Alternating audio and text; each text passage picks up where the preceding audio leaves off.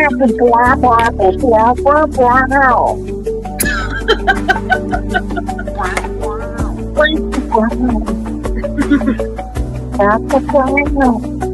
minute is a really long time. You get a really I'm so glad I'm part of this side panel.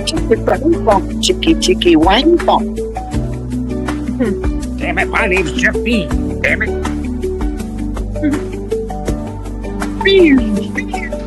Trust the crackheads. That last sound. Oh my gosh. Is that Jeff? It sounds like Jeff. Wait, leave us on. This is my jam. Oh, I love this commercial. Don't wait. Leave it on. Wait, stop. Fuck, I hate that C word. Howdy. Oh, You like the little hand. I do like that little white hand.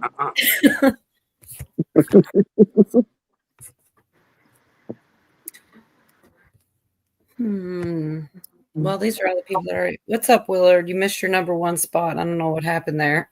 Oh, Willard. I thought he was number one. He got bumped. Oh my gosh. 420.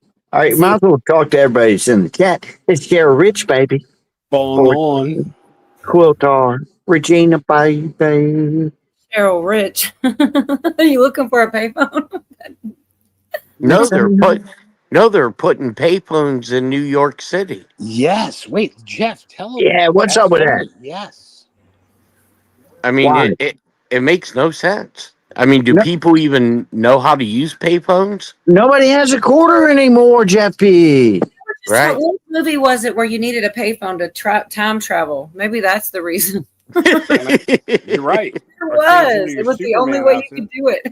Who has change anymore? Really? Who has change? By the way, Well, the only thing to me that makes sense is, are they preparing for cell towers to go down in New York City? Oh. So if they did, then the payphones there would be no way to just shut it all down, though, right? No, because it's hardwired.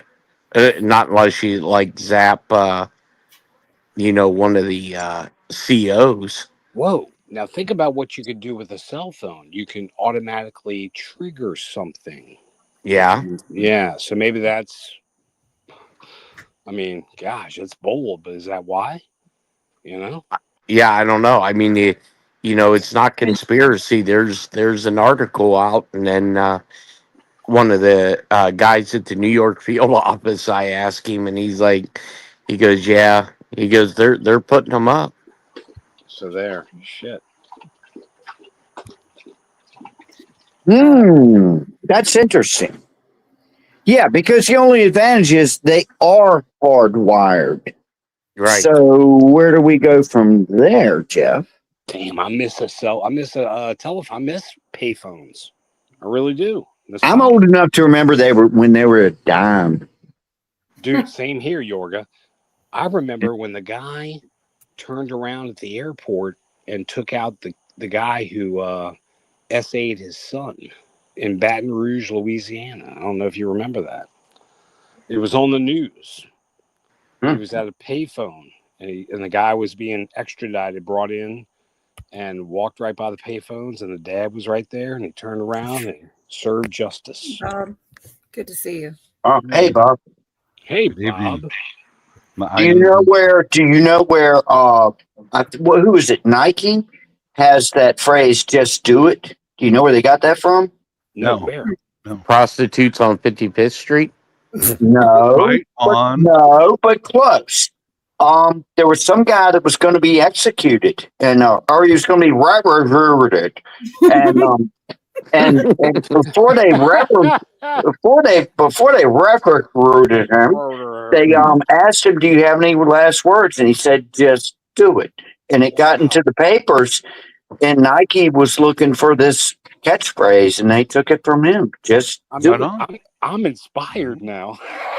I know. Well, if I was in the same situation, my last word would be syphilis. Syphilis. Syphilis. Oh. That would be my last word is syphilis. No. But, My last words would be. My last words would be. Can we like start over again and talk about this a little bit? Yeah. Here I come. Really?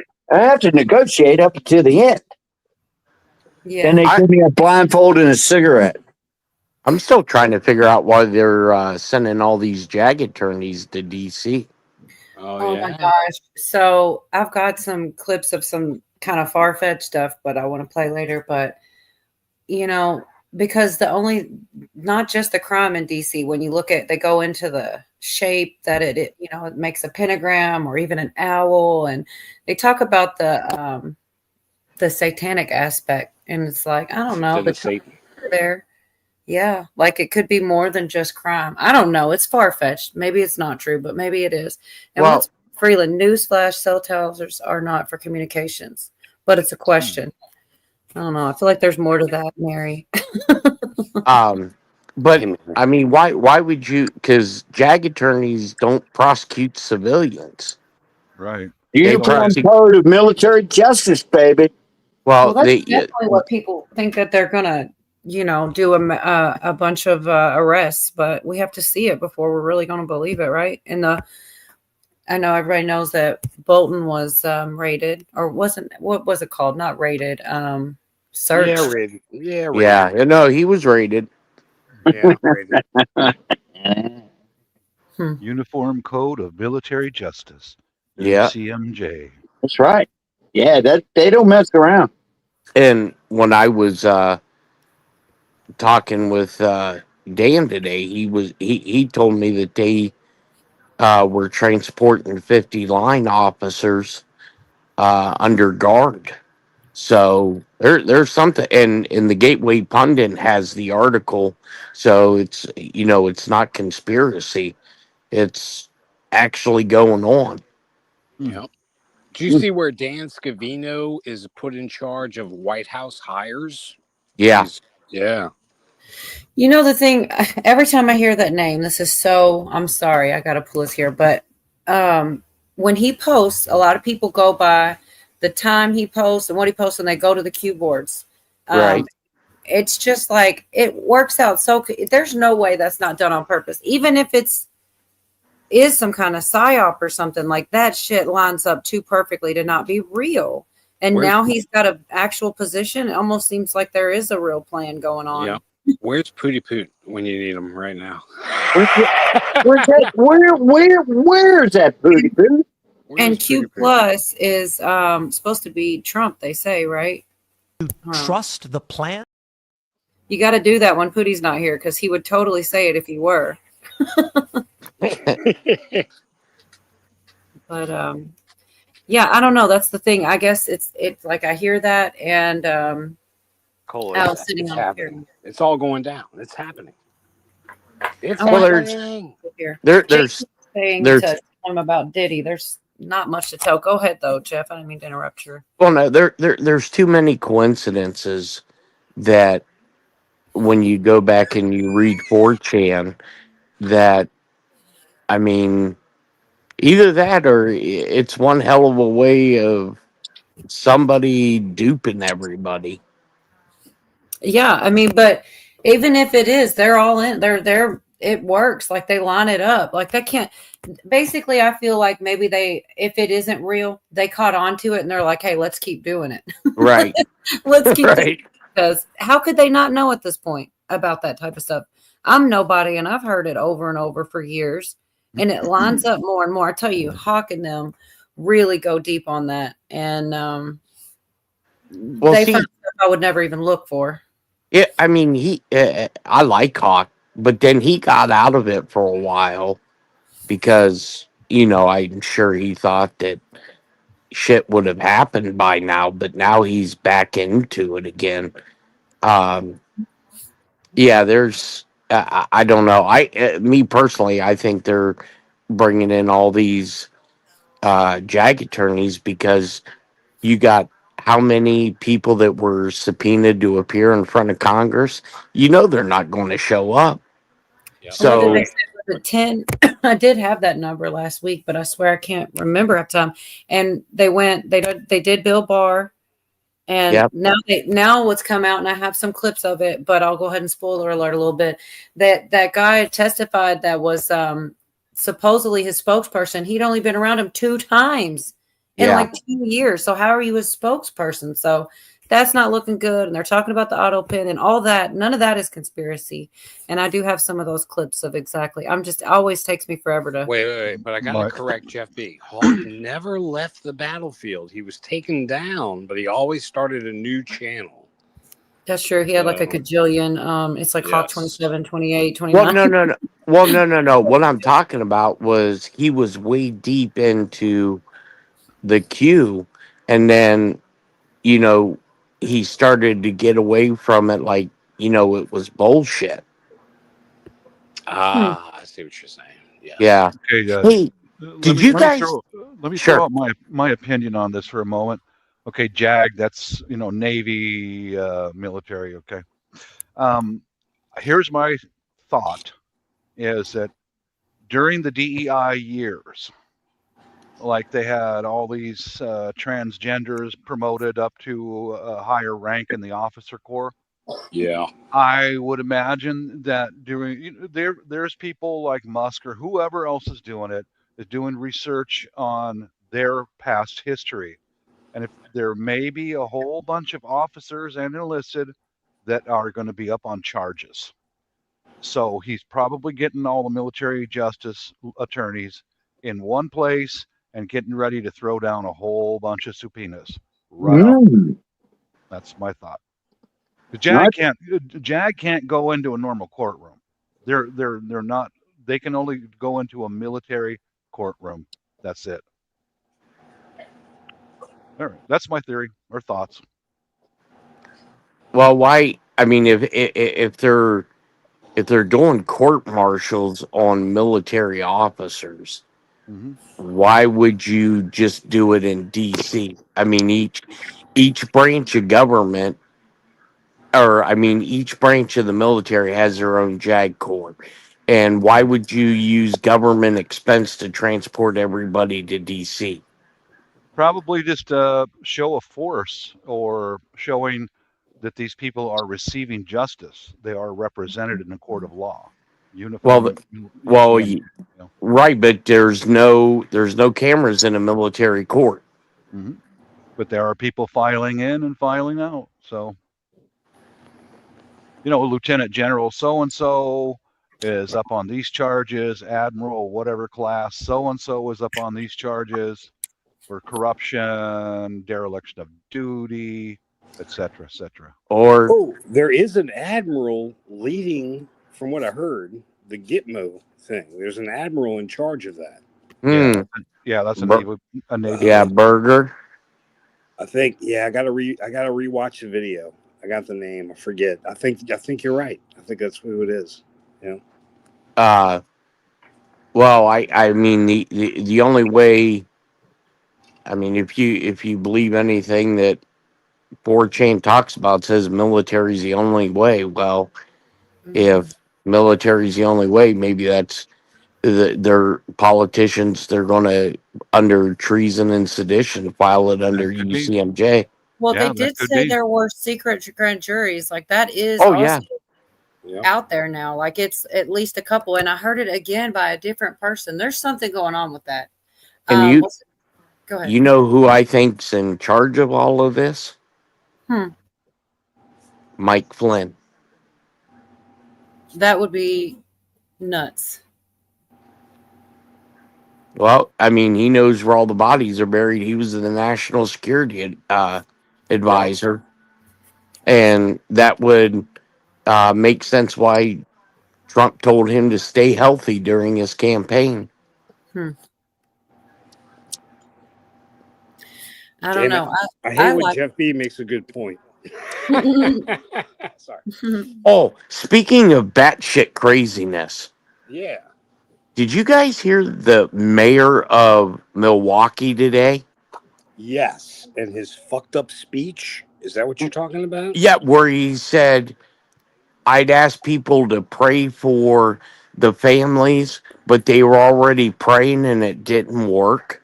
That's fucked up, man. That Oh my guy. God. Yeah. Yeah. You're stuck like Chuck, dude. You're done. Yeah. Jason says, who is writing 4chan Q stuff now, Milo or? But first of all, it's not. There's nothing new, right? That's over. No, yeah, I don't think there has been anything new. Nothing new. All faked, if anything. Where did Yeah, Bob go? it's all Bob. fake news. Bob. He's coming back. What That's about fine. Bob? That's Bob, about where the fuck you smartest way to let people know you're not there, though. He lets you know. He takes his little headset off, walks away like the camera's on. We know he's not there, so he's not Yeah. ignoring us. That's smart. Maybe he's looking for Neil. Hey, that's Bob. awesome. Interesting tidbit says Flynn said he was just in DC. I Yeah. remember. Who's the other guy? Look, there was a time Lynn Wood, right? For some Yep. reason, I put those two in similar categories because there was some kind of falling out between the two. What's Yep. up, T? Good to see you. No Joe here. Right, the Hey, general's T. name was Crandall. Oh, is that D Humble? Jason. Yeah, it was. Hey, It is. D. She said she heard the general's name was Crandall. Oh, General Crandall. Shit. not- I got to go back and watch the video, but it might kick me off if I do it right now. Shit. What do you do?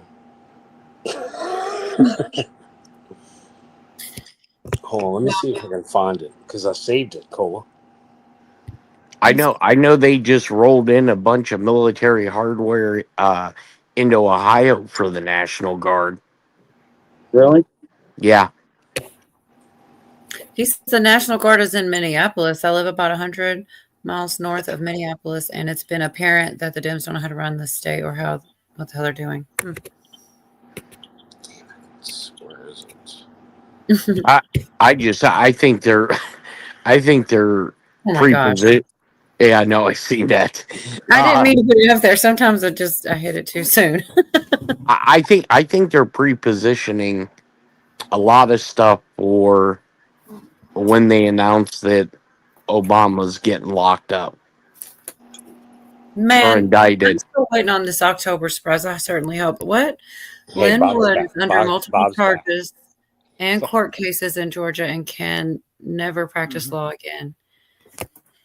Huh. Well, that's what they. So you never. I need to hear more before I'll even think. Just because there's charges, they try to. Oh, speaking of people that go after, like Letitia James, right? I got a short little. Big Tish. Yeah. It's your favorite guy with the shirt too small, Craig. Oh, you have a crush on this guy. I love him. It is.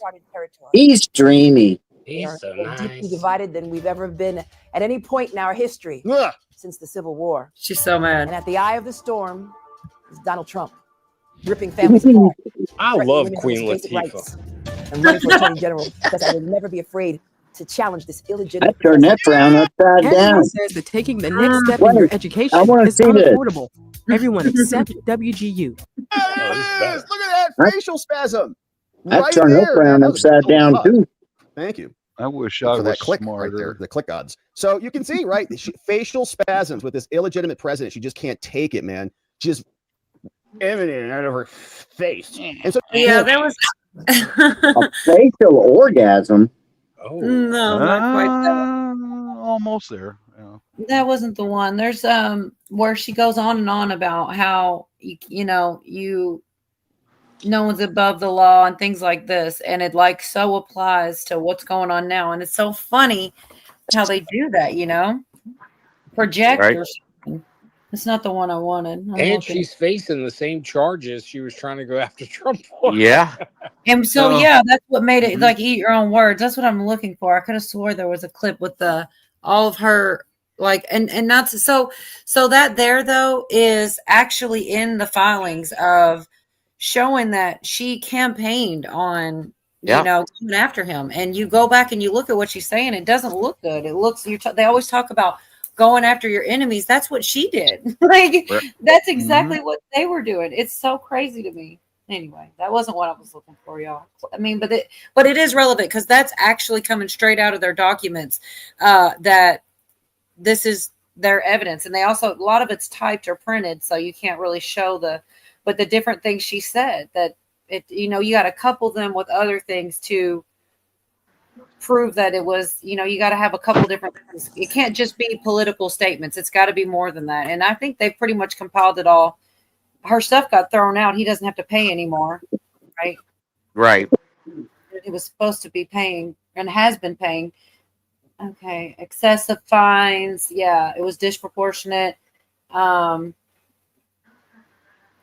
Man, that's gonna bug the hell out of me. I really wanted that clip of all the different things that she said along the way, but it is what it is. I don't have it. I'm not off the top. Hey, is Bob back? I'm here. Okay, good. Bob, I was worried about you when you left. Oh, I'm all right. I found my way back. All right, cool. Oh, I saw Pootie's in the chat. Okay. Yeah, that's gonna bug me.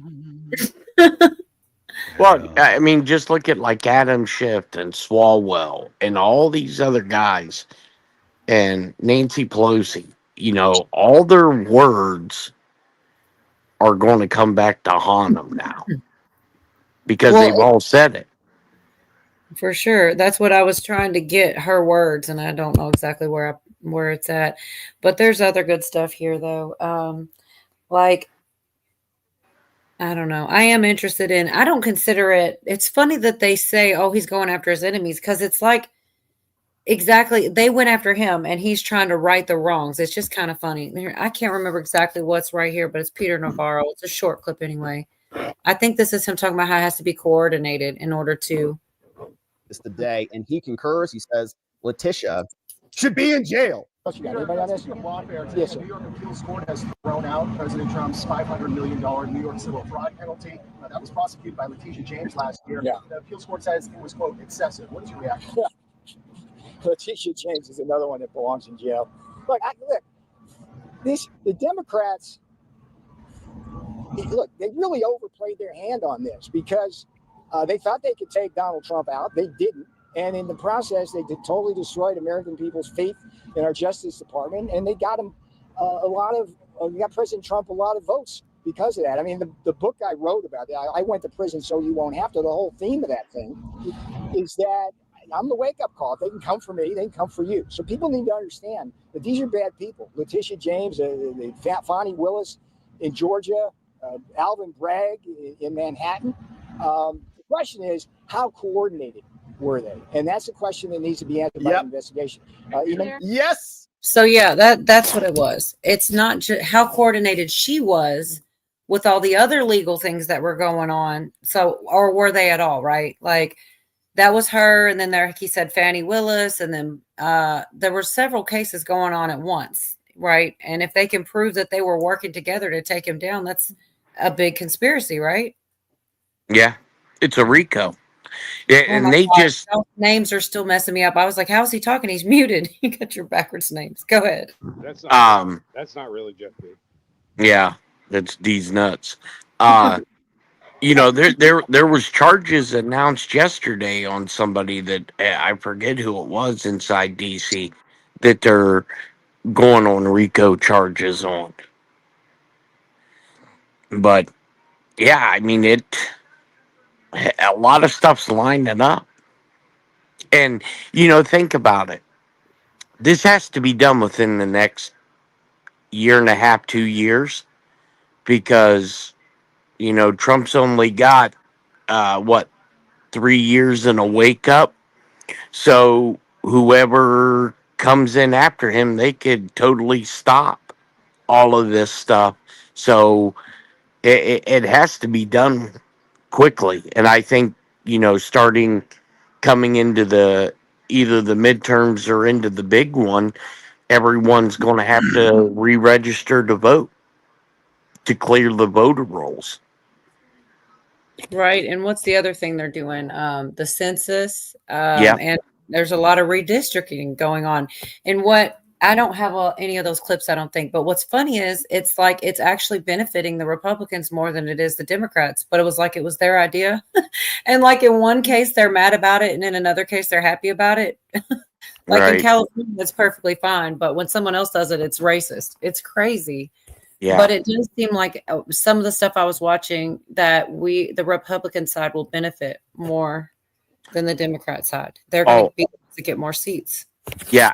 And I know it was George Soros that they're filed RICO charges on. And that's a big deal. That's in the news. That's verifiable. Yeah. Yeah. They the Justice Department said that they put out they have a probe for the George Soros. I forget what the name of his organization is, but they filed the probe for RICO charges. Probe. Probing. Oh, speaking of probing, what's the deal with Trump firing all these board of governors for the Federal Reserve? How can he? I thought they were. I thought they were exempt. I thought they were their own organization. Well, he fired 2 board of governors. Really? Yeah. Well, and you remember a long time ago they said he took control of the Fed. Right. Yeah. Well, this is why I think that after the big J6, he invoked the Insurrection Act, because there was too much. There's too much that has to be done, and he only had, his second term, 4 years. Did anybody see this? What Pootie's saying? Brandon Johnson said. I guess I didn't.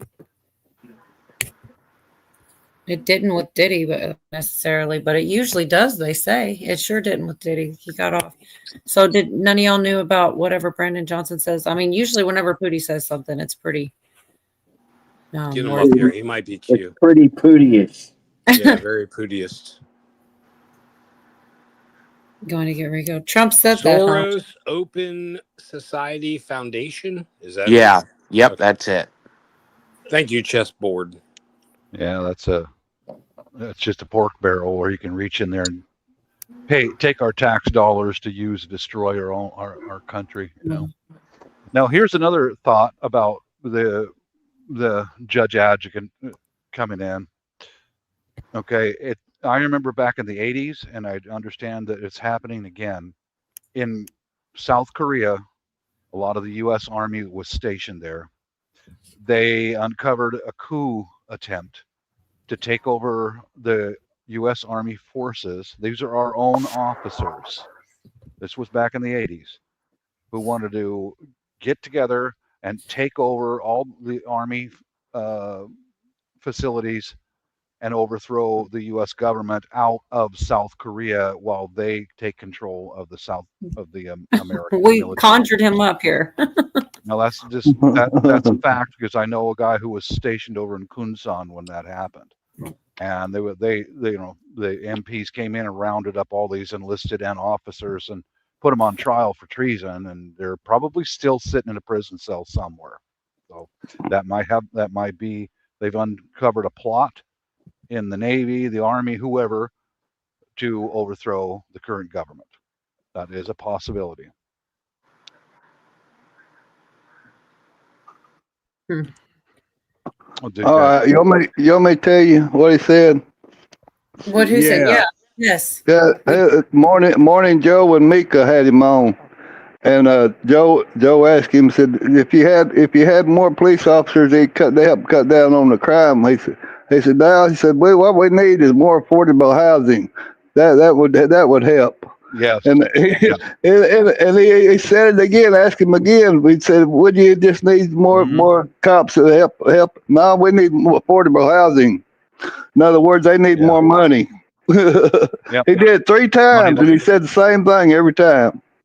I agree. I heard that same interview, and that's what they want. What he wants is more money to stick in his own pockets. Yeah, there you go. That's all of them. Whoever else. Yeah. Just a big money laundering operation. That's all it is. Yep. Mm-hmm. That's why they won't clean up. That's why they won't clean up none of these cities, so they can ask for more money to clean it up, and it never gets cleaned up. Yeah, it's a scam. It's a racket. Yep. Pootie, can I borrow $20? I need to wash my car. I just had to send my boy all my money today. All right, I was just saying. But if I was at the toll booth and I needed a nickel, would you give me a nickel, Pootie? Yeah, Pootie, would you? I'll give you a nickel.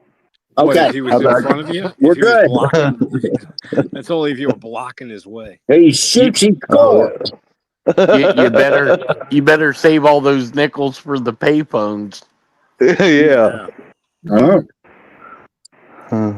I was telling y'all about the guy who, the spokesperson for Biden. This is the clip I got that from. It'll say it better than I did, I'm sure. Had more FaceTime with Joe Biden than his own. This is what we were just saying. All the people getting, there's 10, at least 10, maybe more. And first was Bill Barr first, and then this was the next guy. And we still supposedly are going to get both Clintons and a handful of other people. I don't know all the names by heart, but this is about someone that was Ned and was talking about. I guess this is what spokesman Ian Sams did. In fact, Robert Hur probably spent more time with Joe Biden than Ian Sams ever did. He had no standing to say Joe Biden was, quote, on top of his game, because he was not. Now, here's a little bit from Comer. He came out and he was talking about this today. He said Ian Sams interacted with Joe Biden twice. That's all. That's crazy. Wow. No, Biden seemed fine. The most informative transcribed interview / deposition we've had thus far. Wow. I'll give Mr. Sams credit. He answered our questions. One of the most shocking things to me is, and you'll have to remember, because many of you quoted every word he said religiously. The other good thing, we're going to get all these transcripts. Like, they're just telling us what they think was the most significant. We don't have any idea what all the questions were, but we are going to get them. We've been getting, people don't give them enough credit on how much transparency when they interviewed Ghislaine or Maxwell, whatever. They gave all that. It's like, here's everything that was said. I mean, that's transparent. When it goes to going backwards, there's been things they haven't put out, but I believe we'll get every transcript for everything that happens here. I really do. Maybe I'm naive, but I think no. You know why I think you're going to get everything? Because when all of this shakes loose, they have to separate Donald Trump from all of this. Because, just look at what, Trump said when Bolton got raided. The press asked him, did you know about it? He goes, I told him I didn't want to know anything. Anything that's going on. If you believe that you have enough to prosecute a case, go where the evidence takes you. Right. Well, I skipped ahead a little bit because that's basically all I really thought was important there. Is just how little access he had and that he was the one speaking out.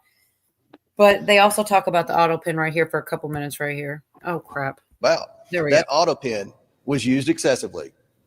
And yet no one can say for certain that Joe Biden was given was given the orders to use the auto pin. And if you're using the auto pin to sign one document and Joe Biden's in the White House, 75% of the time when the document's used, why not have Joe Biden sign the document right there? Why have to go through all the bureaucracy of using the auto pin? I mean, this was a huge interview today, and I think it contradicts everything that the former Biden people are saying with respect to the president's mental fitness. There were very few people that were around Joe Biden, especially at the end. And that's when the majority of the pardons and executive orders were signed with that auto pin. I mean, I can't say this enough. I want to say this one more time so everyone understands. Ian Sams, who was the White House spokesperson for a significant amount of Joe Biden's time as president, interacted with him two times. So, we're going to continue to bring people in. And again, this person, Ian Sams, is the one that would counter everything Robert Hur, or anytime anyone would suggest that Joe Biden wasn't mentally fit, he would say, no, he's at the top of his game. Every time he tweeted out there several times, he gave interviews on MSNBC. Every time I've interacted with the president, he was sharp. He asked great questions. In there, under oath, he interacted with the president two times. The entire It's crazy. I thought they supposed to be in recess. Is that why they went in recess so they could do all these interviews and investigations? Yeah, the Supreme Court nor Congress is taking a summer break. This is ongoing. These are all those subpoenas. They did Bill Barr, this Ian Sims, I believe, is the second, and they're going to go down the list. They're going to get the Clintons are on that list as well, both Bill and Hillary. And then there's some other names, but I don't have them right in front of me. I think it was like 10 or 12 people, and they're going through them. Yeah. I think a lot's going to come out, and I don't know where I heard it, but they did say we're getting all this.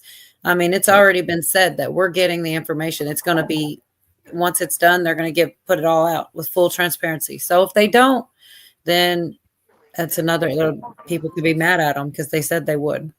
Right. Well, you just look at what Comer just said, with Biden and his mental capacity. Why did they never do the 25th on Biden? Because the American people would have bought into it, right? Because everybody thought that he was cognitive decline, and it would have been the easiest victory for the Democrats to have their first woman black president. Yeah. But they never did it. Yorka. What? Your comment. I wish I had an auto pen. I'd change me to Mickey Mantle. I'd be sad and everything. Yeah, I'd be rich, lady. Leave that chump in charge so they can get away with whatever they want to. That's why they invoke the 25th. Well, they could do that anyway. Yeah.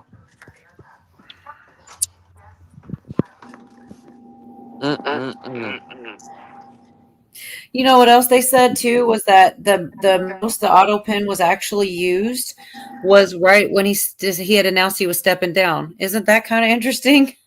That's a strange time to use it the most. Basically, they're going to try to prove that it wasn't him at all. So, and Trump has said also that those pardons don't mean anything just recently because of he said that in the cabinet meeting the other day. He said all them pardons gonna be null and void. Well, just look at when, during the first part of Biden's presidency, how many times Donald Trump come out and made the comment, that's not Joe Biden. Joe Biden got the shot. Yeah.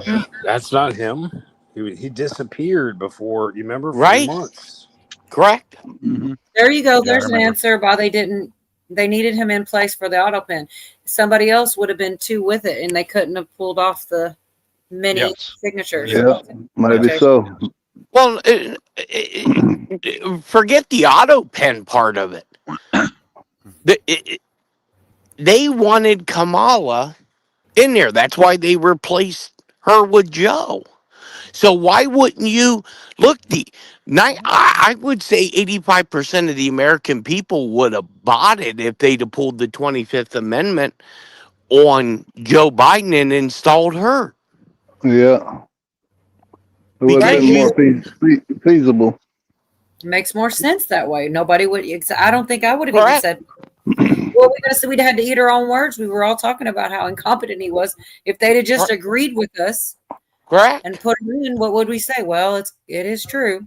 Or maybe, maybe it's a fact they couldn't. But Kamala was such a disaster, though. I mean, she could not hold her own in an interview, much less a debate or anything else, man. I mean, she was a disaster. Come on, man. But to them, it doesn't matter whether they're competent or not. What do you mean, Pootie? She was great.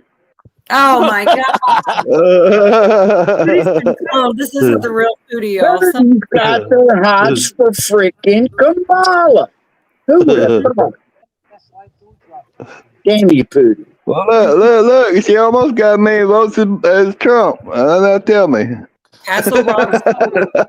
Do we have a translator? Do we have a communication major here? I need to understand what Pootie is trying to say. Hello. I got a thing for Kamala because She's got a great big wallet, and she's dumb as a box of rocks. That's kind There you go. that's kind of perfect for me. Jeanette said they had control over Biden. They didn't really want the first black president woman, or they would have done it. That's a good point too. True. And she wasn't even all that black. She was kind of black. Yeah. No, the media. You No, on a guy that was dead.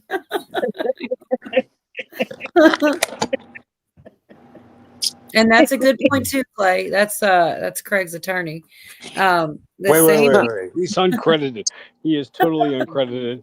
Do not hire. He flunked the bar. He was disbarred. He goes to the bar. That's what he does. Bob, do you have a certain night that you stream, or you just kind of pop up whenever?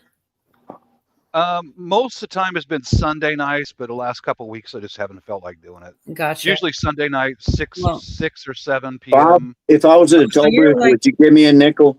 Bob. Yeah. Well, there's your Sunday lineup when Bob goes on, and then you go from Bob's and you go over to Craig. Well, I'm gonna go to his live stream and ask him for a nickel. Yeah, Bob. Is there Okay. anywhere I can borrow $20 to wash my car? But I'm gonna request a shoe shine for a nickel. So Okay, free. It ain't free. fair deal. It ain't free. Good, fair enough. You ought to hear what Craig DeHunter asked for a nickel. Not much. Yes, really. I'm a devious little. Well. I had a buddy at school. He had a shoe shine stand inside of a barber shop. Man, he made a killing. Oh, I bet. Yeah. Oh, yeah. Me and my brother had this little shoe shine thing, and we went up to like the barber shop, and we made like a nickel, I think, and that was about it. And then we quit. I sold hallucinogenic lemonade in college. Did you? All right, wait. This is true. Did you ever get on the baseball team and you sucked at baseball, and then they came with these like boxes of candy that you'd go out and sell and collect the money for the baseball team, and then you eat half the candy, sell the rest, keep the money, and quit baseball. Have you ever done that? I've done it like 3 years in a row, man. Yeah, I swear I did. Going back to the shoe Willard shine off, thing. Craig. I I'm was sorry. in I the just got to Air get Force. this out. What did you do to Willard? You blocked him? Because I've seen him say this before. No, I've been trying to get him on my channel. I don't know where the hell he's been. I don't know. I'll block him. Willard, would you like to be on blocked? the unblocked list. You got to go look for him. I swear I've heard him say it before. He's mad at you. I'll block him. Willard, please come on. I've never blocked anybody before. Willard, this will make The 4 years I was in the Air Force, I shined my combat boots every day, man. You give me a can of that Kiwi black shoe polish and a couple of brushes. Oh, baby, I can make your boots just be like mirrors. And some guys cheated and they got those Chlorflams or whatever they were called. Oh, they were yeah. like always shiny and they were goofy, and I hated them. Yeah, I just stuck with my issued combat boots. But yeah, I was an airplane mechanic, man. I go underneath the airplane, get a bunch of fuel and hydraulic fluid all over that polish. It comes right off. It's like, then I get gigged for not having my shoes shined. It's like, what the hell, man? Get gigged. Yeah, I like that phrase, gig. Yeah, I use that too. Wait, can I file a fictitious lawsuit against Willard Hall for defamation? You got to talk to Clay Me. Now you got to rehire your lawyer. Ammo, baby. Oh, what? Jeff Beaver in chat? What the fuck? So real quick, this is something I didn't know about, that they actually they give a percentage. So if you can save the government money and you find fraud, then they will give you a percent of the money that the government saves. I've never heard of this. Well, it kind of led into the Clintons, and then so this is being uncovered. Like, there's a lot of little. I like to think of it as like small little fires everywhere. Like, it is wild. But yeah, I don't. Gary Dunleavy and John Solomon posted this thing, and they've got a lot of good details on this. But basically, what happened is there's a program in the U.S. government. If you can identify theft of government funds, you can get a percentage of the money that you save the government. So it's like a whistleblower payment cut. And you can make good money off of it, right? Depending on how much you save. So here's what happened. Now, years after the FBI was forced to shut down multiple corruption probes of Bill and Hillary, the IRS began a criminal tax investigation into the Clinton Foundation. But then they stopped abruptly working on it with the whistleblowers, and they got their hands on the memo. Someone said, can't talk about the CF, the Clinton Foundation, a memo states, in recounting how IRS agents suddenly cut off contact with two of these whistleblowers who said they're taking money. They'd been working with for weeks. One of the whistleblowers was a decorated former federal money laundering analyst who had testified before Congress. The new documents released under FOIA add to a new body of evidence about the federal government's concerns about the First Family's charity. John Moynihan, a retired DEA person, and Larry Doyle had spent years researching the Clinton Foundation. And they're currently pursuing two separate whistleblower cases now coming up for trial in December, right? So this case is referencing documents from the IRS Criminal Investigations Division. So Just the News got the memos. And here's what they submitted, this IRS Form 211, right? This could have given them a financial reward if the taxpayer funds were recovered. If they share information, Clinton Foundation stealing $100 million, the U.S. government gets that back, these dudes would get a cut of it. So Just the News reviewed the notes. There's more, but we can stop there for now. But yeah, I thought it's okay. First off, it's cool that they do that, but it looks like if you find anything on the wrong people, they just shut the program down. So yeah, true. But they're looking into it now. So now, once again, yes, a flood of. Thank you, Jerry. That is exactly how it is. You can't. It's like you just got to pick and choose a couple things and let the rest pass you by because it's too much information. And I was spending some family time this week anyway, so I didn't get into it as good as I usually do, but there still was a lot I grabbed hold of. Jeff, you should blow the whistle. I know how much you love blowing on whistles. I'm sorry. Blow and whistle for what? Or are you just being funny? I'm sitting here waiting. No, he loves blowing whistles. Oh my gosh. Not they say it's not gay till you get caught. Yep. Oh God. Okay. Hey Bob, you want to join in on it? Yeah. You want to I join gotta in write on it it? Bob. Might have, but I'm going to write it down, Karen. Bob, you still got that nickel, buddy. Hey Bob, I know you were Air Force, but we can make you Navy all of a sudden. Right. Sorry. No. Yeah, no, and I found a couple of short videos. I can't comment on unless I go on with if you're a Filipino lady boy, now we got something to talk about. Anything else? Never mind. Wait, what? I can't believe that. Filipino lady boy. One of them chick man dudes. Yeah, I go overseas all the time, man. You know, I'm married, straight, but you know, I just thought I'd throw that in there and make your heads twist a little bit. Filipino lady boy. Hey, we got a song, Craig. Yeah. Hey, Yorga, we got to go party with Bob. I want to party with him. I want to party with him, cowboy. Oh, hey, they fixed Cracker Barrel chessboard. Now the dude with the barrel is back. He's back. Right, the cracker is leaning on the barrel again. He's right about that. Hey, tell Willard I'll figure out what's going on. I did not block him. I don't know what's going on. Okay. Me and Craig are coming to party with Bob.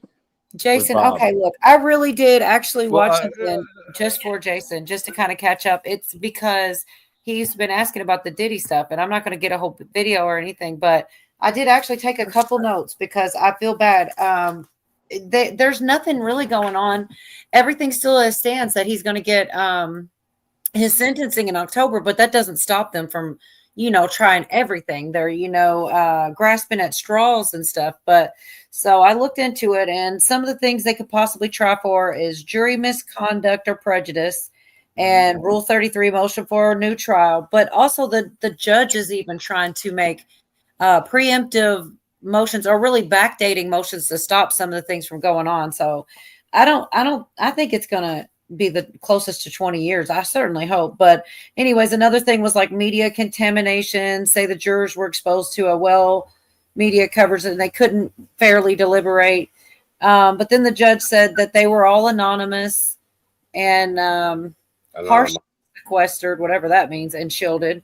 Then there's fear and coercion, say they felt intimidated by all the publicity, or fear of retaliation, and then improper handling by the court. And that's where, and they could say they ask the court to show that they have to show that the court failed to issue a formal order at the right time and argue the jurors weren't legally sequestered. But the judge then actually issued, he backdated some kind of form or something to basically tell them don't even try that angle, that he was trying to shield the verdict from attack. But anyway, I do believe that all that they've tried to get bail, they've tried to do the bond, they've tried everything, and none of it's working. But they keep trying. They're wasting all his money that he'll give them. But I think in October we'll know, and I think it's maybe the 8th. It's early October, and then we'll know what they do. But I'm hoping they push for the max. The judge, I think, wants to, so we'll see. After Diddy offered $50 million for bail, probably they've tried everything.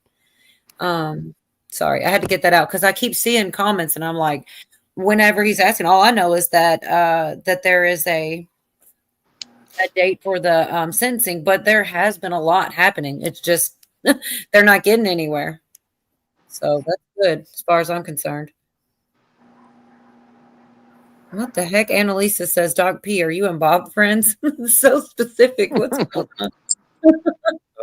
Yes. Oh my gosh, Karen, Malcolm Jamal Warner. I haven't seen a lot new of it, but it is strange. He was so young, and I don't know about so young, but he definitely wasn't old yet. And there's a lot of weird stuff about it. Bob knows her from the Philippines. So young. No, that's my friend in Korea, in Osan, Korea. So young. Yeah. So young. Kim. Yeah. And never mind. Yeah. No, I got. I go to the Philippines a lot. I'm married to a Filipina, but yeah. You can make up whatever kind of shit you want to about me, but. Check my channel. I got lots of videos when I'm over there with my whole family and stuff. So, yeah. I think that's pretty cool, Bob. Oh, look, Willard says you're my bud. Been with you since 101. Can we have a hug? You gotta go check your block list, man. I feel like it might not be Craig's fault, dude. You might not believe that, but that's what Billy was saying about he can't comment on my short videos, and he can go in and change them. The settings if he wants. It's not the settings, it's YouTube somehow. And it's weird. Because I love Willard Hall and I know his other alias too. Tell Billy thanks. I think he's got a sign. He's got to sign up. I've got one too. Jorgen does have a printed sign. Let me dig it up. I want to know how many people really gonna go back to Cracker Barrel. I will. I really like Brady Pooty Poot. Damn. Yeah, I've never been there. Well, I don't think we have any of those out here in the West Coast. I don't know. Maybe. Yeah, we got them here. Oh, we do. Louisiana. Not. I'm sorry. I'm in Louisiana. Okay. See, they still got all their DEI stuff in place, and the pronoun was it pronoun? They call it pronoun. Pizza. They them pancakes. Yeah. I swear that looks just like me. Oh gosh. So there was more, but I'm not on this same video here. if y'all knew where this came from, I mean, the idea of different. But wait, I'm on full screen. I don't know how he did it so accurate. The lips are pretty funny. But it's funny, on the back it says, you asshole. You assholes. Where's my nickel? He called you assholes, right? You assholes. Where's my nickel? God damn it! I want a nickel. Gosh, I'm collecting nickels right now in my Cash App. So send me a nickel. I'll get through the toll. Oh yeah, dude, my Cash That's App. true. Yes, I can't. Oh, you put it in the chat. Can't see Moose Man, but we checked 10 times. She's going to Obama's Innocent. Oh my gosh! So y'all keep talking about Kamala too. No, I want Kamala as my own personal sugar mama. Rich and dumb as a box of rocks, man. Bring it, okay? Bring it. Yeah, yeah. She's ugly as a mud fence, if you ask me. But she got money, so yeah. That's my. So were y'all talking about an FBI agent fired by Cash? Because I feel like that's what the last one I wanted to play. They actually mentioned Flynn too, and I can't remember what they said about him. So I do kind of want to play that one, and then I'll be done with the guy with the shirt too tight. You know, people super chat this guy just to tell him that his shirt's too small and shit, and he reads them. He laughs along. He don't give a single shit. I mean, they're wasting their money just to do. I mean, I think it's more of a joke because you know. It's a Playtex Living shirt. Yeah, his shirt really they is. painted it on him. Oh fuck. Okay, so I don't know. Let's see. He got his beard from the same place. I don't know if I played that. I feel like he keeps showing up everywhere too. I feel like we just listened to him a little bit, didn't we? My favorites, but just be cool. So what I want to talk first about is My hair's going to be that white like in 40 days. Which deals essentially with an FBI agent named Walter Giardina, who was recently fired by Kash Patel, the FBI director. And the media, led by the New York Times, is trying to make this guy a martyr. And this is the same guy that put me in handcuffs, put me in leg irons, and a totally unnecessary arrest with armed FBI agents at Reagan Airport. And Kurt bought my fiance, and he's a man who I will now show you really helps understand what has been a long-term, consistent, weaponized attack on Donald John Trump going back to 2016. And exonerating the Democrats. We start with the Steele dossier. Mr. Steele, right? We know all this. Paid for by whistleblowers. Everything I'm telling you is from whistleblowers that were reported through. And thank you, Senator Chuck Grassley, for getting this information out. He's doing a wonderful job on this. Giardina was one of the FBI agents who blessed the Steele dossier, who basically vouched for its authenticity and therefore set Crossfire Hurricane on its way. That was a complete hoax that cost tremendous amounts of political capital, harmed the president, and was just wrong. Now, at the same time, there was a separate operation going on, and it was called, I'll call it the Egyptian hoax. It was codenamed Crimson River. He's tying a bunch together, and I think that this might be even bigger than what I understand or I understood, is more that they can actually prove these people all coordinated together, which is interesting because I guess that maybe it's obvious, but if you can prove it, that's bigger, a bigger deal. Yeah. They go into something called Arctic frost, and that's what I'm trying. This is a longer clip than I usually play. That's what I'm trying to get. And Giardina played a central role in propagating that and then using that to do these investigations, do the leaks, do the smear tactics on Donald Trump. Now, Crossfire Hurricane allowed Giardina then to move into the Mueller investigation, and he served there throughout the investigation. One of the things that the whistleblowers point out is that Giardina's laptop mysteriously got totally wiped clean. Weird. So just like Hillary all stuff. the data on there was now unavailable to you as journalists.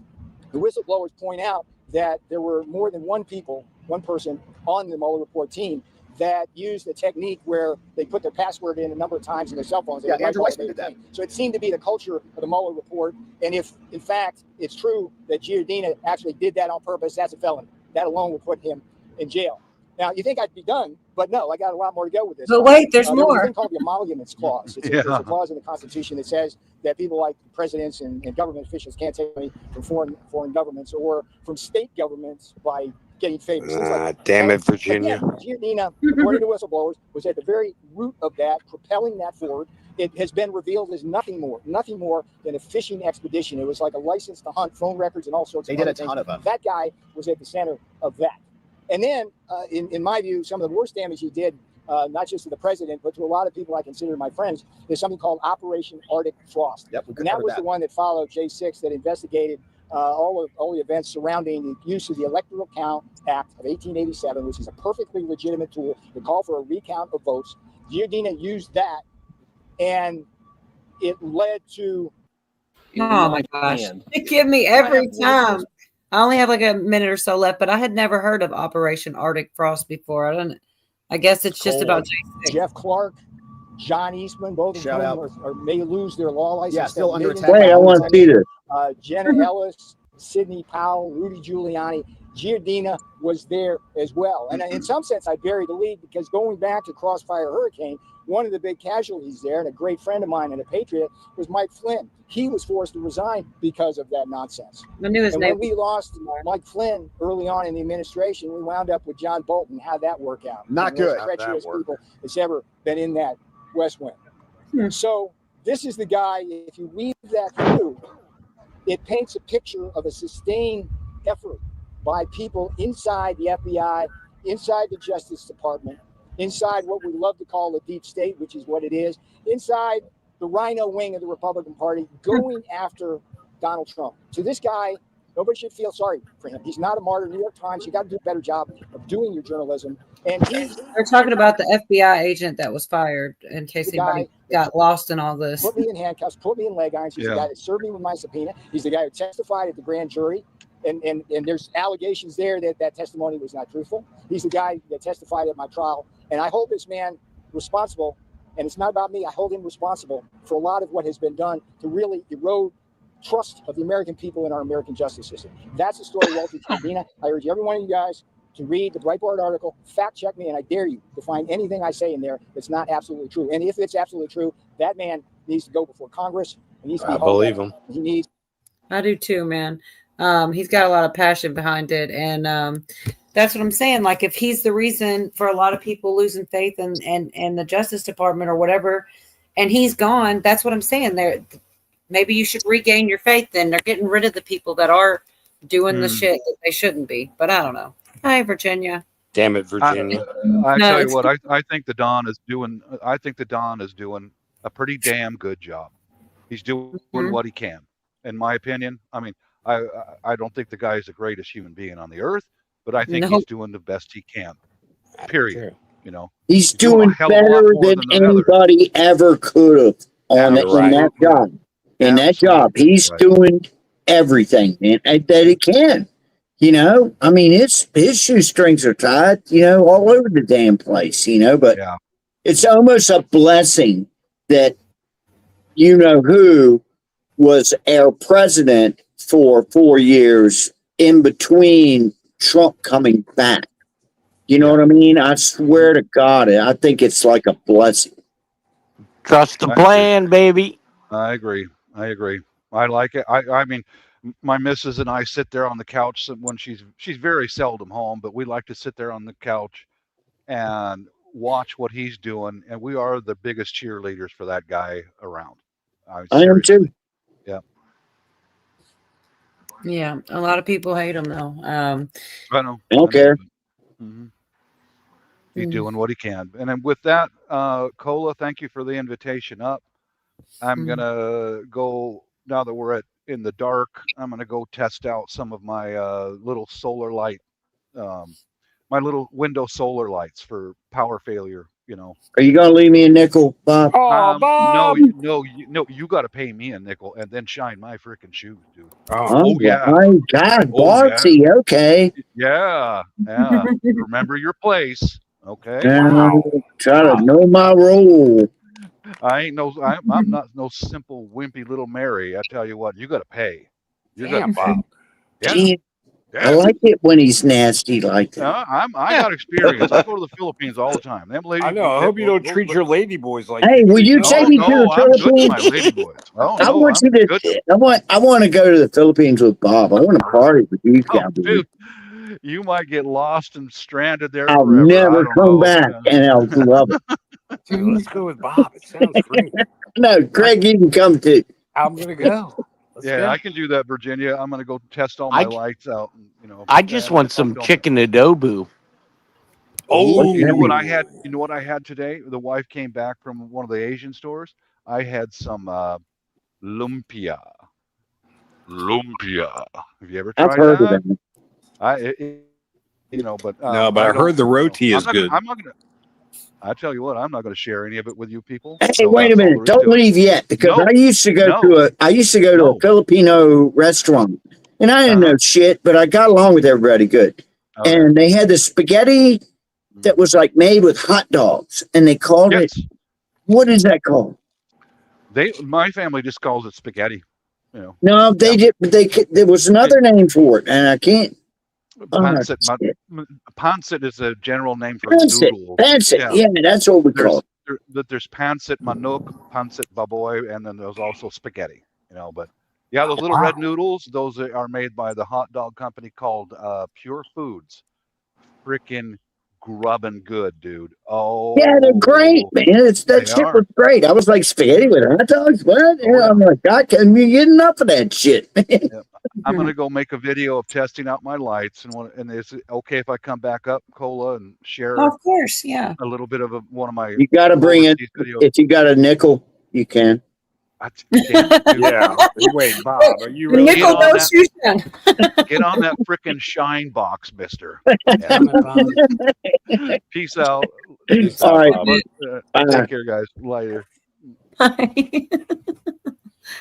Oh man. What about that? I'm sorry. There's nothing. All my little things are mean. I want to do something silly, but I don't ever want to be mean to anybody. But do it, be it, do it. I don't think you have met him, but his name is God. I just love it when she enunciates that D on there too. Need to meet him. Oh, Pootie, I have my back. Wednesdays is my least cooking day, though. So I can't say much. But I actually make stuff and freeze it, like lasagna and burritos and things. What's up, Forging? You should make Beth some hot dogs and noodles. Sounds good. No, that doesn't sound good. Pancit. Pancit. That's what it's called. I used to hang around a Filipino place. I never went to Philippines, but I hung around a bar that was Filipino. So I don't know if y'all saw, but something like this, an attorney general was arrested outside of a restaurant, and she was so like Karen-esque. Oh yeah, I got one we could do a Karen one. Oh yeah. Shut the fuck. Get the fuck out of here. This guy's Isn't that hard for you to understand, Karen? This guy Go eat a Snickers, bitch. Screenshot. Go get a Snickers, bitch. No, really, she does look like a total Karen, but I don't know. I bet she's humiliated. You know, was about to get arrested. Yeah. She did get arrested. This is the clip that explains it more, and then I've got more that's like longer. Was that in Virginia? Newport police released body cam footage of Special Assistant Attorney General Devin Hogan Flanagan being arrested in Rhode Island. The officers responded to a Newport restaurant to investigate a, quote, unwanted party. Flanagan and her friend Veronica Hannon were met by the police. Flanagan. Oh, I've seen this. This is classic. CNN reached out to the restaurant, but did not reach anyone who would comment. I know that your protocol is. So you're trespassing, so we got to leave now. Unless you want to be in there. We're not trespassing. You haven't notified us that we're trespassing. Number one. Number two. Say to you. You're number one. Number one. Number two. You're not going to arrest us. Number two. You're not going to arrest us. Can we calm down for 1 second? If we ask you to turn the body cam off. Okay. No. I understand you don't want to deal with it, but the protocol is, and your protocol is, if I ask you to turn off the body cam, you have to turn it off, and that's your protocol. She's a lawyer, so she knows. Well, that's lawyer stuff, so that's not true. So we got to go. That's lawyer. It is. That's law. According to the Newport Police Department, officers are only required to turn off cameras if requested by a victim or witness, not suspects. I'm an 18.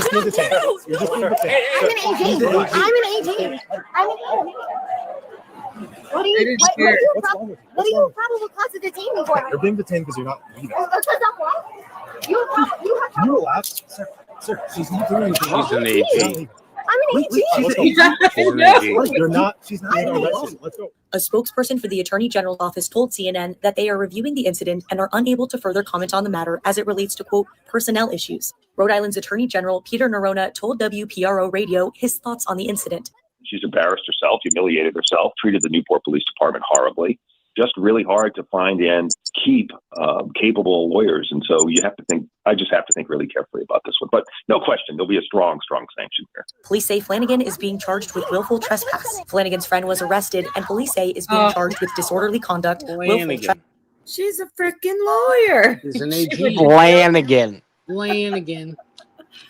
Oh my God, her friend went to jail too. I missed that the first time. The one that was Flanagan's friend. I love watching those videos. They're so hilarious. She wasn't. She ain't even a AG. She's assistant AG. Right. Yeah, you're right, Pootie. You're absolutely right. I did see that. I didn't notice that the first time either. Watch it, Virgin. I think he missed an A. He missed the A on that one. He meant Virginia. Yes. Don't you know who I am? You must not know who I am. Damn it, Virgin. That tattooed guy that was cussing is named Andy, and he's a stranger. Oh, Billy is his biggest fan. That's how I get those clips. He's a nut. Hold on, wait, check it out. he's hilarious though. I am a fucking stud, bro. I'm a pussy magnet. Do it, dude. Email pussypounder5000. Oh wow. I didn't want to mention it, but that guy's actually my brother. Oh, whatever. This one's my favorite though.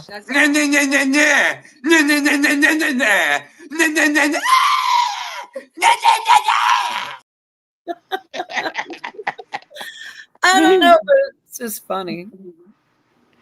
Who looks at the closet and says, "I desire to look like an old school bus this evening"? I love how he has the lady behind him. She backs She him up.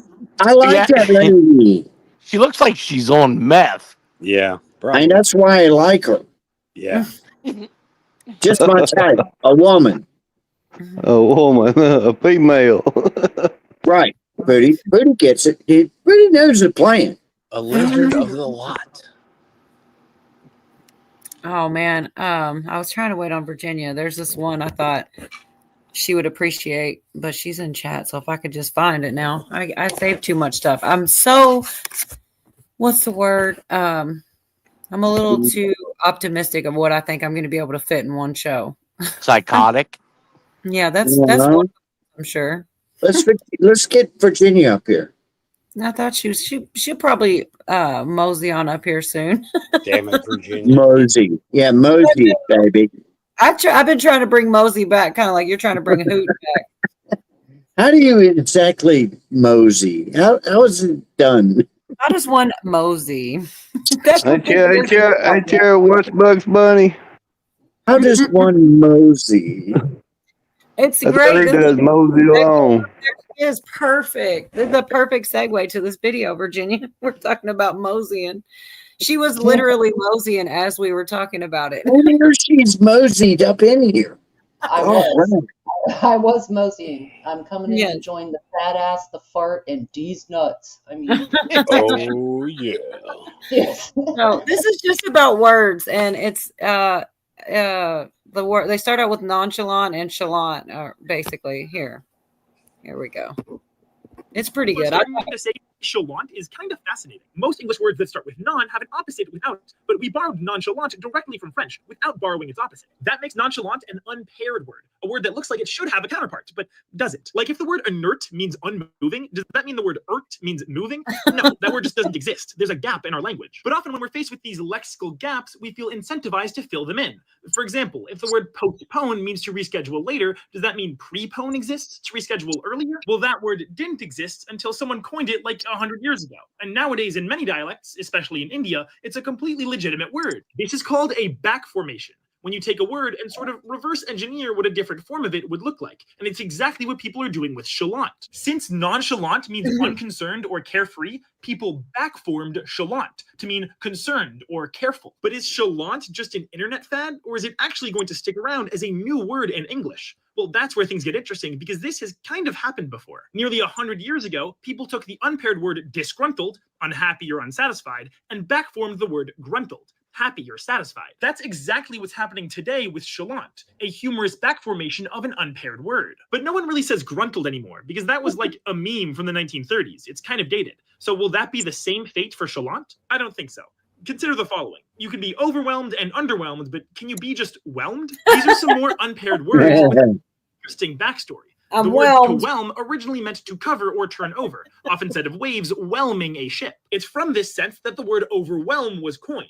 If waves overwhelm a ship, they whelm it to such an extent that it capsizes. But over time, it was interpreted more metaphorically. If a ship can literally be overwhelmed by waves, maybe you could figuratively be overwhelmed by work. Over time, the word overwhelm was used more and more. and the word whelm just fell out of use, giving us a new unpaired word, prime for back formation. In the same way that in the 1930s, people humorously backformed gruntled, in the 1950s, people humorously backformed underwhelm. Originally, it was just a meme of the era, but it was That's totally my word. I say that all the time. Oh, I was underwhelmed. used in serious contexts more and more, and today it's just a completely legitimate word. So why did underwhelm stick around but gruntled didn't? Well, gruntled was only ever used as a joke because it doesn't serve a whole lot of utility. Like, there's plenty of synonyms that kind of do the job just fine. But the word underwhelm is kind of useful. Like, none of its synonyms really mean the exact same thing. And so there's actually some utility in it. And once people started using it unironically, it was destined to become a real word. And that's why I think chalant is here to stay. It has some real utility outside of its meme context. In my experience, most of the synonyms just don't really have the same connotation.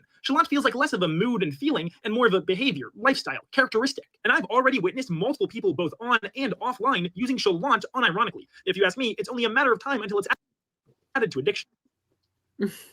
Sorry. That was fun. It was Yeah, I so know. I'm a little, yeah. Not trying to be too chalant here, guys, but I just thought it was kind of funny, and I thought about you when I saw it because I know we do talk about words sometimes. I'm kind of a nerd for them, you know. They started dissecting Mosey and Ken One. I was like, man, that is the perfect segue because they had no idea what I was about to play. I don't think Virginia has ever moseyed. You know what I need is the clip where they're like, "Oh, we're frolicking. We're gonna frolic." That was so funny. Have you seen it? It just makes it sound so funny, and it's corny. It just was kind of a viral video of a bunch of guys running around saying, "We're frolicking." It's corny. That sounds very heterosexual. Mm-hmm. Yeah. Lackadaisical. Oh man. Lackadaisical. Yeah, there you go. So I gruntle when I have a lot.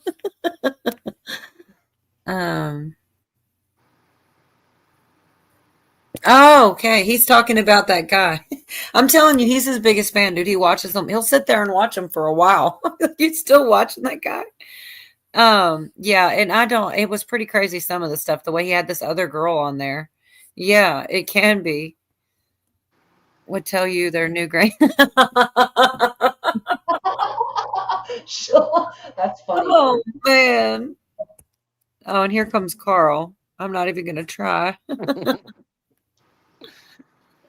Yeah, I don't know. I was glad you were here for that one. I tried to wait because I figured that'd be one you'd probably appreciate. Not too serious, but kind of funny, you know. Yeah, it is. And it is interesting when they add words or change the definition, sometimes for better, sometimes for worse, but it becomes popular enough. Mhm. Like EVOO got added to the dictionary for What did? extra virgin olive oil. EVOO for extra virgin olive oil. Well, they used to say ain't isn't in the dictionary, or they'd say ain't in the How dictionary. can you make something extra virgin? That's like an extra medium shirt. You know what I mean? It's like a medium. Very pure. How do you make it extra virgin? Very pure. Yeah. Yeah. Well, yeah. We gotta get Bob up here. Bob knows about that shit. I know where's Bob when you need him. You know, I like that guy. He's going to take me to the Philippines. He's going to give me a nickel and everything. Yeah. You're such a sucker, Yorka. You're gonna need extra virgin olive oil. I'll bring some You didn't ask extra. But can you get it more extra than extra? What about extra virgin? Extra. I don't know, man. I don't know either. How do you get extra virgin? Y'all tell me, ladies. It's in the processing, I think, and like Yeah, the very filtering. first press. No minute. It'll be filter this stuff with no minute around in the factory. most of the stuff we buy is not real extra virgin olive oil. It's like a blend. The olives were never specially salted. Genuine. It's genuine artificial extra virgin olive oil. Yes, exactly. See? Mhm. A really good olive oil is super dark green, and it actually is almost spicy when it has a zip to it, a very strong flavor. But most of what we get is well diluted. Yeah. Those virgins weren't virgins. Not so virgin. No, not so virgin. I'd rather buy that. At least it's being straight with me. Not so virgin olive oil. Yeah, okay. Sounds like a weekend. Sounds like a weekend in the Philippines with Bob. Yeah. No comment. Things. Yes. That can't go wrong with that. We really got to go with him. He has the inside source. Shit. Yorga has a man crush. On who? Bob? Yeah, Bob. okay. I'm busted. Mhm. He's gonna give me a nickel. Yeah. Yorga, you're probably going to have to change your name to Neil. Why? Is that a Filipino man boy fucking name? Neil and Bob. Neil and Bob. Oh, okay. That's clever. Slurp and burp. Speaking of words, Neil and Bob. Dang. That was deep. Oh man, it took me a minute. I'm that one that takes a second, like, oh. Yeah, that's called a joke hangerade. It's like 10 seconds later you get the joke.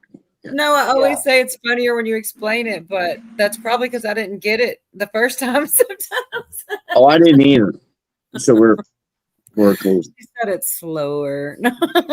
Right. Who said it first? I just heard you repeating it, Virginia. That's what really happened, I think. I don't even know. Bob and Neil, and don't forget the Matt, you know? Oh yeah, it's meant. It's like Twister. I don't know, man.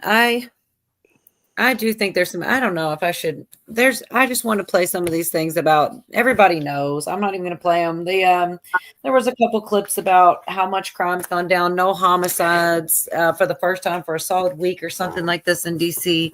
But we know that, I think. It's not, and y'all will believe me if I Say what you got, man. Not everyone knows. I haven't seen. I don't believe you. Okay, well, there you go. Well, I have other stuff, though, too. But yeah, I'll go ahead. Hey, for 12 days, there was no murders in D.C. And then today, there was a murder in D.C. And everybody's going, Trump's fault. Was there a murder? Oh, see, that's Yeah, what there happened. was one. There was one. On day 13, there was a murder. There's bound to be. Yeah. Yeah, well, of course, it's Trump's fault. Yeah, this is more net favorability about the Democrats and their shrinking numbers. But there was another one about Listen to CNN say it. The Democratic brand is in the basement. It is total and complete garbage in the mind of the American public. The Democratic Party's net favorable rating, record lows in all three. Wall Street Journal, 30 points underwater. CNN, 26 points underwater. Gallup, 26 points underwater. And that is being driven in large part by discontent in the Democratic base. The Democratic base wants something different. We'll ultimately end up seeing who they choose. It'll be quite the thing who ultimately gets the rose. You know, it's just sad, honestly. Also, there was one more. The Letitia clips are in here. This is not what I had this for, but there are some. So where she just constantly go after him. I think so. Grow to 23%. That's even more. And not only that, but blue states, everyone knows, has an outsized influence on the economy, with California carrying 33%. I lied to you. That's not the Letitia clips. This guy's talking about the redistricting and stuff. Yeah, I guess I need to organize better. I do have some Letitia clips. It wasn't where I thought they were, though. We all know, but it is nice to see them in a row like that, just all put together, because that is what's happening is the same thing they called for, but except it's at them now. It's kind of hilarious. Let's see. It is interesting CNN put those numbers out. I'm still curious what the sources of the polling are? You know, do they do them online? Do they go out somewhere? Is it you know, a balanced group, whether CNN or anybody, you know? Where are they getting these people? They're paid. Oh, hey, I got to jump down because I got work early. But Well, thanks for hanging out, having me. Greg. Billy put your link in. I said Sundays. I guess both you and Bob go, but you go at different times, so it could be like a double feature on Sunday. We're gonna get with Bob. Have a good night. All Good right. night. See y'all Craig. everybody later. Jeff. Bye, Yorga, Craig. I love you. Virginia. Love y'all. Pootie. We Good still night. love you. Hey, Night. Craig, don't forget, we're going with Bob to be Filipino Lady Boys. I'm kind of totally. Let's see what happens. Yeah. We'll bring Jeff B. We'll bring him too. No, he'll get us kicked out. If these aren't them, then I don't have them. But all right. Good night. If this ain't it, Please sue him for us. Oh, we're gonna definitely sue him. We're gonna be a real pain in the ass.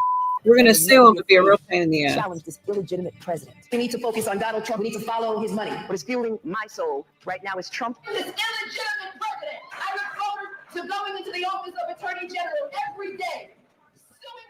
All right, Judge. Talk about that being in the bad faith there. That was as said we just publicly. discussed. What are you going to say behind the It scenes? will require, and I think they'll find it, official behavior undertaken in her capacity as Attorney General to comply with those frivolous statements, not because Trump did anything wrong, but because she wanted to please her political base. So what we're looking for here, and it's very rare that a prosecutor becomes a criminal defendant for abusing prosecutorial power. Has it happened? It has happened. Not with a state attorney general. It's happened with local prosecutors. It happened infamously in the Duke LaCrosse. in the Duke That's LaCrosse right. case, It was where the DA, right? the DA himself ended up being a defendant because he did what they're about to accuse, I think, Letitia James of doing, using the power of the state for some personal political purpose, not for the reasons for which you were entrusted with that power. Wow. And the time spent too of the president. Well, I mean, he would have been campaigning at that time, right? He had to show up in court. Correct. Of course, we got familiar with Judge Engeron as well, and how he decided to run the court. So that's time you can't get back. I mean, obviously it worked out in the president's favor. We won the election, and some might argue the lawfare against him was a motivating factor for some folks who were looking I'm sure it did for energize some candidates. people. So But I will get the opinion. It's very long, and I will read it for you. Okay. So I'll be able to have a better handle on it than what I've just given you. But I've given you the essence of it from my ability to speed read as best I can on something that's 3 inches by 5 inches in that size. well, we appreciate Technically, it's not over yet. She could appeal. Yes. This, okay. Yes, she could. But as That guy's in the mob, man. He's in the mob. Look at him. Oh, well, yeah, he does look like a gangster. He's a mob dude, man. He's got a Right. watch to tell you. I'm so happy I ran back into those clips of her, because I knew they existed, but I had no idea where in the hell I put them. But yeah, that other clip that I was on, I was in a different spot. That guy was covering the redistricting and how they're in California, they're doing basically the same thing. It's crazy. It's like they could be the same issue, but depending on which side's doing it, they feel differently. It's crazy. I'm so bad at, I should have just played the clip. Explained it much better than I just did. Brother Roy and Ishmael. Okay, I got to go back. This happens. I got to go hunt it down. Oh, man. Or is that about the clip? Anyway. They also talked in that same one about he might have, we could do that real quick, how he might have, he can go against her now, basically, have a civil suit, a civil claim against her. If they can, that's what they're talking about. If they can prove that bad faith, if they can prove that she really was just going after him, and that's all it was. It wasn't really, and it seems like they're getting it close to that. There's Bonnie. Hey, girl. Sean. But yeah, like I said, I wasn't even going to play that one because there's, I'm trying to get out of the political. There's so much. Yeah, that was Benny Johnson did some talking about it was 7 days without a home. It was 7 days, Yorga. And I guess, was it the 8th day where they had one? I thought it was like 12 or 13 days. It probably was, but when Benny They was coming, finally had one. It's like, it's Trump's fault. There was a murder. It's like, you fuck yeah. that. Huh.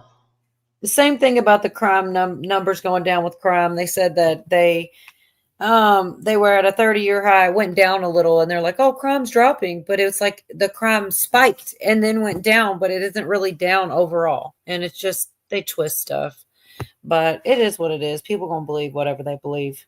It is what it is, and I hate to say it, but once the National Guard or whatever leaves DC, it's gonna go right back to where it was. Man, I wish I was wrong. I hate saying that, but it's just true. Yeah. Yeah, but think about that, Cole, is what's it down from 1,000 to 999? Right. It's definitely, and I think, okay, Jeff B snuck out. I should have went to this other one first because I would have liked to gotten his opinion on it. Maybe he'll either come back or be in chat, but I got to look it up now. It's the one. He heard an explosion. Oh gosh. Something blew up and he had to leave.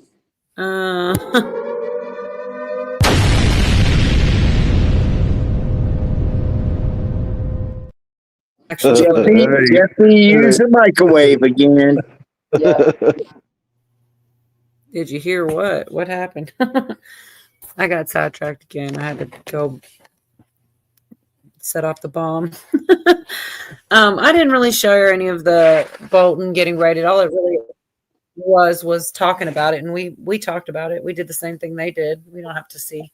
I mean, I hope something comes of that. I think that it's like he tells on people and they tell on people, and some people are going to get in trouble. But I kind of wonder about, mass arrests and stuff like that. It sounds crazy, but there's certainly adding up a lot of people there, but okay, this was from Redacted, and I really like them. And they were talking about if it was a multi-purpose and it wasn't just about crime, but maybe like the satanic angle of DC. I mentioned it, but I didn't play it. I wish I had. It just takes concentration too, Vast tunnel systems underneath the Capitol, not just for the government use, of course, but for something darker. Now, new reports suggest President Trump's recent moves from federalizing DC's Metro Police to pressuring the Smithsonian to release long-hidden artifacts may be part of a much bigger operation. And so what is the police move actually covering here for federal forces raiding an underground network tied to the deep state? Satanic cults in DC, even extraterrestrial allies? Yes. So all of the deep state forces that Trump is up against. We wanted to talk about this today with Dr. Michael Salla, author, researcher, one of the leading voices on exopolitics to help make sense of all of this. Doctor, welcome back to the show. Great to see you. Thanks for having me, Clayton.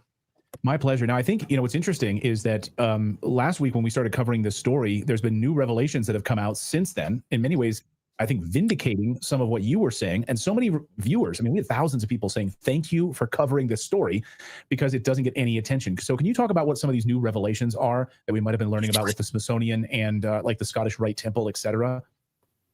Sure. Well, this Smithsonian, that received an executive order, or was the subject of an executive order from President Trump, where there would be an effort to pressure the Smithsonian to release much more of its holdings to be reviewed for release. And that comes on top of what has been really decades of complaints that the Smithsonian, rather than revealing America's history, its ancient history, and the true level of civilization here, has been suppressing and hiding it.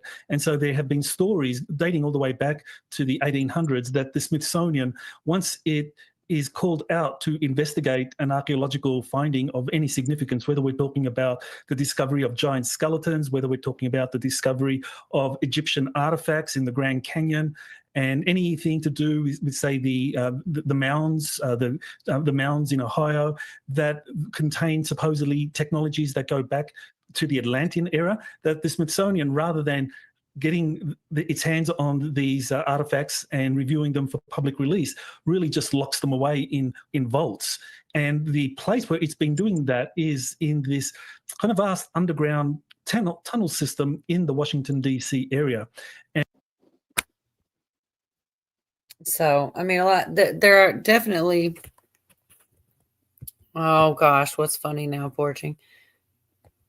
Oh my gosh. So I'm so confused. You turn your back for 1 minute. I know, right? This is why we don't have nice things. Oh my gosh. Make dogs quit barking at night. I don't know, snacks. Oh, they make a thing that sits up there, and when dogs bark, it makes a sound or something other. And I seen a video about it. The guy had one outside his house to make his neighbor's dog quit barking. It works.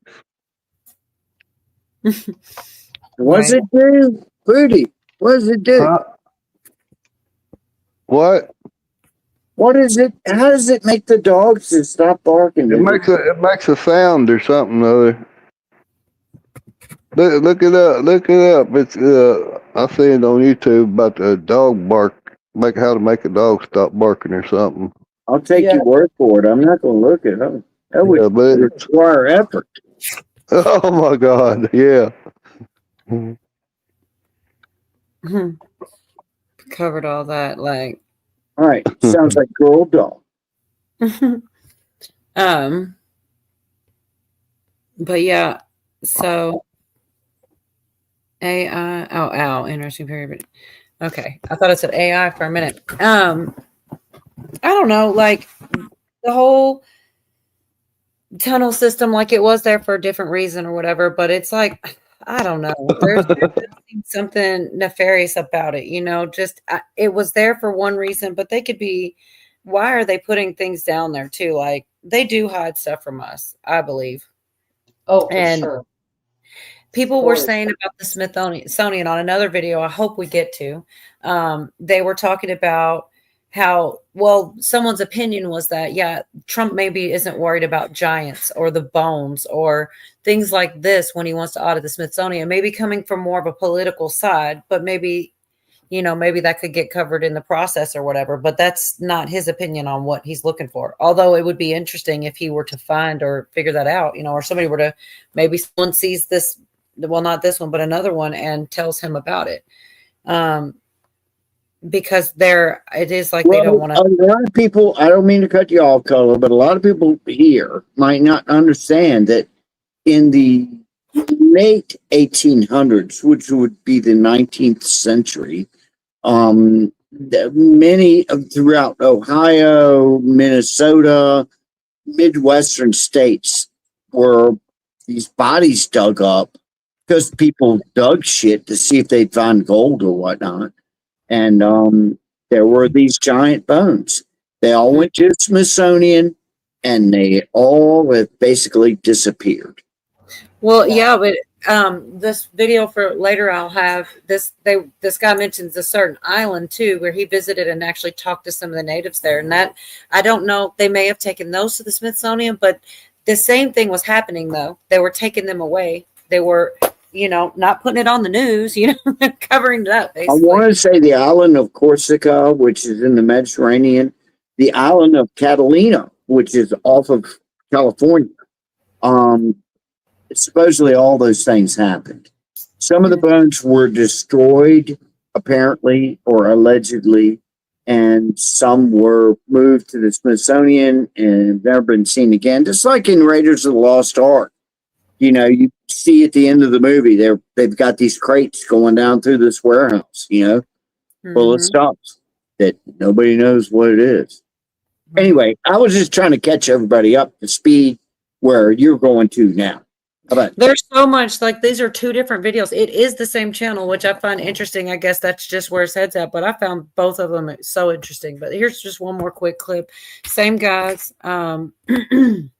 Same subject, really. Deeply dark stuff that's happening here, as one of our viewers here on the screen says, you know, deeply being used for like child that guy looks like an alien down here in these tunnels. And we've heard from different whistleblowers on this. Somebody in the chat was just saying Freemasonry connected to the inverted pentagram on this as well. Maybe we can put that inverted pentagram up here on the screen and take a look at it.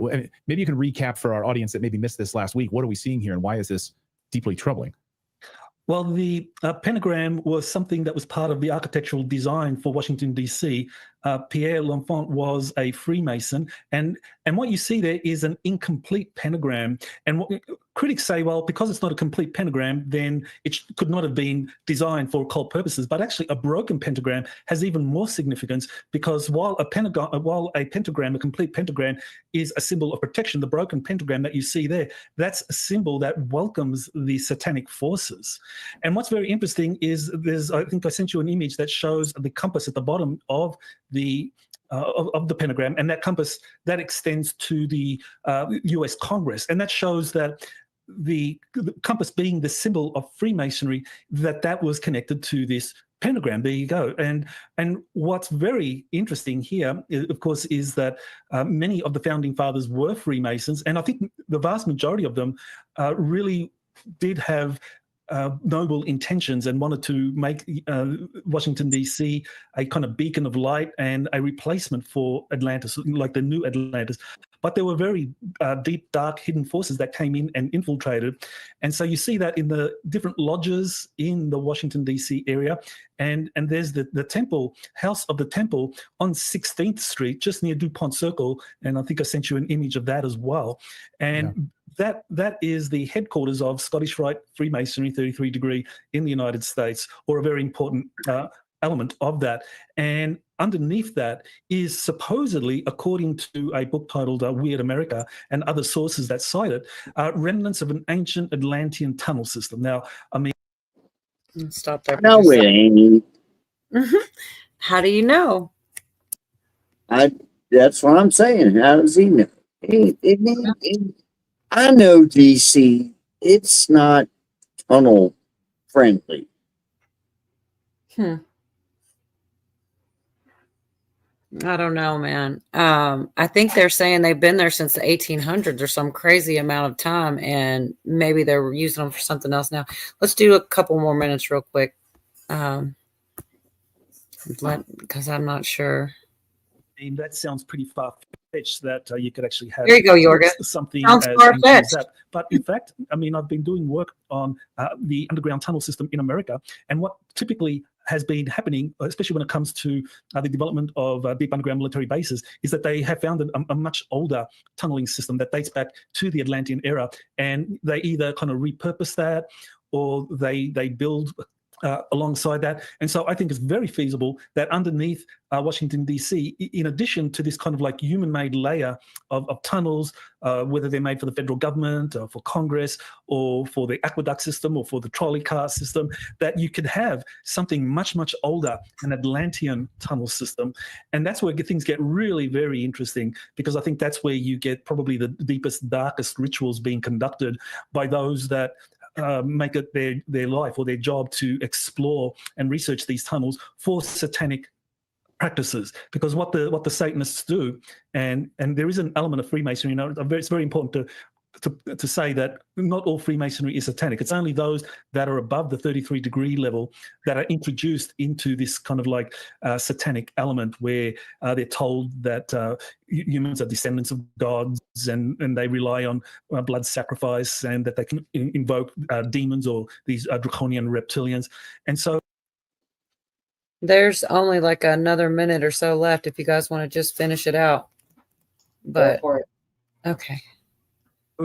These temples or these lodges are often built on areas that have some kind of energy vortex. And so that's why they actually do a lot of these practices like satanic rituals at these energy vortexes, because they know that that's how you can control an area or even an entire planet. And that brings us back to the whole inverted pentagram, because within there at the different nodes, you're going to have rituals being conducted in underground locations that really ensure that this kind of dark satanic element predominates in Washington.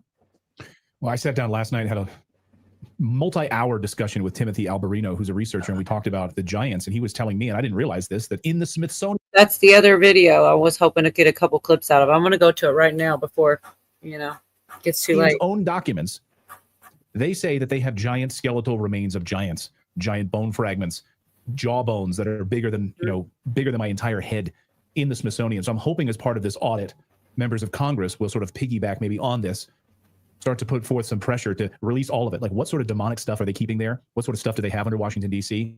I think that Trump is onto something with this, and I think you're in many ways vindicated for your position on this. Thank you for being brave and talking out about this. Most of our audience is saying, thank you for talking about this. There's a few people that are like, this is what I can't even believe this. This sounds crazy. I doubt that stuff is even there, man. They've moved, if they have stuff like that, they've moved it somewhere more secure. I don't know, man. That's what the other guy says that I'm looking for now, is that he doesn't think that's what he thinks. He's going after political ideology and things like that in his audit. But the stuff they talked about was still, you already knew it. I talked to you about this already. You already knew some of this stuff about the Giants and things. I've definitely heard about it, but the Kandahar Giant, remember that one? The what? Yeah.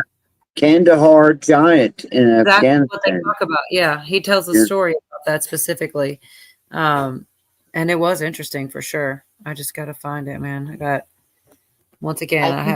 That he's trying to do an audit. We know the Smithsonian has deep basements and lots of shelves with all kinds of shit on it. I don't know if the bones are there or not, or what's down there or what's realistic. But I do think that giants existed in some sense, even people who might have been like 8 feet tall. We still have them now.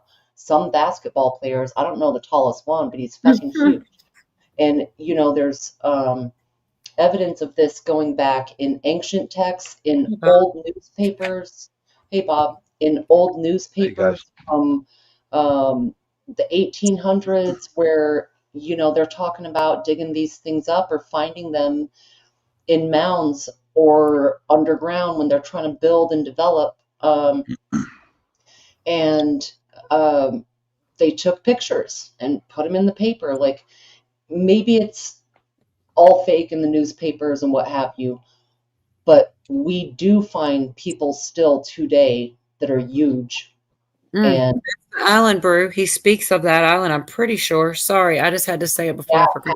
Island, yes. I think I agree with you, Virginia. There are people today who are 8 feet tall. Not many, but they are, and they're, somebody said in chat, they're your systems or whatever could never support a body that big, but there are people who are 8 feet tall right now. Yes. Mm-hmm. Yep. And spread out. Mm-hmm. Well, I feel like some of them maybe, they talk about this story, but like maybe some of them actually integrated into society and others never have. They're like, out here, what's the word? Almost feral in the mountains and stuff. That's what they are suggesting. It seems like they're in the story that Yorga already. I don't know if I'd ever heard that story. And it's not right here. They're just still talking about it. Writing a report. They like I said, this guy's opinion is that it was more about a political angle for Trump, but hopefully word can get to him or something. Declaring some of the things that they found, and among the mundane artifacts that were uncovered in the mounds, this had to do with the excavation of the mounds. They found artifacts and human remains related to giants, or remains. Maybe we don't call them human remains, but humanoid remains that were gigantic in stature.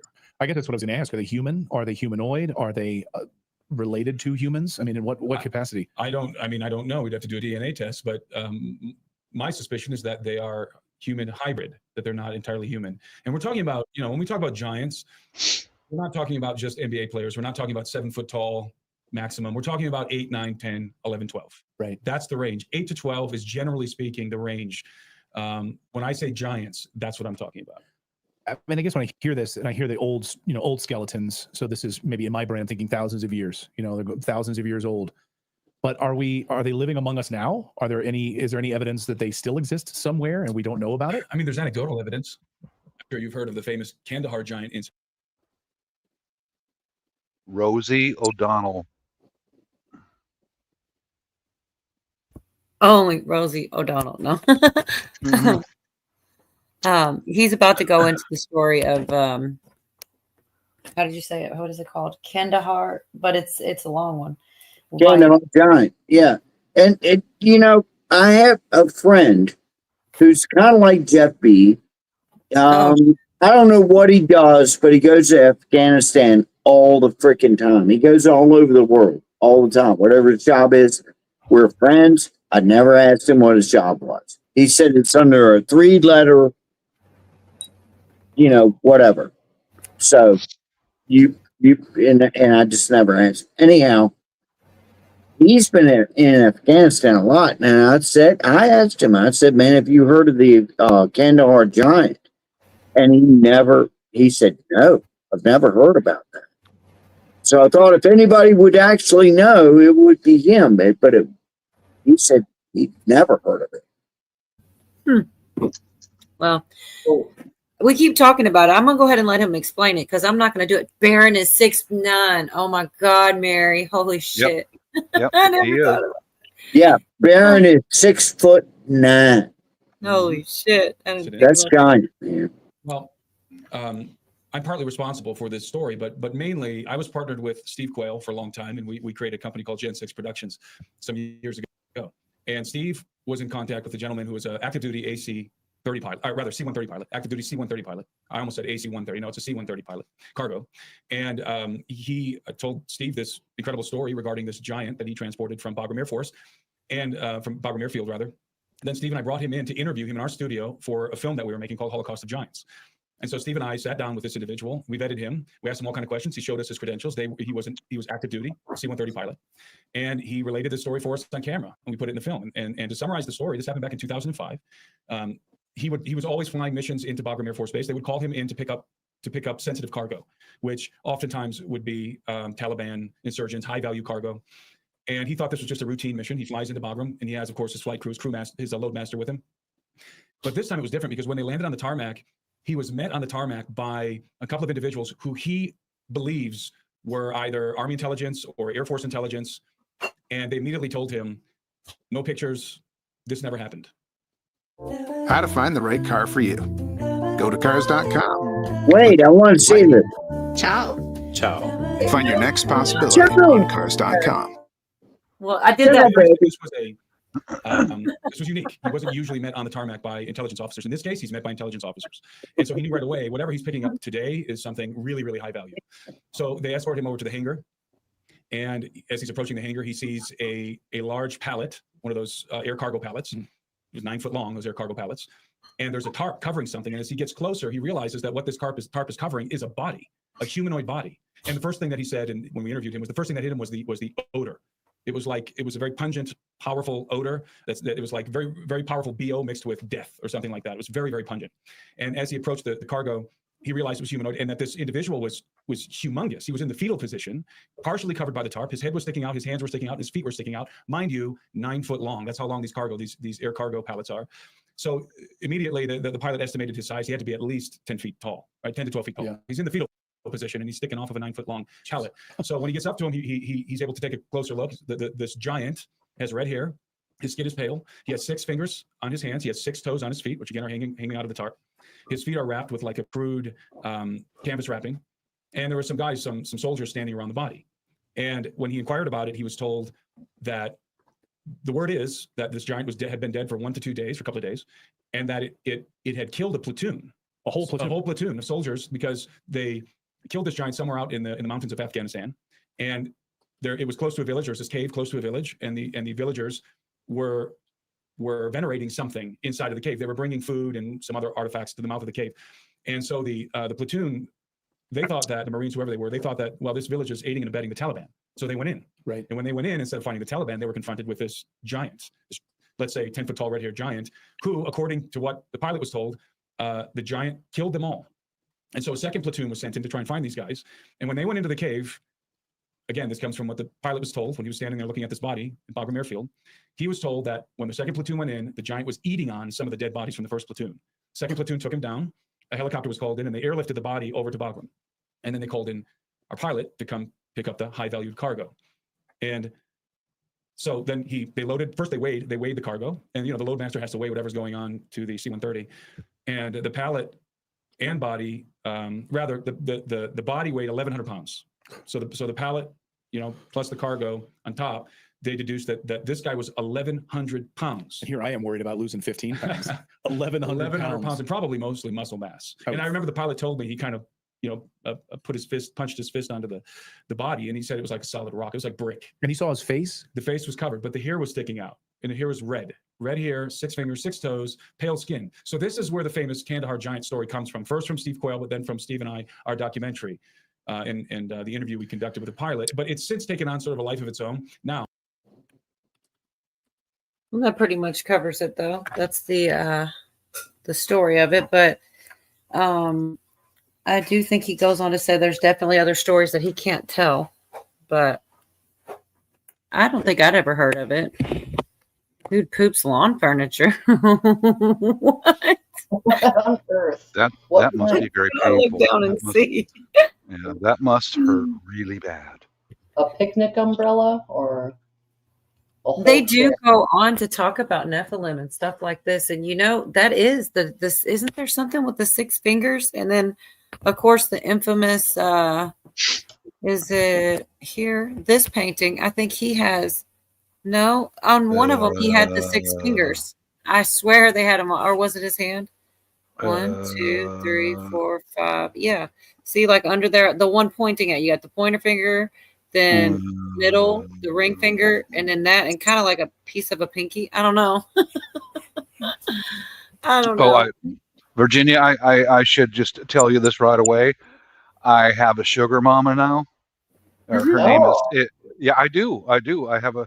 She's perfect. She's the perfect sugar mama. She's very rich and she's dumb as a box of rocks. And her name is Kamala Harris. Oh, She's, yes, wonderful. yes. Oh yeah, dumb as a lead pipe and a lot of money. So yeah, life's good. Life's real good. Ask her for a nickel. Yeah. A nickel. Just shoe a shine. nickel. Shoe shine. All right.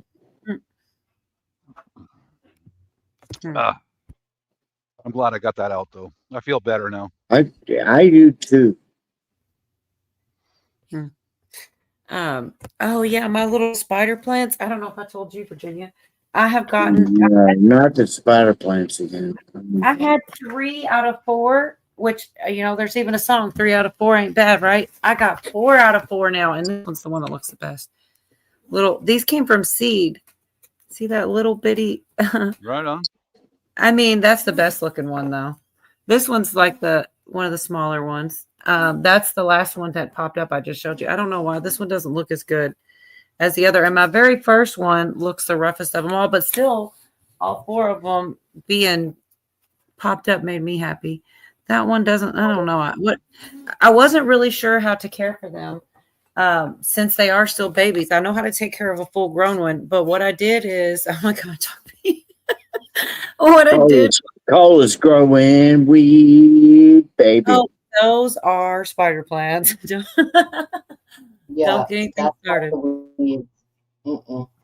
But so what I did was let them dry out because I was scared to, but I feel like that's what they like when they're adult is they like to dry all the way out and then, get their water and then dry all the way out and so I did because that one was looking rough and the other ones look better. So now I'm kind of letting the one that wasn't looking so smooth kind of dry out. And then I'm just hoping that even just one of those turns into a full grown plant and I'll be so happy because Mary Freeland says you're the queen of the spider plants.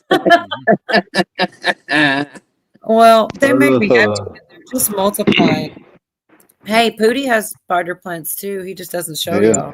He's stingy with them. He doesn't water them either. I know Pootie. He's like, he doesn't water them damn spider plants. He got their old lady waters them. All right. Yeah. Well, there you go. There you go. I've never had a curly one. Have you? Do you have the curly ones? I don't know why. I got a curly one, baby.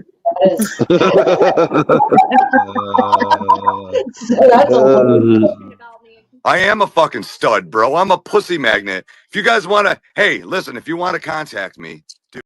Okay, that's my cousin. That's my cousin. That's my cousin. I'm a fucking stud. That's not. I thought it was the shorter one. I was going to go. That's the whole clip. And he goes out. He goes on a tangent. Oh man. Yeah. Short and curly. Oh Lord, have mercy. Billy. Oh, Billy. What was that movie? What was that movie where that chick said, "Oh, Billy"? It was Tommy Boy. Oh, Billy. It was Oh, Billy. the one that's dead now, the fat guy that did it. Oh, Billy. Yeah. Clip. Oh, Annalisa's got a nickel for you, Yorga. Somebody's got a nipple for me. What? You really heard what you wanted to hear. Oh, a nickel. Oh, I thought you said nipple. Leave it to yogurt. At my age, I'll take what I can get. No, you won't. Yeah, I will. I bet he would. For a nickel, I will. Okay. It's not stupid is funny. Where am I? Bob, you with us. Oh, okay. All right. Bob, All right. you with I'm us. good. I'm good. I'm okay. I'm good. Okay. So I'm not going to play the clip. I'll just tell y'all that's another thing he said, that he confirmed with 2 high-level people in the Air Force and 1 in the Army about these 10 to 12 foot tall people with 6 fingers and 6 toes. And I mean, but that was the most important thing in there. So I'll just skip that one. I'm trying to see if there's anything else worth this whole blue room thing. Yeah. They talk about like how they keep the stuff or whatever. I went to school with a girl named Louise that had 6 toes. Nuh-uh. Yeah, hold on. That's Definitely. fucking kinky, man. That is She kinky. used to wear freaking sandals out into the smoking area. You could count them, man. She had 6 toes on her feet. Oh. Louise. Your count the 6 toes. I heard that happens when you have a sister mom. Or I don't know, but that's what I've heard. I don't know, but we used to play poker every night, and we drew a picture of her on our poker table, and we called it the Mona Louise, and it had 6 toes. It would look just like freak. Oh my god. The Mona Lisa, but it had 6 toes, and we played poker there. Anyway, back to you, Cola. I'm right here. I'm just listening. I prefer Billy Don't Be a Hero. Where's that come from? Billy, don't be a hero. Song? It was a song. Yeah. Oh. Oh, Bill. Oh, Billy. Midnight Express too? Yeah, Midnight Express. Yeah, Midnight Express. Yeah, that was the one. That was a messed up movie. Oh, Bill. My grandmother liked those snake plants. I don't know. They're all right, but she loved them. Somebody said could have stopped the vulgarness.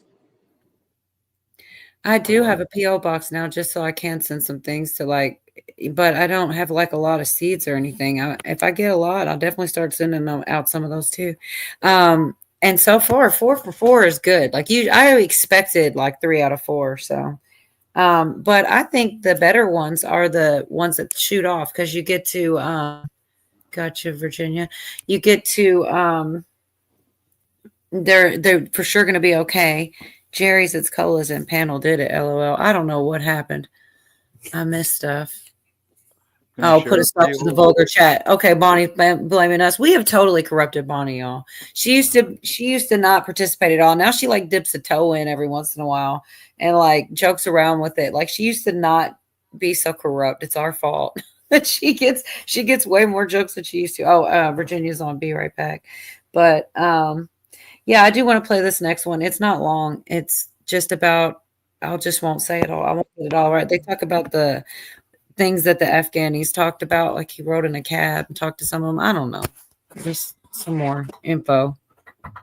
In this region, I mean, do the Afghani people talk about this? Is this part of like local legend where it's kind of common? And I actually was in a cab. I had a very interesting conversation with the Uber driver. He was Afghani in Los Angeles last year in the fall, and we were talking to him about some other very interesting things related to some other topics. We were also asking him about the legends of giants in Afghanistan. He affirmed there are legends of giants in Afghanistan, but there are all over what is the Middle East today. There are legends of giants. Frankly, Oh my gosh. Freaking ads, man. Yorga wants to see it. every continent, there's legends of giants. It's Wait, I want to see this. alive. And it would make sense. I mean, I'm not to defend the giants, but the idea that they're mountains, we know how difficult it was for the Soviets to try to fight in Afghanistan into the mountains. We know how difficult it was for the United States to fight in Afghanistan for 20 years into those mountains. The giants up there. Are in caves. I mean, what sort of characteristics might they be? There's hills fighting up there. There's giants up there. An extensive underground cave system that we know Humans. Right. So, and there's a very specific area where these things are found, and one of the guys I've talked to has pointed that area out for me. And it's way out in the middle of nowhere. Like you and it's hostile territory out there. And by the way, the pilot flew the body to Qatar. I was going to ask you, where did the body go? Yeah. And he heard through the grapevine that it ended up at Wright-Patterson. Okay, so Wright-Patterson Air Force Base in Dayton, Ohio, famous. I used to live in Dayton, Ohio, and it's sort of common knowledge among the people that live there of UFO crash retrievals, maybe even the Roswell part of the Roswell crash. The Blue Room. Yes. You ever heard of the Blue Room? Yes. Is it Hangar 9, Hangar 9 or Hangar 7? I always get the. I don't remember which hangar it is, but they allegedly have a Blue Room, the so-called Blue Room, where they have a lot of artifacts from crash retrievals, alien-related artifacts, and it's alleged that they used to bring scientists in there to study the artifacts and so forth, but that's called a Blue Room. So it would make a lot of sense that it would be at Wright-Patterson Air Force. See, I'd never heard of the Blue Room thing either. And Wright-Patterson Air Force Base, where they take all that crazy shit. It's a air base for the B-2 bomber. In different parts. Sorry, Bob, you were saying something. Oh, it's Wright-Patterson is where they have a bunch of B-2 bombers stationed there.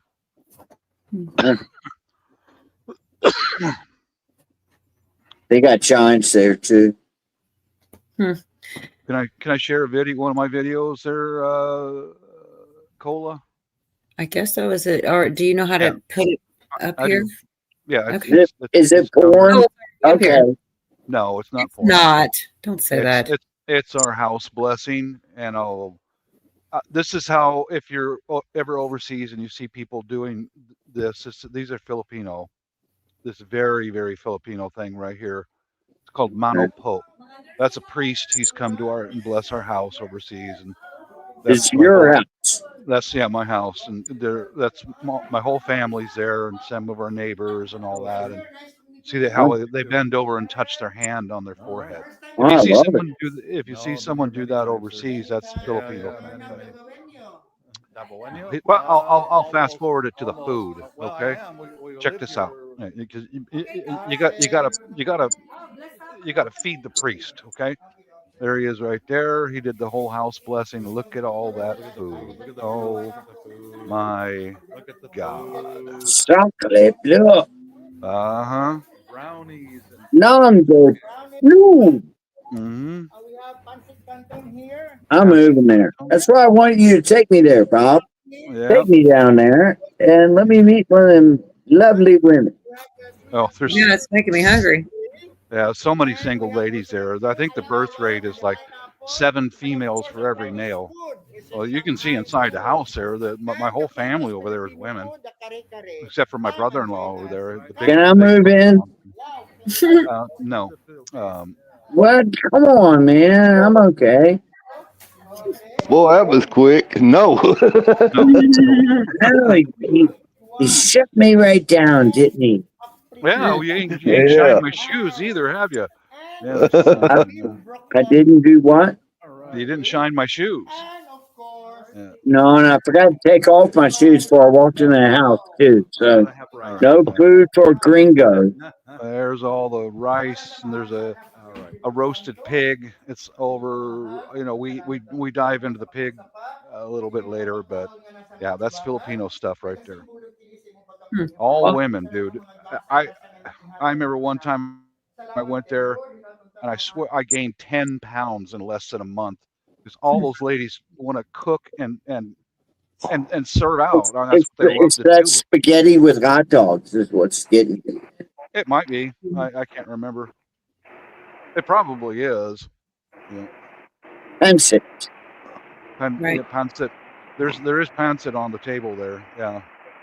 So he's blessing the meal, and now it's time to attack. Yeah. But you know what else? Everybody's so nice. They are. You know that They I are. don't know if it's just Asians in general. I know that's Filipino. You know, I don't know because I don't know. There's one of those ladies is my niece. The others are nurses. They're all registered nurses right there. I brought a bunch of musical instruments for gifts and stuff. And there's the girls. I handed out a couple of them, a kalimba and that little drum, and they sat down and started playing music right away. It was awesome. But yeah, I don't know, a little bit more down to earth. How does it, and I don't want to get too personal, Uh-huh. but you are a white American male. How does that? No, seriously, how does that? I don't know. How's that go, man? When you're in a foreign country like that? Well, it's good, especially now that I've got all gray hair, and they really respect senior citizens there. Period, man. But that's my oldest niece. The reason I asked that is because I'm of retirement age. I am retired, and I've seen where people will go to countries like Belize or somewhere in South America and try to fit in, and they do well because they have the money and everything to do well, but they never fit in with the population. But in the Philippines, it seems like they do fit in with the population. Yeah, we do. Am I right or wrong? You're right. It helps to. I'm gonna stop sharing here, but that was my niece cooking me breakfast the first morning after we arrived. But yeah, you can fit in pretty well there because the Americans were there since 1898, and then we left in 1946, and they were very respected. But for me, I can speak some of the language. I can speak a little of the two of the main languages, so I fit right in pretty well. Yeah, you're respected when you're over there. You will get some funny looks once in a while. Yeah, but, right. It's like you got to be adaptable, you got to be flexible, and you just go with the flow. Yeah, I get that. I have a buddy, a friend who married a Filipino or Filipina woman. And he lives over there, but he lives over here too, and he goes back and forth. And so I know a little bit about it, but I mean, it does seem like a really cool place. Well, like when you saw my niece sitting there cooking breakfast, that was our first morning there. When I woke up in the morning, there she is. She's in the kitchen. She got everything ready to go, and she goes, "Uncle, do you want scrambled eggs or sunny side up? What do you want, Uncle?" You see what I mean? She just goes, "Sit down, Uncle. I'll bring it to you." No, and you almost feel guilty when she's doing it or whatnot, right? Not really. No, I'm just not used to anybody waiting on me. That doesn't bother me because it's a form of gratitude, right? You're My right. wife, all those young women you saw in the earlier videos, my wife and I paid for their universities. We paid. Oh, well, okay. All right. This is a way that the gratitude that they show, because they can't pay you back in money. They can't, but they can cook for you. They can, like my niece there, she's got a driver's license and she can drive. She drives us all over the city whenever we want to, etc., etc. They will pay back in a way that they can. Actually, you're getting more back. You know what I mean? Yeah. Mm-hmm. Right. I wanted to do one more. This next clip it's the same thing I was on. But I'm going to skip one just so it don't take up too much time. When they talked about there were other incidences where they had about the giants, but he couldn't talk about them for whatever reason. And then they started to talk about how UFO topic used to be the thing that they got quiet about. They shut you up about, and now it's like the giants took that place. Like now you can't, you could talk about UFOs all you want, but don't talk about the giants. I don't know. This is they know more about the stuff than I do. But like I said, this is more just about, I don't know, the thought of it. Like, why is it all of a sudden okay to talk about UFOs? Like, it is weird. Like, there is something about that. I have been thinking about that a lot, when there used to be like, oh, you're crazy if you think that, and they would like make people sound crazy when they come out on the news, and it was almost like a joke. And now it's not like that as much anymore. I know. Now they're like, oh yeah, that's just real. Oh yeah. I forgot to tell y'all that's actually true. But anyways, let's talk about something different now. Right. Remember that. Well, that's what they're saying about giants are the new thing. But he goes on also to talk about how he thinks they're interconnected with the occult and things like this. Like, it's a bigger thing than just the giants. And I found that interesting. I can't say it as well as they can. The stuff that I've heard would shock you. You know, they'll tell me, but they don't want to talk about UFOs on camera. So this was like 15 years ago. So now that topic has maybe become like less taboo, the UFO topic, but giants is still somehow off limits. I think it's worse than that, because there's something about the topic of giants. Again, I'll be talking to somebody that's read into some programs on UFOs. I bring up giants, their face goes pale. And one guy went like this. Wait, I want to see this. Wait, he's getting ready to kill. Because I think that is. Here's my working theory. I think that this topic of giants is you know the thing where they say, if I ever hit the lottery, there will be signs. You know, if you ever see me ad-free night, that must mean I hit the lottery or something, because that's about the only way I'm paying them to take them ads out. But I haven't hit the lottery yet, so it looks like we're stuck with ads. But that usually it's bougier signs. But yeah, I just can't imagine paying them to. I just wait and skip it. Ultimately interconnected with the occult. In a dark way. I think that the topic of giants gets very dark. I think that that behind the confiscation of the bodies of giants, this centuries-old cover-up, century-old, let's say, not century-old cover-up, is a very dark, there's no other way to say it, satanic Luciferian group. And that they're behind this primarily. Fundamentally, they're the fulcrum upon which this cover-up pivots. The cover-up. Yeah. Not my mind was thinking the procreation or the. No, the cover-up and the confiscation of the bodies and the artifacts related to the giants. So is this related then to, I mean, I guess it's an appropriate point to ask you about, what is the Nephilim? And from the book of Genesis, and is it related to this occult piece of everything? Yeah, I think it is. Yes, directly related. So the Nephilim are this hybrid race of giants that were progenerated, according to Genesis 6 and the book of Enoch, of course, through intercourse between what the Bible describes as the sons of God, who the book of Enoch calls the Watchers, and human women. So you have the Watchers, these sons of God, clearly not human beings, angels, who are procreating with human women, copulating with human women, and progenerating a race of hybrid giants. That's where the giants come from in the Bible. That's the I was going to stop here, but I see, is it Jerry, Sardinia, giant graveyard. That's exactly what he's about to talk about next. Sardinia is an island off of the coast of Italy. Sardinia. Yeah, I'm gonna go ahead with it. Look, this is exactly what he's about to talk about. I know my geography, baby. You said it, but right. I said it wrong too, because I said it differently than you. But I'm going to go ahead and play it real quick, because that's exactly. And the only where sardines come from, lady. The procreation of angelic and human women, angelic beings with human women. Now, I've studied giants in different parts of the world, and if you want to go outside of Afghanistan, I haven't gone to Afghanistan for obvious reasons. Outside of Afghanistan, I think that the best place to study giants today is not the United States. It's not even Central South America, where I spent a lot of time. It's the island of Sardinia. I have never felt so close to, let's say, the lore of giants as I have on the island of Sardinia. Because in other places of the world, you're looking at ancient records for the most part. In the United States, we're looking at newspaper articles, and again, the Smithsonian's own archives going back to the early 20th century, late 19th century.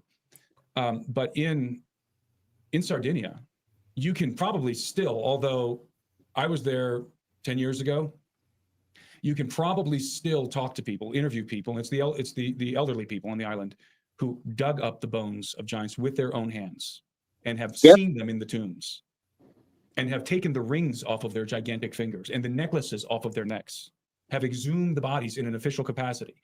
And again, we're talking 8 to 12 foot tall giants.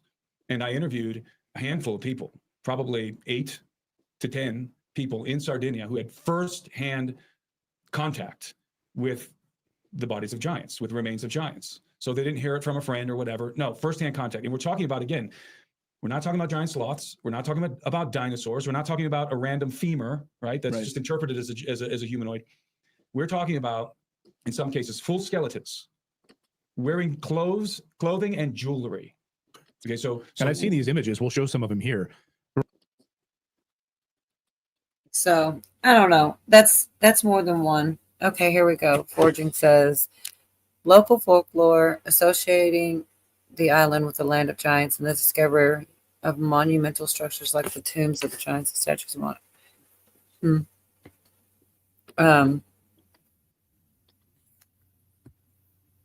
it's lore.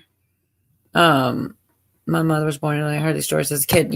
So he even talks about, though, they're talking like the 70s, 80s, I feel like. And he talks about meeting someone that was 100 or 101 years old, telling the story of finding 20 giants in his backyard as he was tilling it.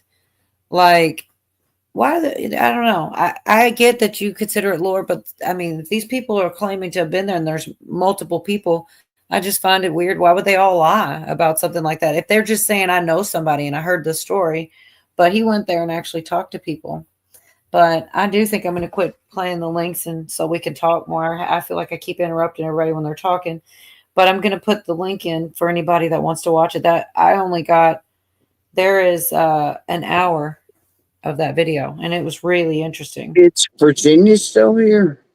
She had back. Oh, she is right back. She's just pissed off because I've got a sugar mama now. That's why she's angry. Oh, Virginia. Yeah. In his backyard. I mean, I'll play it where it's the same guy and then he interviewed him. Yeah.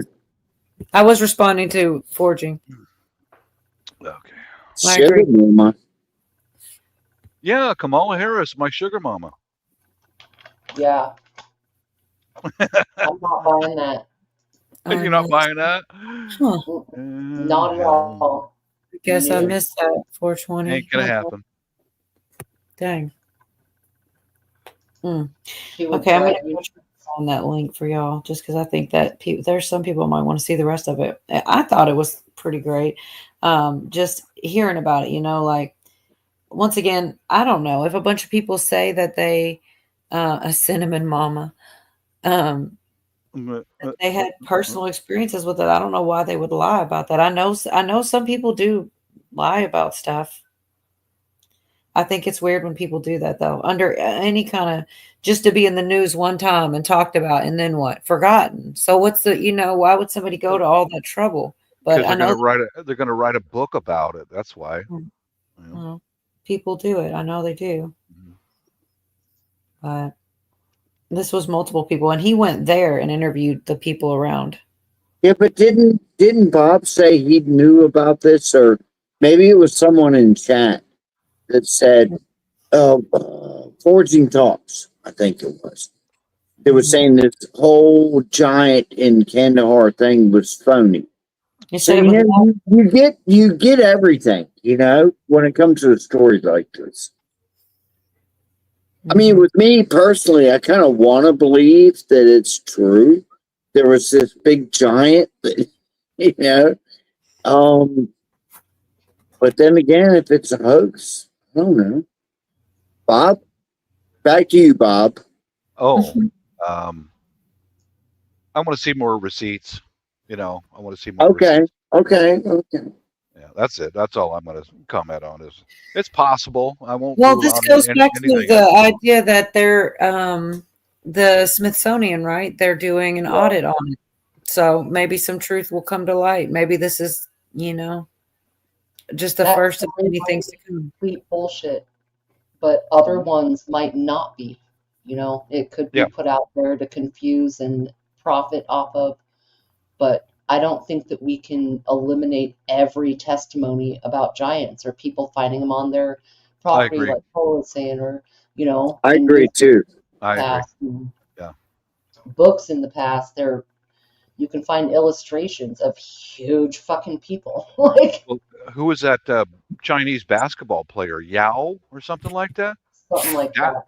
dude, that's a giant. That guy's freaking. He was, I think, 8 feet. 8 Yep. feet. Yeah, that's man. I met the only wrestler I've ever met was Psycho Sid, and he was 6'8", and I'm standing next to him, 6'8". I don't know. I'm 5'10". You know, this guy was a giant, man. I mean, a giant, man. Nicest guy I ever met in my life. He was super cool, but he was scary to get next to me. He was so big. He was scary. You remember that old wrestler from a long time ago, Andre the Giant? Oh my God, he was even bigger. Yeah, he was like close to 8. Do you think that that's what they're considering as Nephilim or the giants or some I, other d- species? I don't know. I don't know, but I know that you know, for the people that say that a human system could not work in a body that big, you know, that's the Godzilla thing. It's like Godzilla couldn't exist because the heart and the lungs and everything couldn't keep up with whatever, you know. And they say the same thing about big people, but Andre the Giant, hello, you know, there's big people out there, man. Not many. Yeah. So if you find a skeleton like that, you know, of some big person from 300 years ago, you know, Yeah, what would you do with it if you dug up something like that on your property? Would you go public with it or just, you know, Man, bury if them you have back up? any bones, whether they're huge or normal, man, any kind of bones, I'd be calling the law. I'd be very concerned that it was, no, I'd be calling. I don't care, big or They small. would just cover it up. I mean, if all the stuff that they're saying is true, that would be what they would do. That's what's happened in all these stories, supposedly. Like in that, I'm not going to play all of them, but I'll tell y'all that the people locally said that they were filling up, they were saving all the artifacts as well, not just the bones and things. They were finding jewelry and all kinds of things, and they were laying them all over the church, on the inside of the church, because that's what they were told. And when they asked the mayor about it, they got rude with them and stuff. And before you knew it, they started coming and taking it all away. And they were asking them to gather it, and then they were taking it away. And there were a lot of different stories where that's what it sounded like. The person that found it, that was 100 years old, recounting the story, all those body parts or whatever. Well, I could find that clip. I already left it, but I could pull it back up. Supposedly this guy like stayed and watched. There was all these people working on the land together, and basically they told them all to go when they found the remains, and one guy stayed, and he's the 100-year-old man recounting the story, watching what they did, and they were taking it all away. And there was a little, I mean, like I said, I can pull it up. I put the video link in the chat. I found it really interesting, and it was several different stories, but where they really started tying it into occultic was, they said these tombs were shaped like a womb, and they would put the young children in there as like a rite of passage, like it was a rite of incubation or whatever, and they're 13 years old. like a clam. They go in there like a boy, they come out a man. It's a whole thing. And like, I don't know, it just all kind of ties together. And like I said, there was a lot more of that video. Do we say like a clam? Like a womb. It's on display. Anyways, I don't know. I just thought it was interesting. And that's what they're saying they believe too. It's the Nephilim. Archaeology is a fancy name for grave robber. pretty much. But anyways, I just I got a grandson that's like 6'8", and they gave him stuff to make him quit growing when he was young. dang. What did they give him? No, hormone therapy, that stuff. Yeah. Yeah. What? No. Rudy. Yeah. No. What? No. That's messed up. You got a kid that's going to be big. You know? Wait a minute. We need to stunt that shit. You know? Yeah. Let it be big. That's what they're afraid of, though. He'd be so big his body wouldn't be able to handle it. I'm 6 foot, Annalisa. My son is like 6'2", and he looks down upon me. Chessboard made a hormone once because he refused to pay her. Damn, Jess. That's a good one. That is a good. How do you make a hormone? That's touche. Don't pay her. Are you making There a are hormone? disorders. I didn't laugh, but it was a good one. There's a thyroid disorder, like Doc P is saying, pituitary thing, and it does cause like Yes. certain physical features, and one is that they can be very tall. They also have like a heavy brow ridge and stuff like that. So me no math. I'm not a. Yeah, you can see that Oh, on Magnum. Andre you can see that on Andre the Giant. You can see that he has that. Same with Yao, you know. Yes. Yeah. Yeah, them eyebrows. No, it's the skull itself. But it's related to thyroid, pituitary shit, and there are a lot of physical features. One of them is being very tall. And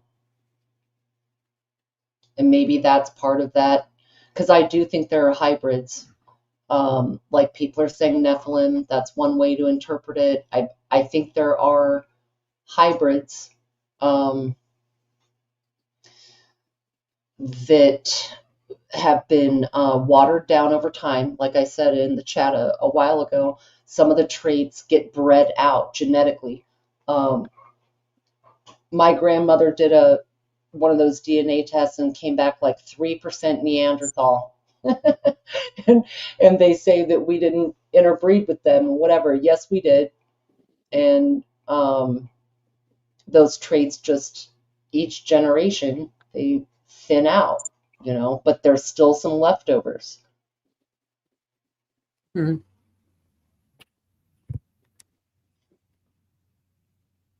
I was in a female body for nothing. That took me a minute. I had to think about that.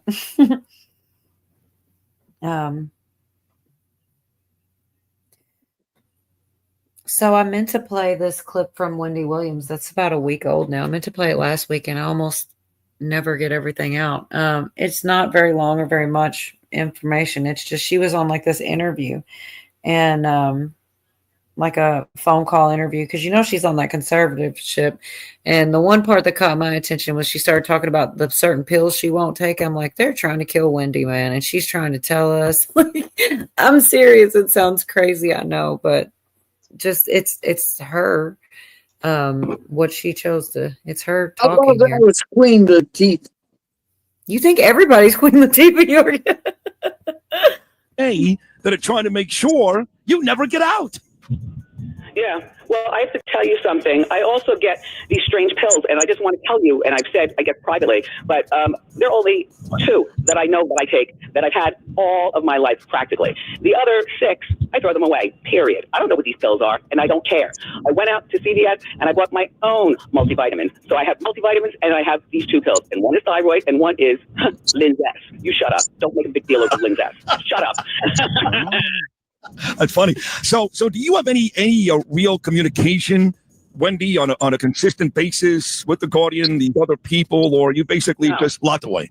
No, well, why would I call the Guardian? I want out of guardianship. I want to go on with my life. What do I have to say to the Guardian other than, excuse me, can you please tell me what your attorneys at my expense are saying about me going to the hospital? You know what I'm saying? Yeah.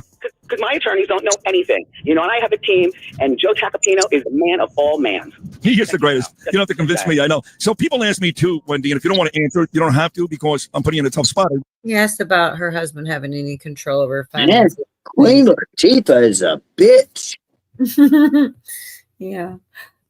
She does look bad. But she wouldn't answer anyway. Any questions about her ex-husband? Right. I agree, but I wonder what they were trying to give her that she didn't recognize.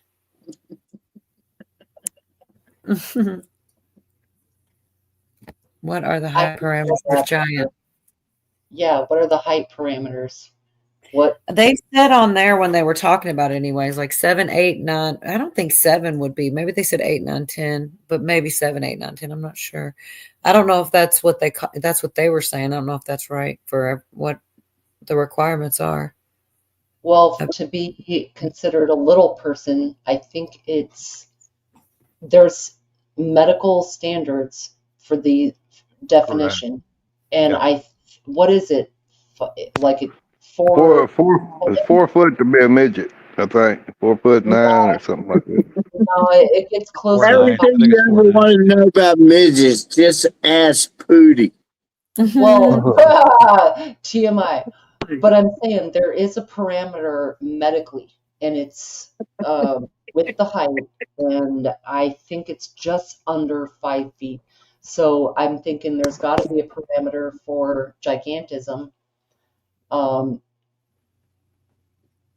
Even if someone's 6'10", is that considered gigantism? Probably, because 6'5" is ginormous, man.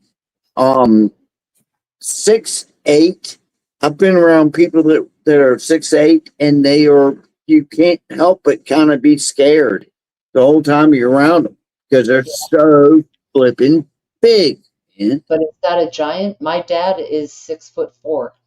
Is that's a big, big man. Yeah, it's probably not considered a giant. Man, I'm gonna have to go. I'm afraid. But did you know, and you probably do know, that like we go to Jamestown, Virginia, where the first English settlers came over, and all the armor is really small. All the people from England were very, very small. I don't know about the Indians that were here. I don't know, but everybody was kind of small back then. So if you saw somebody that was 6'4" back then, that would be a giant. Yes. Yeah, I agree. Yeah, I agree. Yes. They were about 5'6", 5'7", maybe for men. Yeah. Which is pretty short. The average height of a woman in this country, I believe, is 5'4". And a man, I think, is 5'8" or 9". So that's a good point, Yorga. It would seem like giants. Yeah. That would affect the lore. What I saw when I was in England of the suits of armor and the weapons they used, these were not very big people, man. They were small, They were very small with the people. Spanish. Yeah. Same with the Spanish overseas. They were really small people, but maybe 5'6", for a man, which is by standard. And that was the big guy. Yeah. If you were a 6-footer, you're giant. Yeah.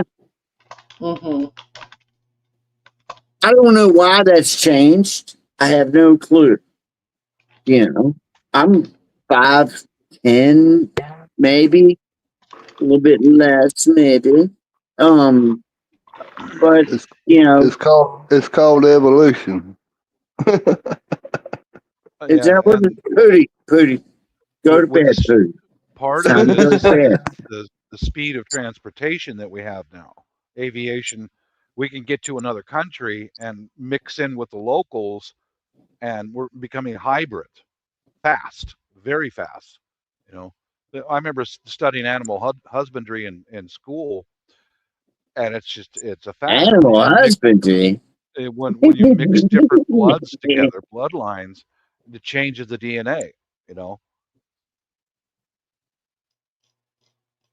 All right. Animal husbandry changes the DNA. Do you guys remember that chick on the plane that was like, said she saw something and that mother is not real. You remember that chick? Maybe she saw a giant or a shapeshifter or something. I always thought something like that. But there's this like 1 minute short of her, and I saw some stuff about her, and they actually had some video before she did that, and she was kind of cuckoo for Cocoa Puffs. Well, this little short clip of her, and it's not even a minute. Notice what she says when they ask about it. That she, well, I mean, I'll just play it, but notice what she says. I gotta ask this one. Be traveling again, Great. in the airport again after what you went through. A little bit of anxiety, but Right. that's been good. But a lot of people are curious what exactly you saw, because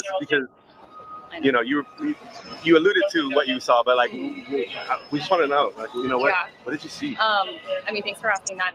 But I have been told I cannot comment on it right now. I see. What was I have been told I cannot comment on that right now. By who? the reason that you wanted to get off so bad? Again, can't speak on that right now, but Understood. I was distressed and I was getting off the plane. No matter what, I just probably didn't need to make the scene that I made. Right. But getting off that plane for sure. Right. And you stand by that, like even now. So I don't know. I just thought it was funny what she said. I can't talk about that. Or she said it two different ways. I don't know.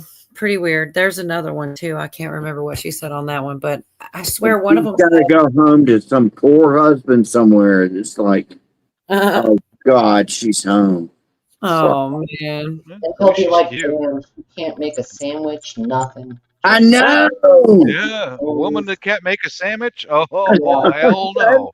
Hell no. See? I gotta have my sandwich. Told you. Gotta have my sandwich. You bitch. You. I never did find that. And now you're on the internet all over the place. Damn it, lady.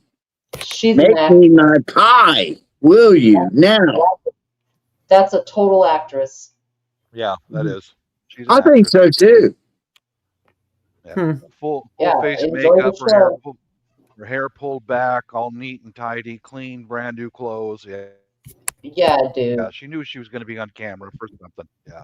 That Comedian wasn't just does from look flying good on into her. Atlanta, So, like, how can you not believe in conspiracy? Good looking woman. TMZ isn't just hanging out at airports all the time, per se. Maybe in LA, but Yeah, no. there's one more. Maybe I ought to look for that one. There's one more I saw, and then her hair was down. But then one of them I saw, and it was like a longer video coming up. Click to notify, and I could have swore that I did, but I never did get notified. I was interested in watching a long form with her, but I didn't. I lost it wherever it went. I'm looking to see if I can even find the other one. Like I said, her hair was down, and like it does Follow it. seem. You should see what my beard's doing right now. Oh, no. No. You already said you had curlies. This is Growing. You already said what? He said he had short curlies. No, I said my beard is growing because Colin's taking forever to get to the video. Oh, I did. Look, at least I found it. You know what I mean? That's the hard part is finding it. All right. So I don't know about it. You know what I mean? I don't know. I kind of wonder too. Is she an actress? What's the deal? I'm actually kind of surprised I found it. I expected I wouldn't. It just happens like that, man. Went home. The best loaf. Obviously, it was just pure terror of like what's going to happen next. Fathom the amount of times this would get reposted and retweeted, and it just, I mean, I knew it was going to go viral, but I didn't think it was going to go that viral. Okay. At what point were you looking at your phone and you were just saying, "Oh my God"? The next morning, I was like searching like crazy lady on a plane, American Airlines, like just anything that I could possibly think of. You were searching crazy lady on a plane for Like, yourself. I was searching anything and everything that I could think that someone else would post. I did it. found it pretty quickly that next morning, and it had already like started to be like retweeted. Mhm. She's Yeah, crazy. so I guess You it know, was me probably and her would get along great because she's crazy, you know? yeah, the crazy and like, hot yep. chick. No, I it's okay. know. Crazy This would chick, be seven please. Blow me. Right. that would that was your No, Oh. that was me, actually. oh Doc B says bring back the ponytail lady. The lady on the plane that said that Marepper is not real and freaked out and got Well, now you got to show a clip of the original video. Not everyone's seen it. Like the original, there's a short out there. I know it. So should I All type right. crazy lady on a plane? Yeah, try that. Yes, Oh, I there's a bet lot of those videos. Well, her name was right there. It's Tiffany something. They put her name out there. Yeah, Gomez plane. it. You got it, I didn't. I 420. put the Gomez plane. You got it, 420, all about the clicks. Mhm. Yeah. I am telling you right now. I can't. I want it to be bigger. Don't be that. That lady they interviewed in the airport, man, I'd take a bite out of that sandwich. She's pretty. You know? That's the same lady. We're talking. All right, we got to bring the original. I'm So getting you- it. So you'd like to have your meat in her smokehouse. Shoot. I had it. Let me pull it back up. Her voice is so high pitched because she is freaking the F out, to be honest. All right, let me try. Right now, that mother back there is not real. Say whatever you want. I'm telling you, I'm getting the off, and there's the reason why I'm getting the off in everyone. That's some big coconut. I cannot believe it. I don't Yep. give two f***s, but I am telling you right now, that mother back there is not real. And you can sit on this plane and you can die with them or not. I'm not I'll going be not real with you, baby. And there's a reason why I'm getting the off, and everyone can either Hey. believe it or they cannot believe it. I don't give two f***s, but I am telling you right now, Man, talk about a latex living. back Yeah. there is not real. I mean, I think she believed it. She was either delusional or there was really. So I said maybe he was a reptilian or a shapeshifter or something. I'd hang out with her as long as she can make a I, sandwich. yeah, I was gonna say she can sit next to me, baby. That's okay. I'm good with that. Yeah, yeah. But I'm still Come on, expecting crazy. a It's sandwich. okay. That's all I It's want. Is a all damn right. It'll be fine, baby. You look great. I'll be right there. I'll turn that frown upside down. I think she's an actress. I don't know what she was. I think you're right. Uh-huh. I think she's an I don't know what actor. she gets. Once again, I don't know what she gets. I think that She got her 15 minutes of fame. I think What that she got. she did see something, and then they told her, "You can ride this out. You get a little bit." Think about the hot to that girl. She You got her can't- 15 minutes of fame, and that was it. Right. What was going on when that happened? That's what is it a cover up for something else? Right. I really Yeah. do think she saw something, and I think they told her she can't speak on it. That's why that other clip that she's like, I've been told I'm not allowed to talk about it. I can't talk about that. What? You should be able to, there. I don't know who. Maybe the Nephilim contacted her and said, "Look, don't tell me." Nephilim. I don't know. What did she see? There was the damn Nephilims again. They came again, and they ain't A nothing to do about it. Shifted right in front of her face. Nephilim. Something. She saw something. I mean, Well, but I'm with Pootie though. What else was happening in the news that they could use that story to cover up something else happening? Could be. You see what I'm saying? I'm with you, Poot. I smelt that fart, and I She's like it. with you, Pootie Poo. Yeah. Yeah. Just like the Hawk Tuah girl. Yep. I don't know. I just want to spend. I want to spend some quality time with Greta Thunberg. That's all there is to it.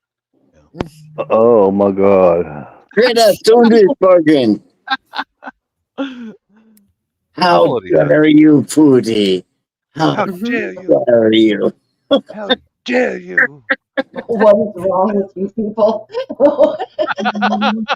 You're in a madhouse, Virginia. You know that. How dare you? Pootie, how dare you? I Hey, died. Billy. Hey, I tell you what, I died when I saw Greta Thunberg off the coast of Israel and the Israeli Coast Guard or Navy, whatever, come on the boat. And she's They sitting were there a like, sandwich. and they were giving them sandwiches and sodas, and they were very polite and said, you can't come on land here. This is a war zone. You don't belong here. Here's some sandwiches and just go that way. And she's sitting there like, she's like, And she ate the sandwich. She ate that motherfucker. my moment of glory is gone. Damn those Israelis. How dare you give me? How dare you give me tuna fish when I wanted peanut butter and jelly? How dare you give me a sandwich? Damn you and your petroleum. But the greatest part was she ate that fucking sandwich, man. She ate that motherfucker. She's probably rolling around on the boat all day. And thanks for the Pepsi and the sandwich. You're all right. Just take your sandwich and go that way. You can't come on land. Damn you! Damn you to hell! Damn you! Damn you! You motherfucker, fed my ugly ass. Anyway, me and Bob, we're having fun. Yeah, you sure are.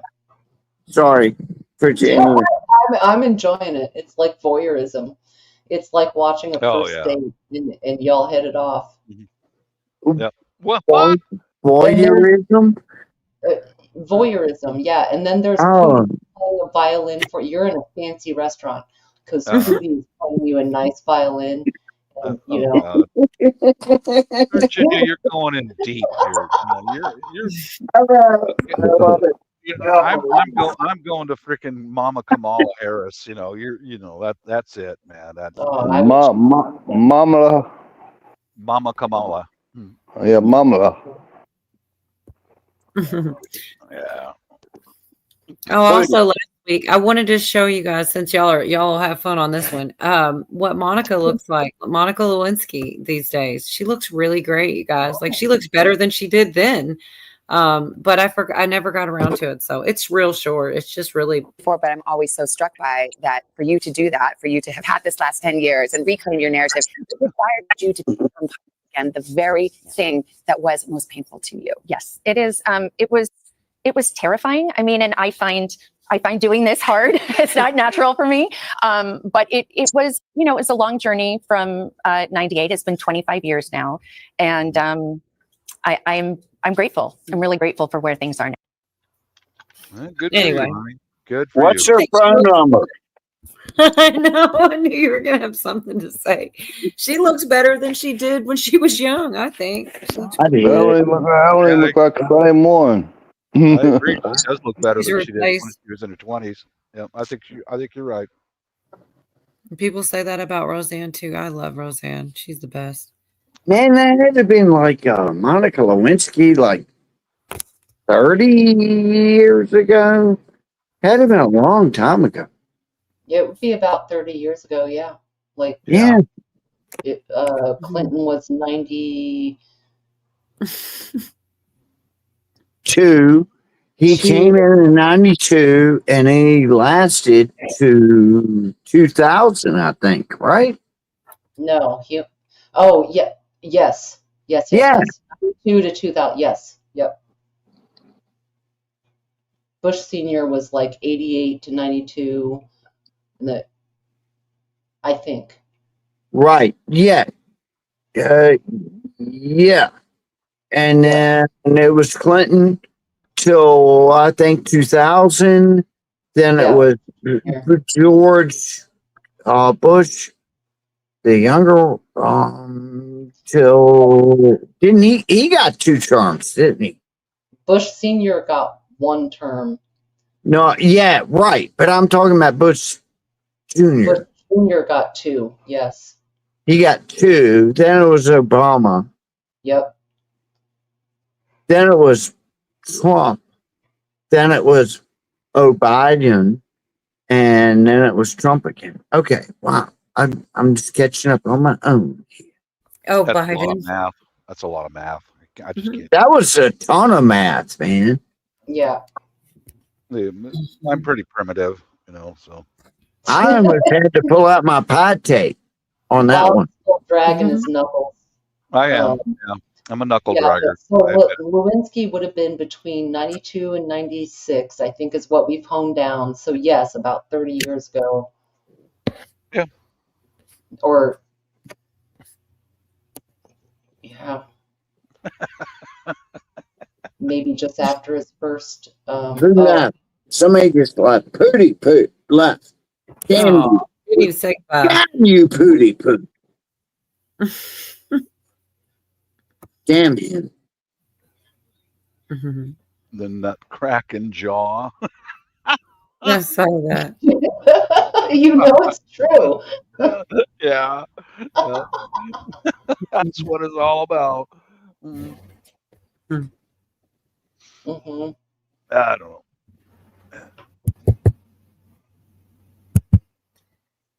Well, I'm sorry, y'all. I actually forgot. I always try to, some things I just are in different places. I forgot this stuff. This is, I'm not even sure. 5 days old already. It's like so much happens in a week, but yeah, I don't know. This is just some stuff Bondi said. I'm not really sure if it matters at this point.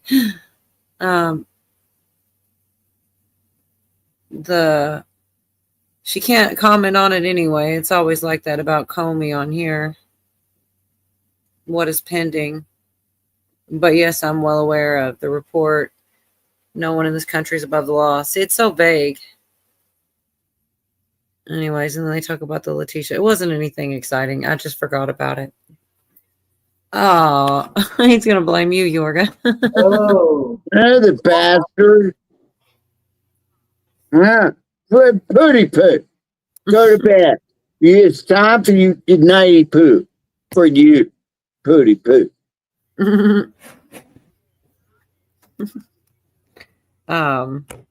He might be just making a sandwich. I know. I want him to make me a peanut butter and jelly. Dude. Today. Now. Pooty. I don't know. I just hope that one day I could look as good as Greta Thunberg in drag. You know, what do you think? You think it's possible? What are your thoughts? I am a fucking stud, bro. I'm a pussy magnet. There he is. There it is. Wow. That's my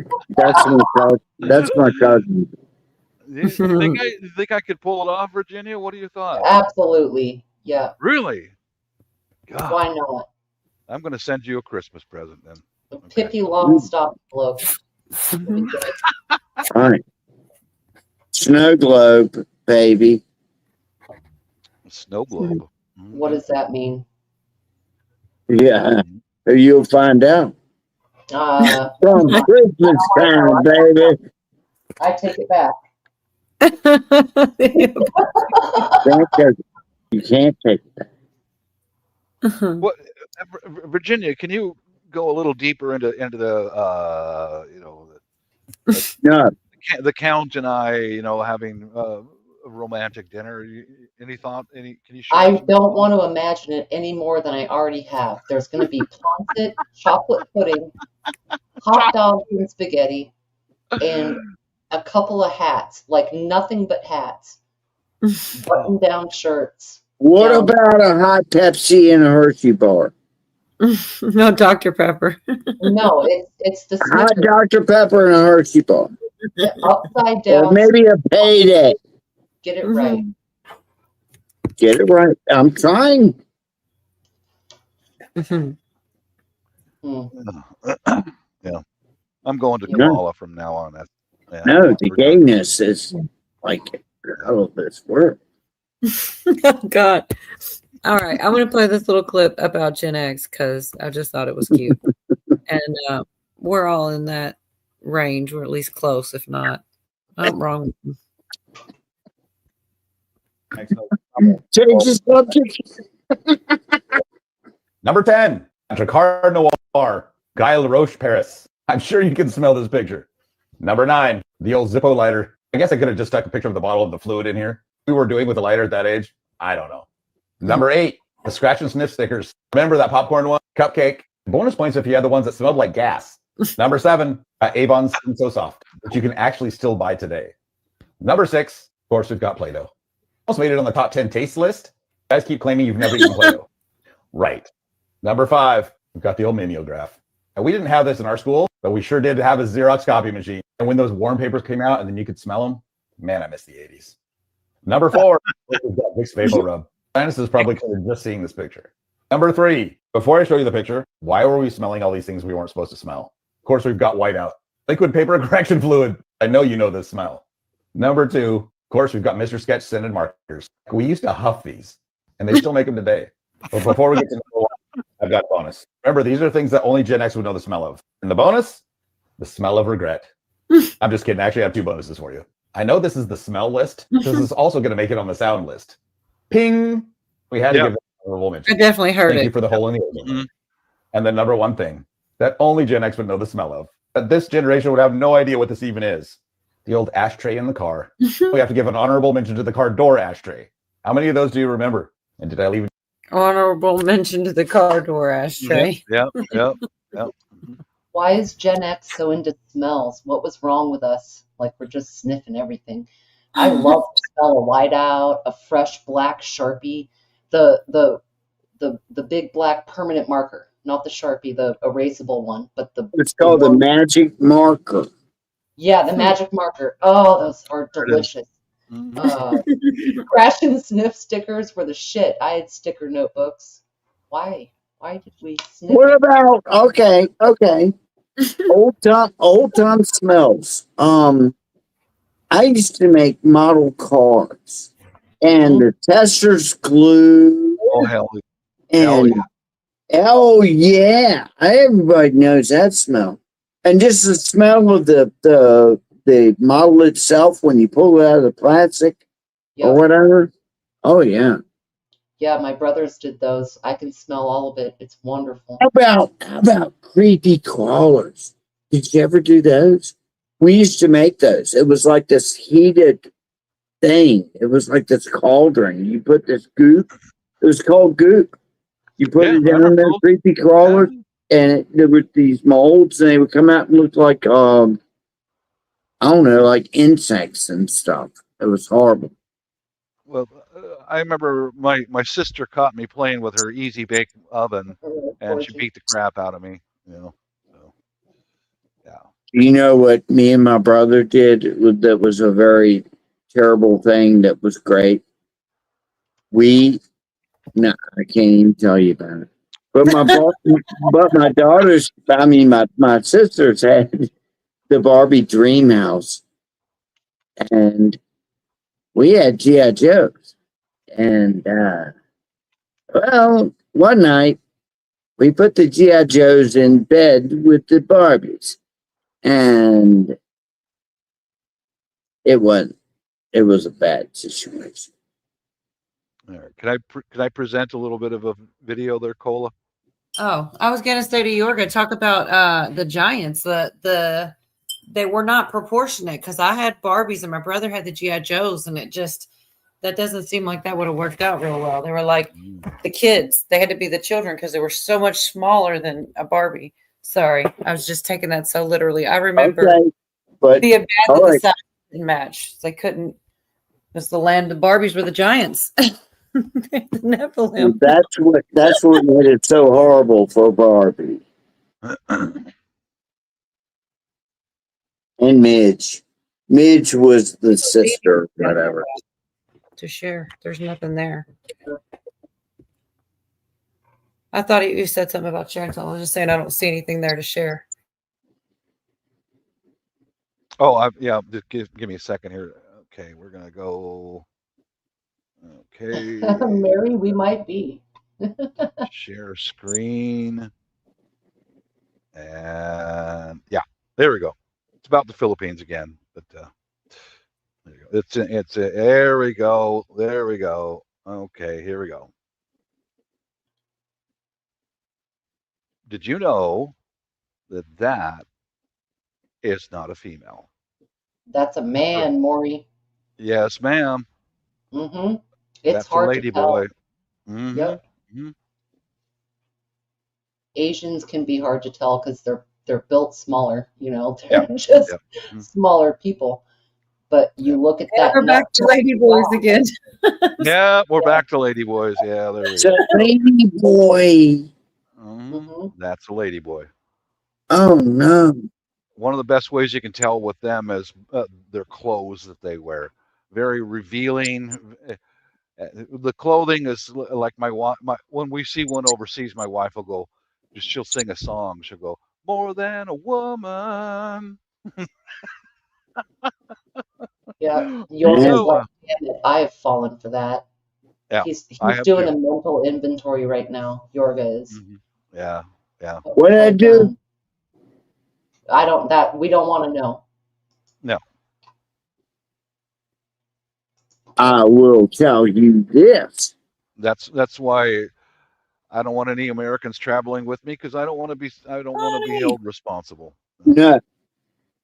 Listen to me. A man's arm will go straight. That's it. It goes straight 90 degrees. That's it. A woman's arm will go a little bit further. Okay? Are you with me? Yes. They'll go a little bit further. You know, so you can tell from the man, lady, boys. Those chick, man, dudes. You can tell the difference because of the arm. Yeah. It's all in the bones. Yeah. Well, I don't know where it's from, but it is. It's the Well, bones. I usually spot them a mile away, but I've been over there to Asia so many times, you know. But if I'm questionable about them, I just ask them. They'll tell you. They will tell you. If you go down south and there's a wiener hanging there, then you know. Yeah, you can't always do the Australian check. That's No. not annoying. The Australian check.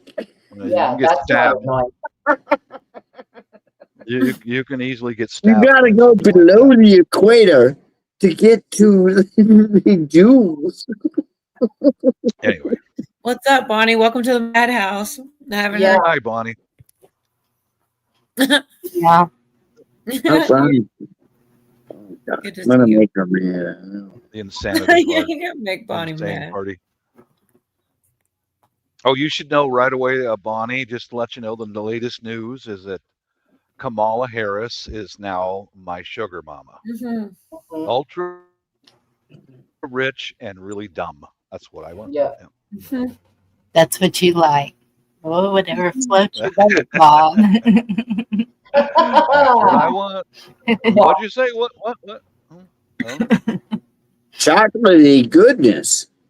But I don't think I could tolerate being around her. I hope she just sends money to my bank account or something, so I don't actually have to be around her. Don't think you have met him, but his name is God.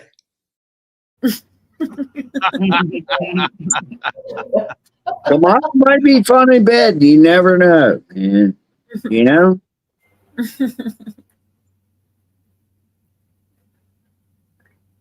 Wow. This is the part where I get kicked out, right? No, some blue. Nuke. Look out. Something blew up. I know my toaster oven just blew up. Why do we use the term lady boy when the word boy is defined as a male child or adolescent? Seems like a very I feel like the lady boy is so that I don't know. I feel like it's like You know you're in the Philippines. and you would think it was a lady if you didn't say boy. It's like Oh, it looks like a lady, but it's in fact a boy. I kind of Yeah. thought that's what it meant. So they Like use a their own, lady boy. well, they use their own word like bading or bakla. You know. Why did he say? Anyway. What say you, rear view? What say you? I think it's cultural. It's terms that they use. It's Yeah. definitely, we can get into the boy, girl, male, female, but it's just kind of an easy way for them to say it. And honestly, a lot of the lady boys in the Philippines and all over, they call it that in a lot of places. A lot of their, the people who acquire their services are our service members. You find them all around military bases. You find them all around port towns, stuff like that. And that's how they say, because if they lie, they could die. Yes. Yeah. They can get their asses beat or whatever, and it happens anyway. But yeah, so they kind of use that term. But I mean, I hear your point, Fortune. I really do. Yes, it is kind of an oversight, but I think it's their way of simplifying it for their business. Yeah, I'm not saying it's right. Yeah. Recently, they prefer to be called trans, just trans. So have y'all noticed the over and over and over today how news and mayors and a lot of people are saying we still support the trans community? So I was like, I think, okay, in my mind, it's like they're trying to make everybody accept it so that the mental illness is everyone else that's not. What do you think? I don't think it's going to work. If that's what they're trying to do, I don't think it's going to work to make people that don't, to make everybody else be crazy. I don't know. Maybe I misunderstood. I'm sorry. Or do you think they're going to make a law that if you say anything against it, just like Texas just did with Israel? Right. Well, So it you seems mean like anytime they do anything, the people speak in a large way. Just like, isn't that kind of the Cracker Barrel tried to do the woke thing, right? And they got rid of the old white guy because it's racist or something or whatever reason, and then they had to put it back because they lost so much money. Cracker on the barrel. I know, but really, like, wasn't that the same voices? Isn't that they were trying to like bring it more woke or something, and they didn't but it didn't work. Same thing happened to Bud Light. Every time they push for it, it doesn't go good for them.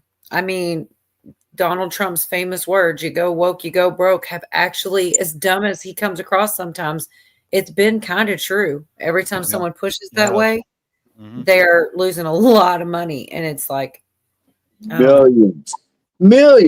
And think about all of the signs. They probably, no, listen, Colin. Cracker Barrel, they probably had all of the signs repainted, redone, everything. $700 million to rebrand Cracker Barrel, and they go, fuck it, we're going back to the way we were. Yeah. And there's I'm sure there's so many other examples, but those are just the ones that have reached me that I've heard about. It just doesn't. I know Target had a thing for a while, right? Yep. Yes, with the clothes. So why don't they go to the root of the problem instead of trying to change What is the root of the problem? instead of trying to change everyone to accept or whatever, the root of the problem is whenever they started putting in schools, you can be whatever you want to be.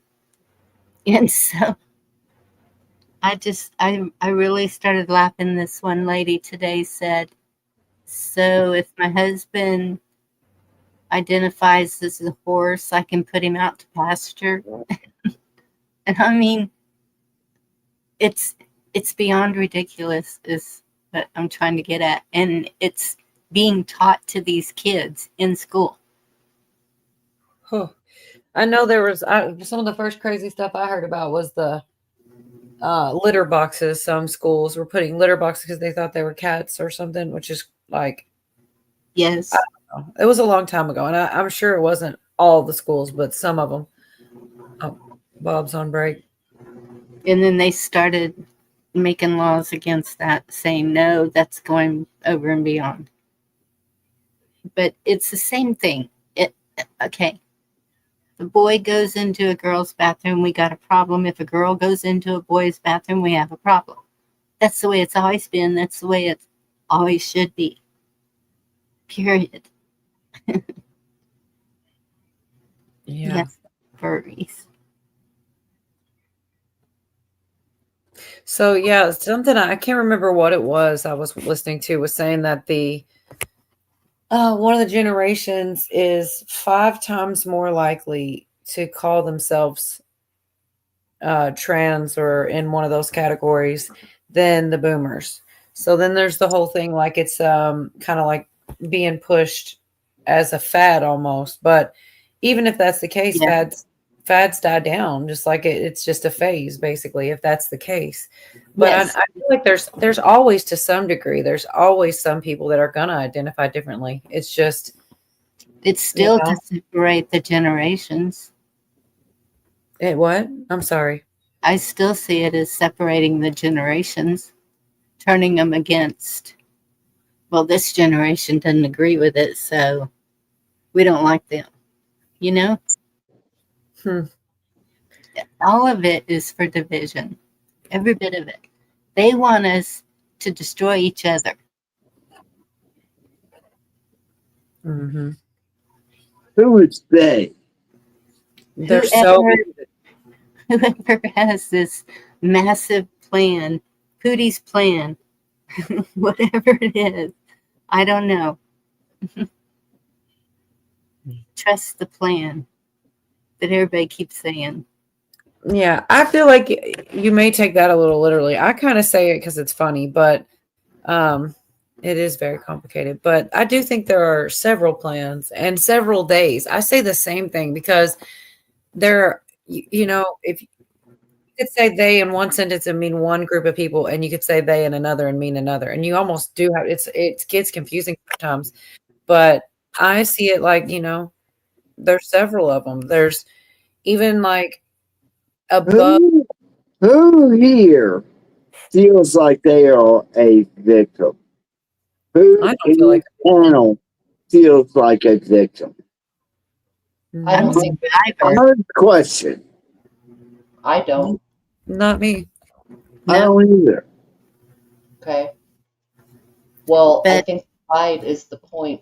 Like Bonnie's saying, Mary Freeland said, like, that is their point, and they're weaponizing words. There's been a few things, even burning the flag. Okay, I don't believe in doing that. It is still expression, and I've seen things more and more about like the Israel thing, or you can't say things about certain whatever. Now, obviously, there's ones like threatening people or whatever, you know. But I think that hate speech is a big part of the plan right now, is making things hate speech. We already see this issue in the UK. We already see it in other countries, the way they are watched and monitored and what they say. They can be arrested for an internet post or saying a certain thought, you know. And I think that's where it's ultimately heading. And that's why I say, why don't they go back to the root of it? And that is the root of it, is all the changing the definitions. We saw that happening years ago. Everything that they have done is the root of it, and undo it. That's all. Yeah, but they won't. I know they won't.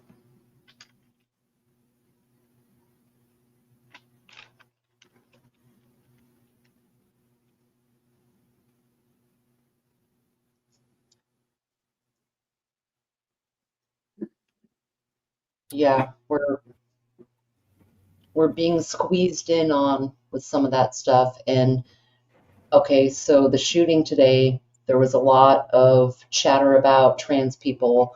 You have different ethnicities or religions or violence or whatever. That's talked about everywhere. And in order to gain control of it, in order to make order out of that chaos, we are just seeing bigger government so that certain people are assuaged. Anyone who lives in fear or feels like a victim or, looks at the solution as that. Well, yes, certainly make sure that we can't say something nasty or we can't, express XYZ. That's heading to all of us here. We're blessed in this moment on the YouTubes to be able to still speak somewhat and not really be worried about what other countries worry about when you're talking on the internet. I'm trying to be delicate here. We're still blessed, but it's closing in. Virginia, would you be able to call Greta and tell her it's over between she and I? Because she did not make me a sandwich. You made your own sandwich. Greta can go fuck herself. Yeah, she can go to hell.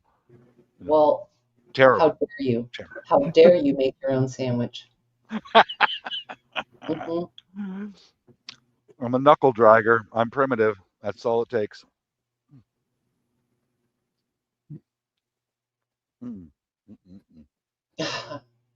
I didn't mean to upset Yorga. What? You did. You never upset me, lady. I think he's in deep thought. Okay. No, I'm sitting here listening. What did I get upset about? Flav. You just got really quiet after it said that. And I was like, uh-oh. Well, I do have a random ass story I would like, because I am trying to make these streams a little shorter, even though they still end up long. This is just about Priscilla Presley. There's a lawsuit out here now, and it's actually kind of interesting. I know some people have heard some of it, and I'm just afraid if I don't share this, it's going to end up old and I'll never get to. Hey, Cola, I hate to break you up, but something blew up, and I got to go. You're full of shit. Something blew up. Hold on. Oh. Actual footage. No, he's just getting tired, it sounded like. Yeah. But I'm skipping over so much because it'll take forever, but here's part of it. It's something about, it's because the one daughter died and stuff, and it gets kind of deep in this lawsuit. Some stuff they talk about is pretty crazy. Why? Listen to this. Quote, when Cruz and Fialco learned about this prior deal, Priscilla repeatedly denied it until Priscilla's granddaughter, Riley Keough, shared the deal with Cruz and Fialco. Again, don't know if that's true, but Riley would probably be an important witness in an upcoming trial, or at least a deposition, right? Now, Cruz and Fialco allege, unbeknownst to them, this happened. And yet at the same time, they're working incredibly hard to build up the value of Priscilla's brand. They claim they acted in PR functions. They drafted public statements for her. They were trying to grow her image and brand, that they were doing all of this at the expense of their own businesses, their other businesses. And they claim they invested hundreds of thousands of dollars into Priscilla. Now, let's talk about the Elvis movie. Did you see it? Remember that came out a few years ago, starred Austin Butler, huge hit. Well, I am just going to read you verbatim from this complaint about the movie, and then it leads into Lisa Marie's death. Okay. It says Lisa and Priscilla were each planning to attend the 2023 Golden Globes on January 10th, 2023 in support of Elvis. But Lisa had no desire to see or otherwise be near Priscilla. Lisa had been in a long-running dispute with Siegel, and she resented that Priscilla stayed with Siegel, further betraying her trust. Crucially, Priscilla was aware that Lisa was getting ready to remove her as the sole trustee of Lisa's irrevocable life insurance trust and was otherwise threatening to sue her. Cruz and Fialco, nevertheless, worked to keep the family together, working with Priscilla's publicist and arranging for Lisa and Priscilla to walk the red carpet together and sit next to one another at the event. Lisa was noticeably ill, complaining to Priscilla about her health. Priscilla ignored the warning signs despite being only a short drive from the world-renowned Cedars-Sinai Medical Center. Instead, Priscilla clasped to the spotlight, going out to the Chateau Marmont for drinks with Lisa, and then sent Lisa on a long drive to her Calabasas home. Within just over 24 hours, Lisa suffered cardiac arrest on Thursday, January 12th, and she was rushed to West Hills Hospital. Priscilla, who knew that Lisa was in the process of taking steps to remove her as the sole trustee of Lisa's irrevocable life insurance trust, saw an opportunity to regain control. Priscilla rushed to West Hills Hospital, and despite Lisa's clear directive to prolong her life, remember I talked about that before, get this, quote, Priscilla pulled the plug within hours of Lisa being admitted, and before her granddaughter, Riley, was able to get to the hospital, demanding that Cruz issue a statement to the media so she could control the narrative. Priscilla demanded that a statement be released immediately, stating, "It is with a heavy heart that I must share the devastating news that my beautiful daughter, Lisa Marie, has left us." And then they claim that the following week, Priscilla allegedly said, So, Oh my how gosh. do you want to do this? Oh wait, but Yorga wants to see this. I know, it's weird when he's I'm the not queen. here. I'm in charge. Cruz and Fialco were hard. I'm the queen. I'm in charge of Graceland is supposed to be her quote. I'm going to play a little bit more and that's it. They're alleging that she had the plug pulled because she wanted the money of her own child. Like, if this stuff's true, she is a monster. Heartbroken by the unsettling behavior. She has a severe drinking problem. So what happens next, Man. according to the complaint? Well, they argue Alcoholic, the money. very, very heavily. The court and challenged the amendment to the trust. Remember the one that made Riley successor trustee? That Priscilla wanted control of the trust. She wanted control of Graceland, and that she allegedly directed Cruz and Fialco with brokering a deal with Riley. What was that apparent deal? Well, it included that Priscilla would be paid $2.4 million. They claimed that ultimately the estate battle with Riley was resolved, but then Cruz claims he was contacted by defendant Kia Morgan, a purported friend of Priscilla Presley, who apparently claimed that he was an attorney, even though they say that was false. They claim that Morgan was a person who was arrested in 2019 for allegedly committing elder abuse against all people. Stan Lee, the genius behind Marvel Comics. I know this is a wild roller coaster of allegations here. Yeah, it does get weird that they brought him into it. I'm trying to see what else it was. I don't know. And then it's crazy. Like, she uninvited people that were supposed to be helping. I guess they're the ones that have the lawsuit that went and used up all their money to, how did that get up there? What the heck? Yeah, I saw a little bit on that with Priscilla and Oh, this banner up here too. This live with StreamYard. Wherever I did that, I did not mean to. oh girl, I don't know. I don't know But how to do it. it's hard for me to think a mother would do that to a child. Then there's money involved and whatever. But mm, And there it goes. The StreamYard overlay. Oh, they were. maybe she knew things we didn't know, or this is a story for some kind of narrative. I'm not sure, but it's, man, It's dark, man. it's very dark. It's a tough accusation, but we've also heard a lot of people accused of similar, like offing a family member to raise up in some way, especially in the entertainment industry. I can't rule it out, but man, I hope it's not true,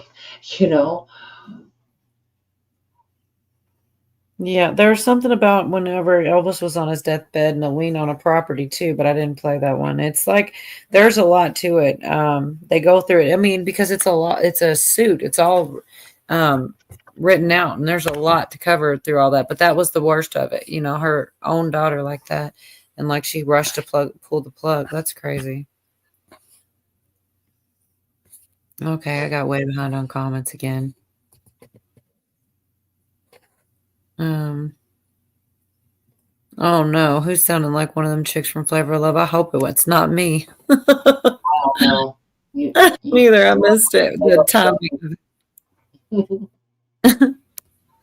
I haven't seen that in forever. I do remember he used to wear the great big clock. That's all I really remember about it. Yes. And the Flava Flav. The spinoff was I Love New York because one of his main girls, her name is like New York or something like that. Oh, Yeah, yes. I do remember I that. love those trashy shows. Man, yeah, Billy calls it democracy. It is, but you know, I have to sometimes watch Yeah, something it's just great. completely ridiculous just to like get out all the rabbit holes and conspiracy theories sometimes. Exactly. Just mindless something to laugh at, you know, get your head out of. Exactly it too. I tried to do that. Look, I used to love South Park. I know it's terrible, but I did. And I mean, I don't hate him now, but God, the number of Trump jokes in the newest one, like he's got a small penis and everybody's got to tell him he's got a big, it just was so over the top. And they had him in I bed. love South Park though. I do, but they just burn. It was even, look, I just not the whole time, like dragging it into the ground. I have a sense of humor, but my God. And, it's kind of fun. It was kind of funny, but it was like over the top. It was just No so, one is above the law on South Park. yeah, but They're one of the few shows. The whole time. You'll have to see it. You'll see when you watch it. They Like, get away with both mhm. directions of shooting arrows, you know, and that's what makes them so endearing for so many years. Like, fuck, 32 or 3 years now, I'd say. But Yeah. I Oh my hear gosh, ya. I forgot about this one. Britney Spears again. Like, I swear, I'm starting to wonder if this is a clone or something. These weird videos that keep coming out. This is real short, y'all, but it's weird. She's just doing too much. It can't be real. I feel like, okay, turn that. Risotto and bread. Risotto and bread and making bread. Making bread where it takes 6 hours to make it, where it smells like cake through the whole house. Oh, that poor girl. Waiting for that moment to just devour this homemade bread. It's not like cake and it's not like bread. I can't explain it. It's really weird. It's so fucking good. Homemade bread in the house because it's smooth like butter. Like butter. That's not Britney Spears, right? That's somebody that wore the makeup and tried to look like her. Good night, I Porgy. think she's been worn down over the years. Like, I don't know if it's her or not, for real. Britney is one of those ones where I'm like scratching my chin because it's so dark what her process. I think it is her, but that she has been put through the ringer Oh boy, yeah. big time. Yeah, for sure. And there just keeps on being these videos of her coming out. And it's sad if it's anything, you know? Just Yeah, well, it makes her money. She gets her advertisers, and you know she's got nothing left as far as functioning. If these videos are true, she's not going to be able to do big tours and albums and whatever. You know what I mean? Like, this is what she's got, is that internet money. So maybe some of the behavior is amped up, but they broke her. Britney Yeah. got broken. Yeah. Well, you look at her career, guys. She started off in all that Hollywood stuff as a teenager. How many times was that young lady groped and God only knows what else? Right off the bat, you know. Mm-hmm. Yeah. Yeah. I remember her on Star Search with Ed McMahon. Y'all remember Star Search in the 80s? It was really big. Yeah, she had like a grown woman's voice back then. She did. And I think she won it was like the talent portion or whatever for the singing. It's been so long. I know, Even right? since I've seen clips of it since then, and that's been so long. Where, you know. Yes. Um, No, they got a hold of her, and then Disney got a hold of her, and there's a pattern. Yep. But they broke her. She was probably a sweet spirit, and they completely broke her. A lot of them. Freaking evil, man. Nothing else I can put it. Evil. I mean, anybody who's gonna mess around with a teenage girl and put in, oh god, it's so awful, man. They put them on drugs and yeah, you know how they do, Yeah. pass them around like a joint, oh, that's just awful. I mean, some of the earliest, like Judy Garland and Yes. what's the curly hair? Shirley Temple. Thank you, Shirley Temple. Yeah, they got dark stories. For sure. Marilyn Monroe, that shit is very dark. Who was the one in Blue Lagoon? What's her name? Oh, Brooke Shields. Shields. Yeah. Yes, her.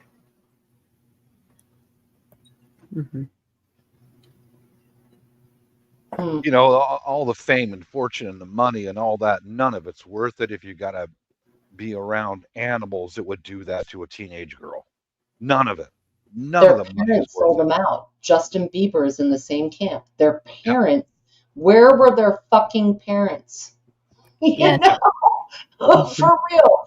The parents were cashing the checks. That's what you say, living on the money that, okay, well. Right. Well, there's this. I have a longer video, but I also have a short. So hopefully, most of the important stuff is in here. It's only 2 minutes. It's about this rapper Lil Tony, which I don't even really know him, but I believe this guy's telling the truth about this encounter he had. They were going to like level him up, and it scared him to death instead. Like I said, there's a longer one, but I'm just going to do this real. It should hopefully do as much. It's 2 minutes. Hopefully, it gets most of the point instead of take, as I'm running out of time on the stream here. I had more than I'll get shared, but this is pretty crazy. I believe this guy. Maybe I'm dumb, but you had an encounter with the devil? Yeah, I got booked for a photo shoot. They took me all the way up this mountain. I was on top of the mountain. We finished the photo shoot. They have OD cars. Like, they got 3-seater McLaren. They got a Ferrari. And I'm asking them, like, how y'all get all this money? They're like, we do demonic rituals. I'm laughing. No, you don't, bro. I'm like, how you get this money? Don't put me on. I'm trying to get like y'all. Like, no, we do demonic rituals. I say, so what type of demonic rituals? He say, the Illuminati never talked to you. I'm laughing. I'm still laughing at them. Why y'all playing with me? How y'all get this money? They're like, no, for real. Leonardo DiCaprio do all the initiation. I'm like, what? I'm like, who is that? What is you talking about, gang? He giving me a list of people who all did. I'm gonna keep it PG-13. He was basically saying, either you let them peg you or you do oral and you'll get whatever you want. Tell them what you want. If you want to be the next big actress, next big whoever, I can take you to somebody. And all you gotta let them do is do what they want to do to you just for a night. That's what he was telling me. I'm like, hell no, I'm playing. So I'm still not trying to believe this. Now, while they doing all this, I'm trying to call my Uber. We on top of the mountain though. I don't got no service. The people who booked me left. After they leave, I'm in the car with the other dude that they called up to have a photo shoot with me. I get in the car with him in the 3-seater McLaren. See, on the way up, we go all the way up in the swivel, like all the way around the mountain. Yeah. On the way down, we take a right. So he not going the same way that we came up. I'm like, what the hell? So then that's what I try. I'm like, take me to go get some McDonald's. He said, we're not gonna take you get no McDonald's. We spent all this money to get you up here. It's face change game in front of me. You see Venom, kind of like that. His face is probably about this wide. Face change. I'm like, what the? Like, it's probably about like right here. Like, it threw me all the way off. I didn't know how to get out of the car. I would have been got out of the car. We in the 3-seater McLaren, so it's like a button you got to push to get up out of there. Gotcha. Now he backing into somebody's driveway. He smack a mailbox. Now he hit the button and he get up out of there. I see the button. I'm getting up out of there too. I hit the button. Guess what? It's a mailman come out of nowhere. I run up to him. I'm like, hey, bro, I'm getting back your truck. He looking at me. Yeah, no. I look at him, I'm like, bro, just let me get in the back of your truck, bro. Please, just take me down to the bottom. Please, just take me down to the bottom. It was God, he took me down to the bottom. And I called an Uber, and I just left. And the people on camera, you ain't got to believe me. I don't care. I'm not lying. I really saw this. I believe it. That's what, like, made me know that the devil and God was real. You saw the darkness. I seen it. And now you're in the light with Jesus. This is why I have to use my influence for good. Yeah, they pretty much got it all in that short, as much as that saved a lot of time. They pretty much got the main parts. I But mean, that's what he saw. he got in the back of a mailman's car because he was scared again. And if he hadn't have backed into that car, he'd have been stuck. Who knows what they would have done to him? I don't know. I thought it was crazy. Yeah. I don't think we should ever deny a testimony like that, whether it's for good or bad. I don't think so either. I think if I were younger and a little more cool, I'd probably know who that guy was. But I think I'm just getting old and I don't know all the newest stuff, but I didn't recognize the name. Not a clue who that dude was, but the testimony is the point, the witness. Oh, yeah. I believed him. I mean, he looks like he's still scared, Well, it seems to be a common thing among survivors or who people have been able to get out of a situation like that is when they say their face changed.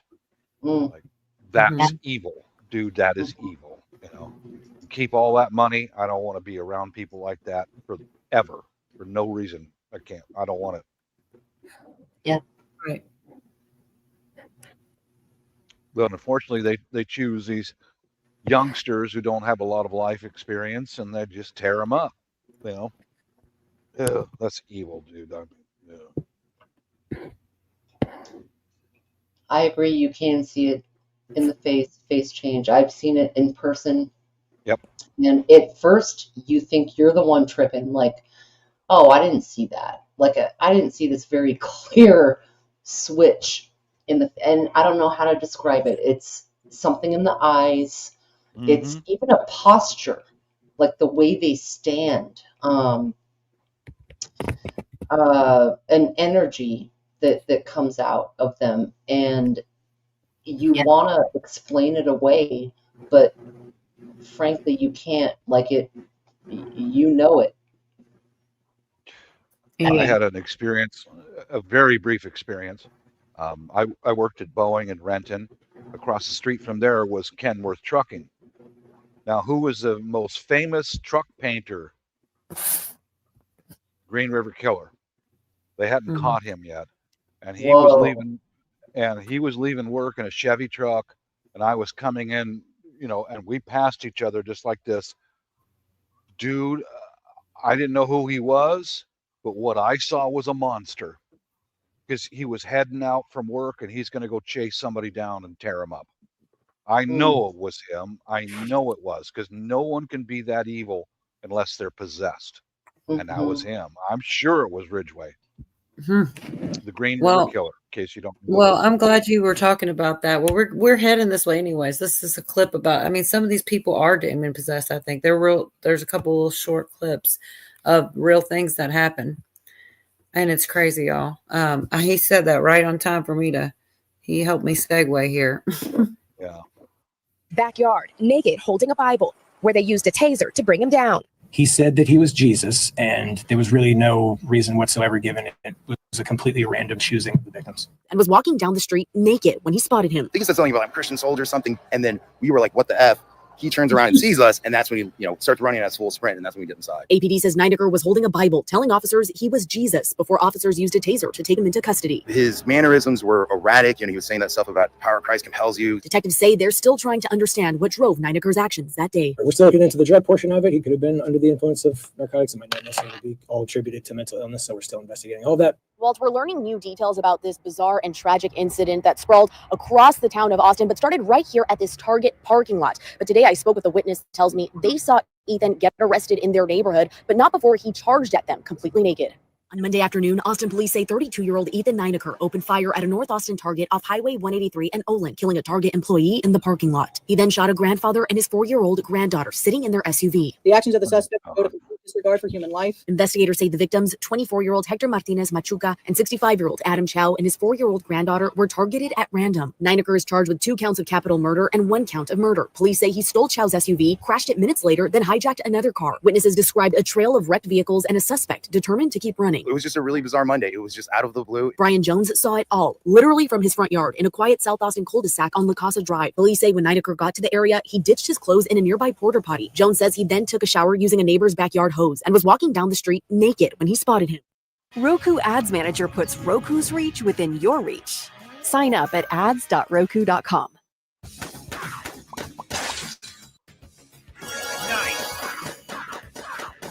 The documents show he told officers, quote, "I killed a man and a baby girl today in the Target parking lot because I'm Jesus." Criminal defense attorney Amber Vasquez is not connected to the case, but says what's described in these documents raises major legal questions. Police say Nineker admitted he shouldn't have shot them, and when asked why he spared Chow's wife, who was also in the SUV, he first said, "Because mothers are pure." Then, quote, "I guess because I ran out of bullets." Then someone from Nineker's Bible study said Nineker threw a brick through his home. Police found him naked on Montclair Street and he was tased and arrested. We asked police what his motive was. He said that he was Jesus, and there was really no reason whatsoever given. So I mean, it sounds spiritual talking about, he's obviously not Jesus. no, Navy vet. and of course it had to be in Austin. Well, I deeply feel that a lot of this crime is a spiritual war. Yes. The people who are under the influence or under the possession of a demon, they have no limits, none. And it's, I don't know, no one will change my mind on that. I think a lot of those murderers and etc., they are under the influence of a devil, Yeah, well, I mean, he was saying that the stuff he was saying was just weird. You don't just go around saying this stuff if you're sane or. Yeah. I mean, I agree, Bob. It's a good and evil. Yeah. So he killed the little girl, Yeah, he did. and he Little said he girl and grandpa. killed him because he was Jesus. Mm-hmm. just being sacrilegious. Yeah, I guess. If you're an evil entity, you want to make Jesus sound bad, I guess, right? I mean, I don't know. It's crazy. Here's one more short one. I mean, it's pretty much crazy stuff too. I don't know how old this 22 years old driving to kill grandparents. I'm your Brevard County community correspondent, James Sparvero. We have a little more insight now as to why the sheriff's office says a 22-year-old drove from Texas to West Melbourne Look at to his kill his eye. own grandparents. Oh boy. Motive is That picture, been the right? big question in this trial. Last week before a judge, Jeremiah Campbell broke down as the judge read him his charges, including 2 counts of murder. Just like we saw him crying in court a week ago, this new affidavit from the Brevard Sheriff's Office says Jeremiah Campbell was sobbing uncontrollably and shouting a stream of incoherent words when he was arrested, too. It reads, after Mr. Campbell was detained, he made a spontaneous utterance saying that God told him to send his grandparents to him, and now Satan sees I am a valuable man of the kingdom. He wanted his grandfather dead. Last week, Terry French, whose granddaughter was shot to and survived, told me he lived across Washington Street from George and Mary White, who were in their 80s, for more than 30 years. The sheriff's office says George White ran to Terry's house after Campbell killed his grandmother first. Best neighbor you ever know. Do anything for you. I hope we get close to an answer. That's the real question I want to know. Also available for public record now, there's a list of things that sheriff's deputies took from Jeremiah Campbell's grandparents' house.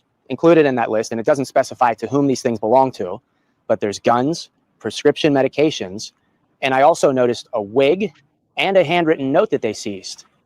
I've asked the state attorney's office about what's written on that note.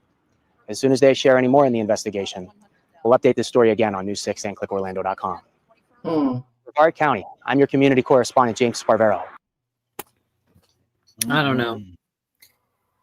I almost want to believe that's evil, that, a person wouldn't be capable of that without some type of evil influence, because it's like everybody's talking about how great they are and stuff. It's like, couldn't be a better person. It's like, damn. I think he was talking about the grandfather, though, wasn't he? Yeah, but that's who he'd murdered. I know. Right. So you'd like to think it has to be something evil to do that. It's such a good person. Like he wasn't like it's different, I guess, if they're like abusive or something, they beat them. You kind of understand why maybe something like that could happen. But like when it's just a good person, it's like you got to want to believe that's evil. Not a human's not capable of that without an evil influence. But I mean, I don't know. They beat him. I don't see that as an excuse to do what he did. No. And now he's Satan's king in his kingdom. That tells you everything right there. Mm-hmm. Well, somewhere in one of my notebooks, I wrote down, I think it's 5 stages of it's like demonic influence. There's like 5 stages, and possession is not the end of it. That's subjugation, and now you're done.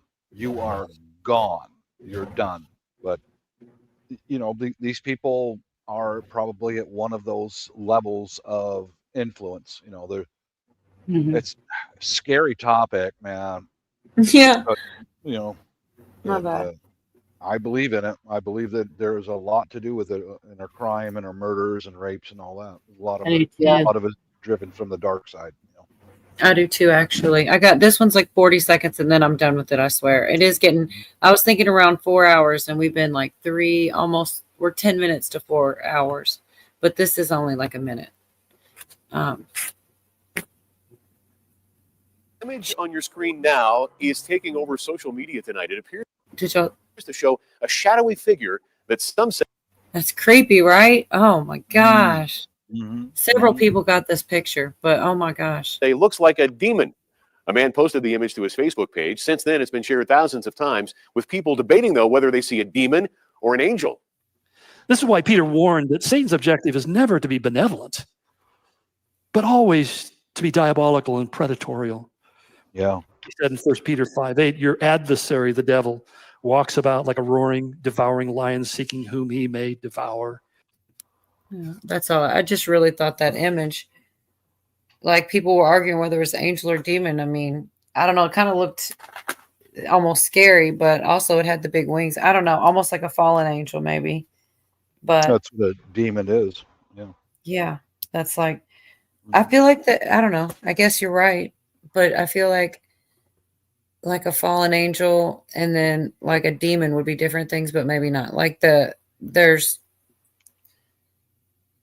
I don't know. I can't remember. Was it in Enoch? I think Enoch actually explained it. And maybe that's all it is just fallen angels, but I can't remember. I feel like the demons were actually more damned than the fallen, but maybe I'm just mixing it. Like, I don't know. Yeah, I think you're right, Cola. The demons are more damned than the fallen. The fallen can be redeemed. But it's the influence. Someone said, Eimer, mental illness.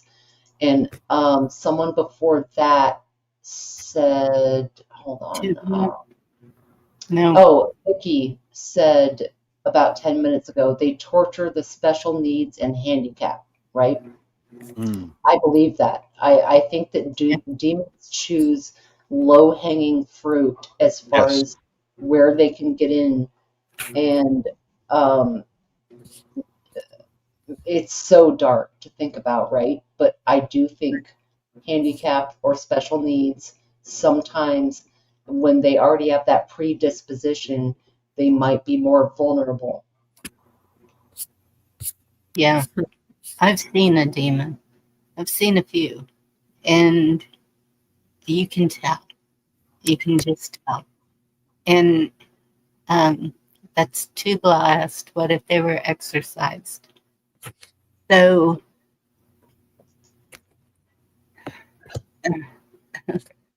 I have seen a person that I believe was possessed, and I think I saw that changing. So I don't know if it was an exorcism. I mean, when I think about that, I think of the movie, and I think prayer, heavy prayer works, but it has to be out of a place of love. An empty prayer is not going to work, especially on a demon. This has got to be heartfelt with love. No, the prayer causes them pain, And that's one of the methods they use to cast him out of a human body, is prayer. And I don't know a lot about it, but I can tell you that I like those Hollywood rapists and all of them, dude. They're under the influence. They are rotten, you know. Yeah. Like Lil Nas X. I don't know if Cola already had shown that or whatever, but Lil No, I Nas X did a song with Billy Ray Cyrus a couple of years ago. I don't know what it was called. And then a couple of days ago, he got arrested walking down the street naked. Well, after this clip, I have that. I swear I do, but I don't think I thought of. Okay, continue. Sorry, I actually do have it. well, he had so after he did kind of like a country collaboration, he did videos where he was dressed like blaspheming God and Christ, and he was dressed like the devil, and he was like, He gave the devil a lap dance or something like this. yes, he gave the devil a girl. I couldn't even watch it, and I'm not a fan, never was. But I just saw the clips, you know. I'm just saying, like, this dude, he went from he came up, did a conservative song, then he started lap dancing the devil in music videos, and he did satanic, very satanic videos and songs. And then just last week, yes, 420, the Nike shoes. I think he had a Nike collaboration, and I think it was like 666 on the shoe. There was supposed to be blood in the shoes too. Somehow they actually advertised it. Oh, and then the other day he's walking down the road in tidy whities. He ends up dropping trow. He was out there. And like, so it's a very obvious degradation is my point. It went from he's building himself up in the music community and, you know, mainstream with Billy Ray, which by the way, that's dark too. And then slides down to where he was arrested for doing what he like, Lil Nas X, which I am not a follower of his music or anything like that. I just saw the articles about it. I know. I'm looking for it now because I totally saw it, and I don't know where I I thought you were talking about Billy Ray, and I was going to say, well, No, this dude is literally out in his underwear, white underwear, and cowboy boots, dancing and acting like probably human. They arrested him though. He's like, put your camera down. I don't like your camera. It was really. But Bonnie, he did a song with Billy Ray Cyrus that was super popular. Old Town Road or something like that. Old Town Road, something like that. If that's not it, something like that. It was a real big deal. For what it is, yeah. And he was everybody. It was kind of had, and then he went from there to just next level with the kind of gay stuff and the satanic stuff. Yep, it was a split, and that's where you saw it, wasn't it, Benny Johnson? Look at mine. I mean, they all run together. Hey, a question for you, Bonnie. When you saw the demons, what was your location? Where were you when you saw them? Like, I mean, were you at church? Were you at home? Were you in the supermarket? Where did you see them? At home? Okay, yeah. That's scary, man.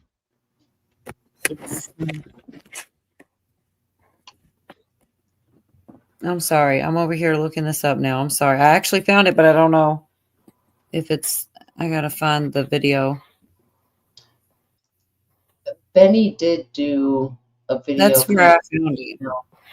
Yeah, it just shows the degradation in. I guess at some point, like Eimer saying, yeah, he sold his soul. Yeah, you can see the results when someone sells their soul.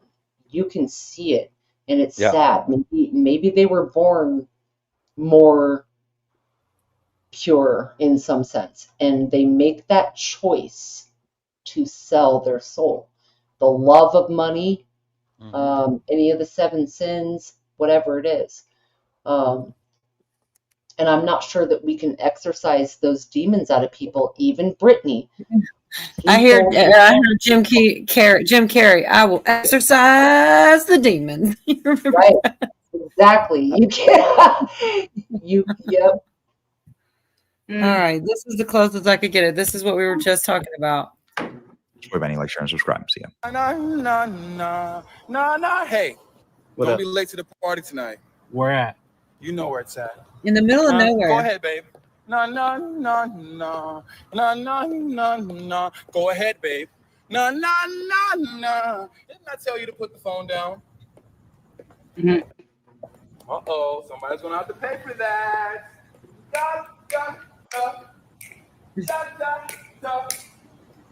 Hey, for everybody coming to the party. Oh my gosh. The Diddy party, probably. He's in all white. Notice his tiny whiteys and his white boots. He's in all white. Yeah. He's wanting a Diddy party, but Diddy's locked up. This guy is performing out here. Every Yep. side. And when he first started doing music, he wasn't flamboyant like this. Sean Bankhead taught me that one. Hey! Mm-mm. Dude. It's like, what is he doing out here all alone, too? Where is he's? That's gonna be a beautiful sunrise. He's not in control of his life. No, Give me he's that phone not. so I can throw it. I want to throw it far away so you never see it again. I don't think like it's phones. I feel like somebody should be nearby. Like that is not The- how you're the supposed to drugs- be when you're in that level. You should have somebody. Yeah, it could be MK Ultra. The drugs make it easy for the demon to influence you. That's Right. just like drugs and alcohol, and they're going to go right for you if they have a chance. But I'll go back to when I'm sure it was Gary Ridgway, the Green River Killer, when we passed by each other like that. I didn't see the demon, but he was definitely subjugated. He was gone. I could see it. You know, I could see it. I could feel it, and I didn't even get that close to him. According to his co-workers, he was horrible to work with, just absolutely awful. You know, I've never seen a demon, but I have seen that guy, and he was influenced or subjugated by a demon. I know it was. Well, and that's what I mean. Like, you can tell when a person has it in them. Like, Yes. I haven't just seen a demon just running around. There was somebody that told me a few years ago that they saw 2 of them running around in their bedroom. And I said, then you need to hit your knees, because that would creep me out pretty bad. And Brew hit at the eyes. I know Oh yeah. a lot of people really liked Conway Twitty, but I'm telling you, there was something there. And the first time I saw him, I was like, nope, I will never listen to anything from him. I will not. He's in my radar. Stay as far away from him as possible. The first time I saw someone under who's influenced or under their control was a long time ago. It was in high school. My friend Randy was driving, and we're going this way, and there was a car doing a U-turn like this, and this guy looked up at us, and my jaw dropped. And then Randy was driving, and we both went, oh, at the same time. Both of us felt it. We saw it. This guy was bad news. He didn't look too much different than anybody else, except for the eyes. You could see it, you know. That was the first time I saw a situation like that. Pretty scary. Evil sigils on your bed sheets. Do elaborate on that, Angela G. I want to check my bed sheets. What are we talking about here? Oh shit. I am about to close it down, but we did put the link out. We could put it again, and we won't shut down immediately if anybody wants to come to the backstage. I know for years I wouldn't go on a live panel, but I'd go in the backstages. So I like to, offer that out to people that maybe been, just sitting in the background, want to come say hi or something. We have plenty of room in the back, but it would be nice. You see the possession here, evil patterns. Yeah. That's a good point. On the sheets, you'll see mine are all plain, so I'm safe. But that's a good point. You might not even know, and it, could be in the pattern or design because people are freaking nuts. But yeah. Go ahead, Bonnie. Let's get white sheets. Oh. It goes with everything. Yeah. I like yellow and like light pinks and peaches are like my favorite. And then because I feel like I went through, they just feel the best. Red is not, I've heard red is like, if you wake up into red walls, you can even make yourself be angry. So I wouldn't go there. And black is like, I think it looks cool and I could see why somebody would do it, but it just seems kind of dark for a bedroom, Yeah, I agree.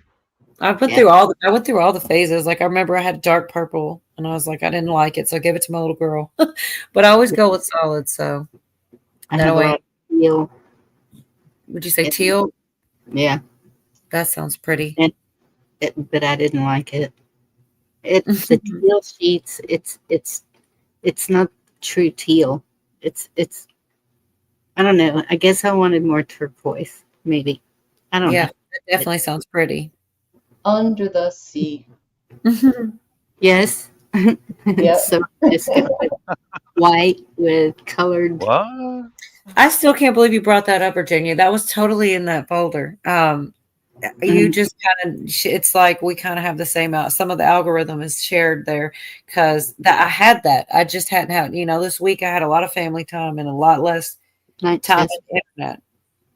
So I didn't get that far, but we figured it out. I had to show it once you mentioned it because like I did see that this week. I was like, what the hell?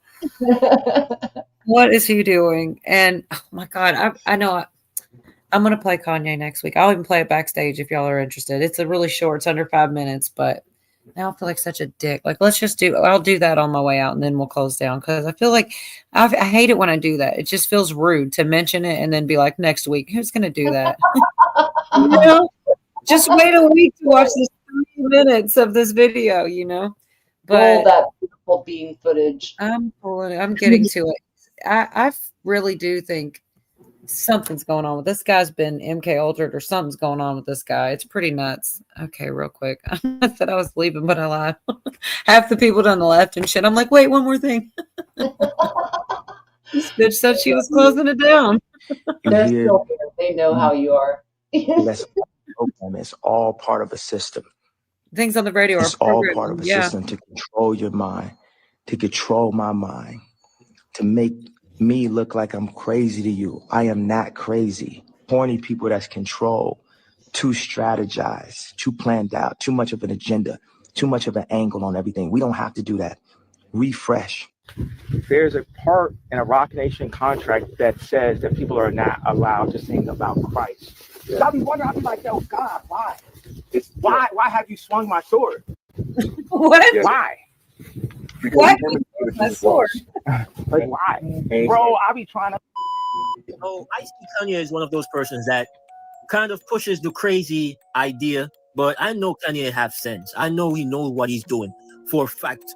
Because you guys got to understand, the industry is a battleground, but you might lose your soul. You have to know what you're doing.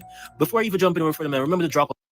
For you to reach somewhere in a certain... Yeah, it's pretty much just this guy telling us his opinion. I was more interested in that clip. Like, I don't think it's any... That's it. Just what he said. That's my beautiful people. But, yeah, and then Candace Owens is kind of covering him. He said, oh, I got one more thing. Really. It's Kanye related. It just seems dumb to wait. It's also just 2 minutes or whatever, but it is. Yeah, the devil chooses those kind of people in that position of the entertainment industry because he can spread their influence through them. Oh yeah, they got to make sure you're going to do it, yeah, or they don't want you. Yeah, that's what I think too. I really do. And he's not liking it. I feel off my meds for 5 months now. Your personality was not like this a few years ago. It's a calling by the universe. Never tell me I'm gonna wake up one day and have nothing. We can talk about that later, but It ain't no but. When I went to the hospital, one of the ideas was to do a church. Yeah, I just been embarrassed or ashamed to cry, man. When we're at the prisons professing how Jesus can set you free, it's true. Thank you, Jesus. God decided to run. I almost killed my daughter. I'd rather be dead than to be on medication. Either they destroy me or I destroy it. it's a sad dream. They're killing our ability to think outside of the box. I'm almost like a masochist. I like whatever I want, when I want. It's words. You know, the best thing about being an artist and bipolar, anything you do and say, it's an art piece. Do what thou wilt shall be the whole of the law. Movie.com. I'm very much looking forward to it. I am just very much In whose name movie.com. She actually, what she says is cool too, but I'm going to stop it because I keep trying to get out of here and I keep lingering. But she just says that, Miss Mindersoon. It's not but a couple seconds, but yeah, now I feel bad again. As soon as I didn't see it until I'd quit. It's not but like a couple minutes. She is making good points. looking forward to it because I just know what he was standing up to. I know what they did to him.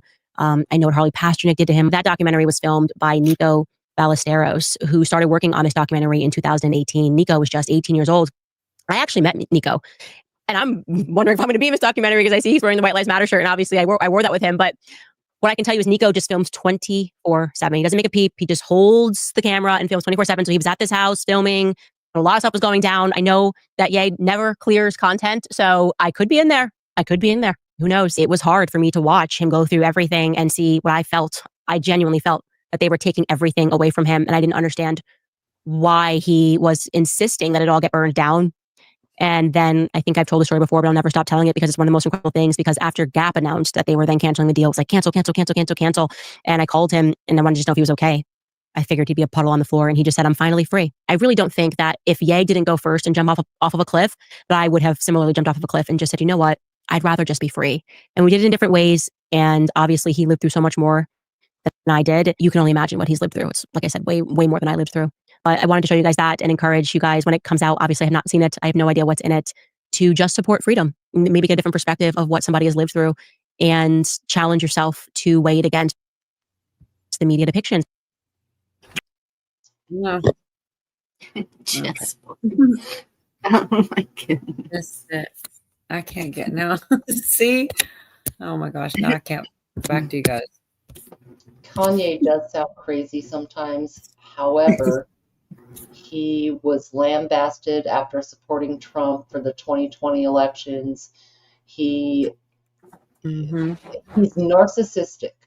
He's very much like, well, I'm a genius. I think outside of the box. All right. Maybe he should tone down the ego, but I don't disagree with certain things he says or does, like he, and When again, he I'm not a fan of his music, I don't know, but when he came out about that handler or whatever, and he read that text message, "I'll have you back in a coma," or whatever he said, have you rocking back and forth and on all these meds and stuff like that. And then when you trace back that guy and his ties, it starts to really, you start to go, wait a minute. He was that bald guy, right? Pasternak something. Yes. Right?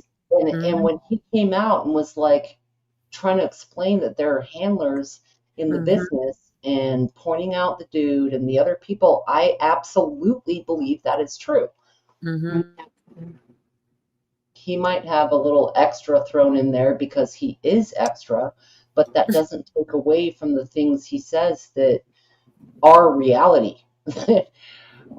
It's his reality. And I don't think he's squeaky clean. I think he's done wrong things and everything, but it's the environment they're in. But I don't think he's, I don't know. I can't say I don't think he's a bad guy because I don't know what all he's done, but I mean, he probably is a piece of not shit. underage. I don't really guess any of that stuff matters. If you had however many people you slept with or what crazy debaucherous sex acts. As long as they're not underage, I don't care. It's not a big deal, you know. A It's lot of whistleblowers are pieces of shit. They're Uh-huh. complicit, and that's why they know. They know because they were in it, and that's a good point, they've Miss Mac. done all kinds of shit, you know. But Mhm. it doesn't mean what they're saying isn't true. Yeah, Yeah, I I totally agree. understand. Yeah. Me too. That's a really good point. They were talking about well, think about it. He was with Kim forever, and he never really saw him get nothing really crazy happen while he was with Kim. It's whenever, you know, he had all his handlers around him, and they are like probably had ties and all the PR. I mean, I guess there were a couple things, and that's probably why she couldn't be with him, because she wants that perfect image, and he's It crazy. shows us the structure of power. The Mhm. Kris Jenner and all of that, they are high power influencers with the trans agenda, with fucking men up, with expectations of how women should look, whatever. Like there's factions that we're looking at of mind fuckery, and they are a very important part of it, as is Diddy and all of that. Then we have factions in Oh, the I can't government. wait till We that have comes. I just want to factions hear in what's going to happen with that. I need to put the bow on top of that, because I mean, they all it's have a role. In that way, I think it's a movie. They all have a role. mhm. It's pretty interesting. But so I don't know if Billy is napping again, but if he doesn't put the link back in there, then I will, because I'm going to go ahead and say goodnight to YouTube. You guys want to say goodnight, Bonnie, Good Bob? night. Good night. I'll hang out with you guys for a little bit. I mean, Cool. wife That's and the yeah. after party is always the fun part. But Yeah, it is. Yep. Bonnie, are you here? I'm going to say goodnight. Temperatures. I'm not typing. Kiss off I'm your new look. I love it. And chessboard, yes, I gave Cola the links. I forwarded them to you. Did you receive them? I think, I don't know. I'm not sure. I know I watched the one that was so good called Conspiracy. I even put it in the comments of one of my other videos because it was so good. But I'm not sure. Even if I've got it, doesn't mean I've gotten a chance to watch it. This week's been crazy. Yeah, the Kardashian curse Vicky. It's got a few Anybody? links in it. And Right. Sports to send it. And to give Okay. you his email. So tell me if you can't see his email in that, and I'll give you his email. Cool. I just didn't want, I like to make sure everybody got a chance to say goodnight before I just cut it off. You know what I mean? So, Much love, everybody. yeah. Keep prayers Um, going. Right. So good night, YouTube. Yeah, screw you guys. I'm going home.